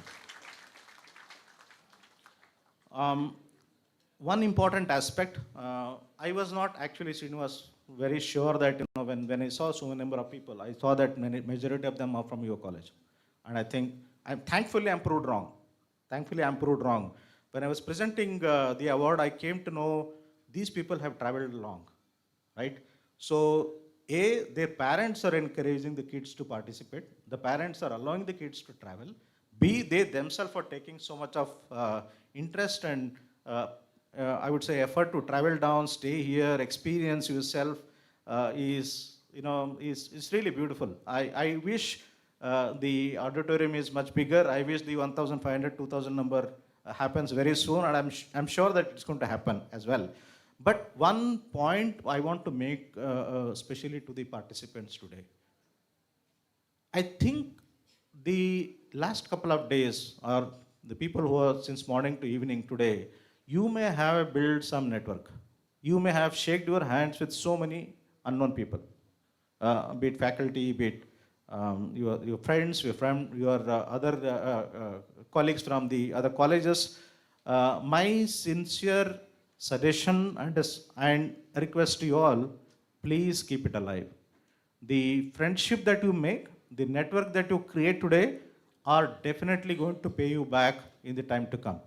So please again, whatever the way you want to do it, take a pictures, collect the phone numbers, collect the emails, but continue to stay in touch. We are here to do a special work. God has sent us with a special responsibility. I was just talking the same thing with President Sir. How are you able to keep yourself so fresh? I think the message is we are here to do something special, all of us. So that is very possible if you build the network, if you make sure that in your friendship, your opportunities are utilized here. And again, we are so thankful to be part of this session here. With that, I want to conclude my note here with once again a sincere thanks to everyone here for being present here. And thank you very much for giving me an opportunity and honor to be here. Thank you so much. Thank you so much, sir, for your remarkable words. Feedback is the oil that keeps the engine running, and it is for self-confidence, clarity, alignment, and it is the heart of motivation. Now, it's time for the view about the conference from the delegates. So, I request any one delegate to share their views with us.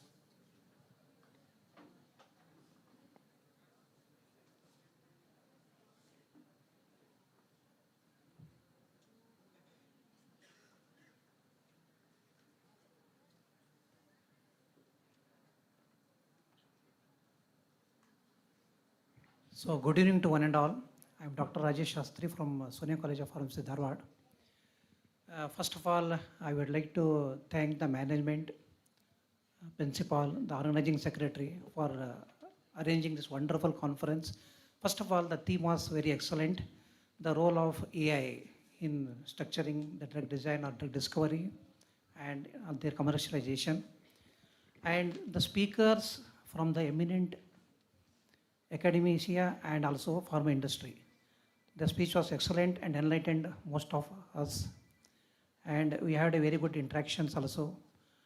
Then poster presentation and oral presentation was excellent. Most of the students have done well. And the hospitality was also excellent. They arranged the conference in a very excellent manner. So I thank once again for giving me the opportunity to be the part of this conference. Thank you one and all.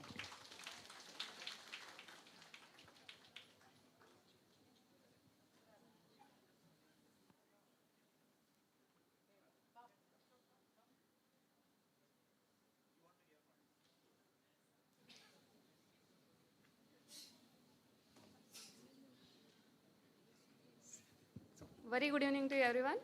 Myself Pooja. I'm currently working as assistant professor in MRN College of Pharmacy. And I'm honored to speak at Pharmaceuticon, which is hosted by HSK College of Pharmacy. I might not be wrong if I said it's not only a college, it's a second home for us, because where we created our memories, where our dreams took shape from here in this college. So it's feel like a second home, and they never made us feel like we stepped out from this college, and they always made us feel like we still part of the family. And the conference was amazing, and I know how much hard work goes into hosting a conference like this, because when I was studying here, our college hosted an international conference, and that was a massive success. And again, this national conference is top notch. And thank you all the organizers and our beloved GC sir and our principal sir, who is the reason to making this conference Pharmaceuticon reality. And thank you very much.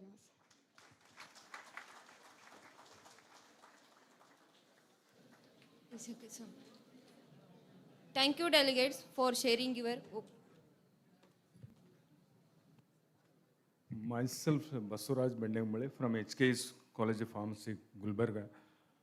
Especially, I want to thank the organizers because I have seen the speakers many of them were alumni of this college. And directly I reflected that a message to the students that portrayed that our alumni placed globally in various right positions and positions in different various industries, which is inspiring to the students. That was wonderful thing which I saw. And one more thing, all the speakers were excellent and very insightful sessions and impactful sessions, power-packed very much, but time was very short. So they concluded in a short way. And to the students who are here, we have gone a lot of things to take back. And as AI was there. AI, one thing I want to say, one sentence, AI will not take your jobs. It will help you. Don't have a negative impact on AI, about AI. And one more special thanks to this management, because this, I want to say, that's why I came here. I saw the lab. I have not gone inside the lab, but I heard that they have spent 4 crores. Very few management spend such support system for colleges. I really want to thank you, sir. Thank you, President, sir, for supporting this team. And it will really help the students to come out with wonderful riches. Thank you, one and all. Thank you, delegates, for sharing your opinions. Now I kindly invite President of today's function, Shri Mallikarjun S. Shasnu Sir, Chairman, Governing Council, BVVS HSK College of Pharmacy, for his presidential remarks. Good evening, everybody. Already time is so much this thing. Lot of students are leaving this thing. I'm not going to take much time of this thing. And all Gen Z students, it's for you people we have conducted so much of this thing, and we have coordinated all this thing and efforts. You people are living in the middle of this thing. It doesn't look for you and for us also. Please bear few minutes.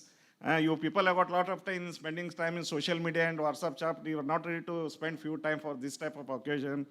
Anyhow, respected chief guests, Ravindran sir, and Principal Vice Srinivas sir, and all, the 2 icons of this wonderful pharmaceutical, Citicon, Madam Anita Madam and Jayadev. Thanks for all your efforts and all the delegates and my wonderful staff who has supported this wonderful event. You don't believe, I was so much proud to be associated with HSK College of Pharmacy. I never dreamt in my life that we are going to do such types of things in a shortest period of time. You believe it or not, we have done this program, and we have expected nearly 450 students. It has crossed 1,000, including online presentation. All the credit goes to you and staff members. Once again, from the management point of view, I want to thank you all and also wonderful delegates. And special thanks to Ravindran sir, who has traveled long from Bombay. He did not get the train ticket and he had traveled by car. This is the commitment for you people, not for us. You should take use of these things. And to all the Gen Z students, AI, what is the next? AI. You should always think about this thing and you should learn the language and you should fight and you should come up with the new type of drug combinations and all those things, which will lead your life in a super success in coming days of your career.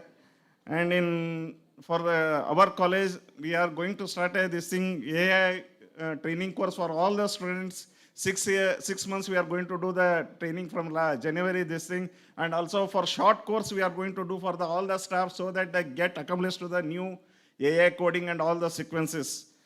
And we are going to purchase a software bioinformation, molecular services in coming this thing months, so that the students will get benefited and this thing. And we are going to start a GMP lab and also central research lab. It's all for you people. Management is not expecting anything. Only you should get a good frame and this thing, and you should take a credit to the parents. This thing.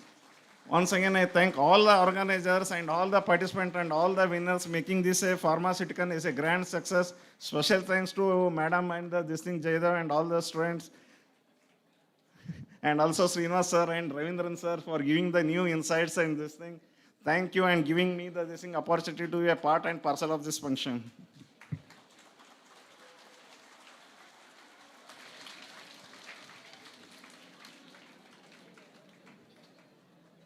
Thank you so much, sir. Gratitude is the silent recognition of collective excellence. Now, I would like to invite the organizing secretary, Dr. Anita R. Desai ma'am, to propose the vote of thanks, which is acknowledging the collective hard work and dedicated efforts of all the committee members whose commitment within a short duration of time led to the successful completion of this conference. Pleasant good evening to all. Respected President of today's valedictory, Chief Guest, esteemed speakers, Honorable Chairperson, distinguished delegates, faculty members, researchers, and dear students. As we come to the conclusion of enriching National Conference on Artificial Intelligence in the Pharmaceutical and Healthcare Ecosystem, on behalf of Pharmaceuticon 2025, I vote in gratitude to our beloved Chairman Dr. Shri Chanantemat sir and Honorary Secretary Shri Mahesh Athani sir for their support. We are profoundly grateful to the President Shri Mallikarjun Sasnur sir, Chairman Governing Council, for their continued motivation and encouragement at every stage of this event. Sir, your steadfast support, visionary leadership, and inspiring presence have been truly instrumental in making this national conference remarkable and memorable. Thank you, sir. Our heartfelt thanks to our distinguished chief guest, Ravindra Sangam sir, for traveling all the way to be with us and for delivering such inspiring valedictory words. Thank you, sir. Our sincere thanks to our beloved principal and organizing chairman, Dr. Y. Shri sir, who inspires us always for organizing such conferences. Thank you, sir. A big thanks to all the respected members of BVVS Sangha for always standing with us and encouraging us in all our academic endeavors. A warm thanks to the press and electronic media for giving excellent coverage and making this day memorable. I extend my deep sense of appreciation to all our esteemed speakers and for their knowledge, and our chairperson's evaluator for efficiently moderating and the sessions and ensuring meaningful and engaging discussions throughout the day. My special thanks to all the delegates, faculty members, researchers. I take this opportunity to acknowledge the valuable support of our alumni sponsors with whom this event became more memorable and colorful. Finally, I would like to congratulate and thank you, organizing coordinator, Mr. Jaydevan Hiramat, and all organizing committee chairman members and non-teaching staff. Wholeheartedly, I appreciate the pillars, the backbones of Pharmaceuticon 2025 are none other than my boys and girls and our young faculty members and our pharmaceutics, pharmacochemistry, and pharmacology postgraduate students. The resounding success of this conference was driven by the unwavering commitment, energy, and excellency of our young faculty and PG scholars. Finally, your hard work has a set of benchmark of professionalism and teamwork. As organizing secretary and a proud alumni of this prestigious institute, is sure that our HSK legacy of teamwork will continue long way. Let's cheers to a round of applause for our young boys and girls of HSK COP. Finally, I thank everyone present here for making this national conference a memorable and successful academic endeavor. I hope this knowledge gained today will inspire future researcher innovations in the collaboration field of AI-driven healthcare.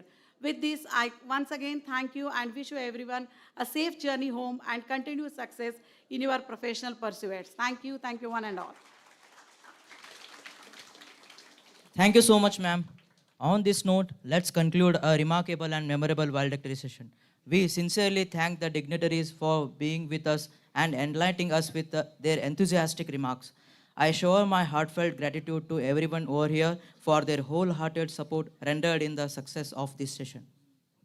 Starting always has an end. Now we have reached to the end of our assembly. In order to be free, we have to be brave. It is prime responsibilities of every citizen to feel that our country is free and to defend its freedom. Therefore, I would like to request everyone to rise up in respect to national anthem.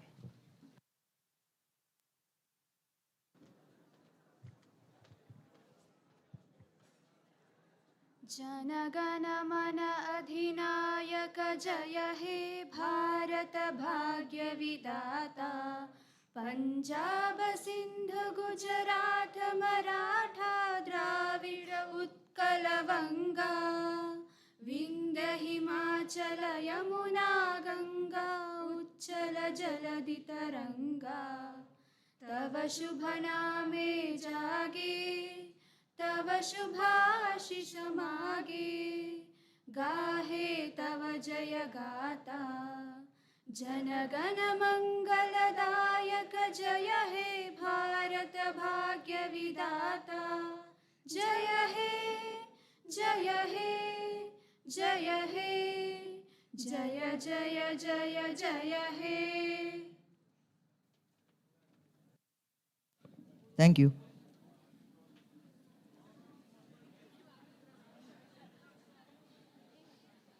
Okay, thus we conclude the valedictory program.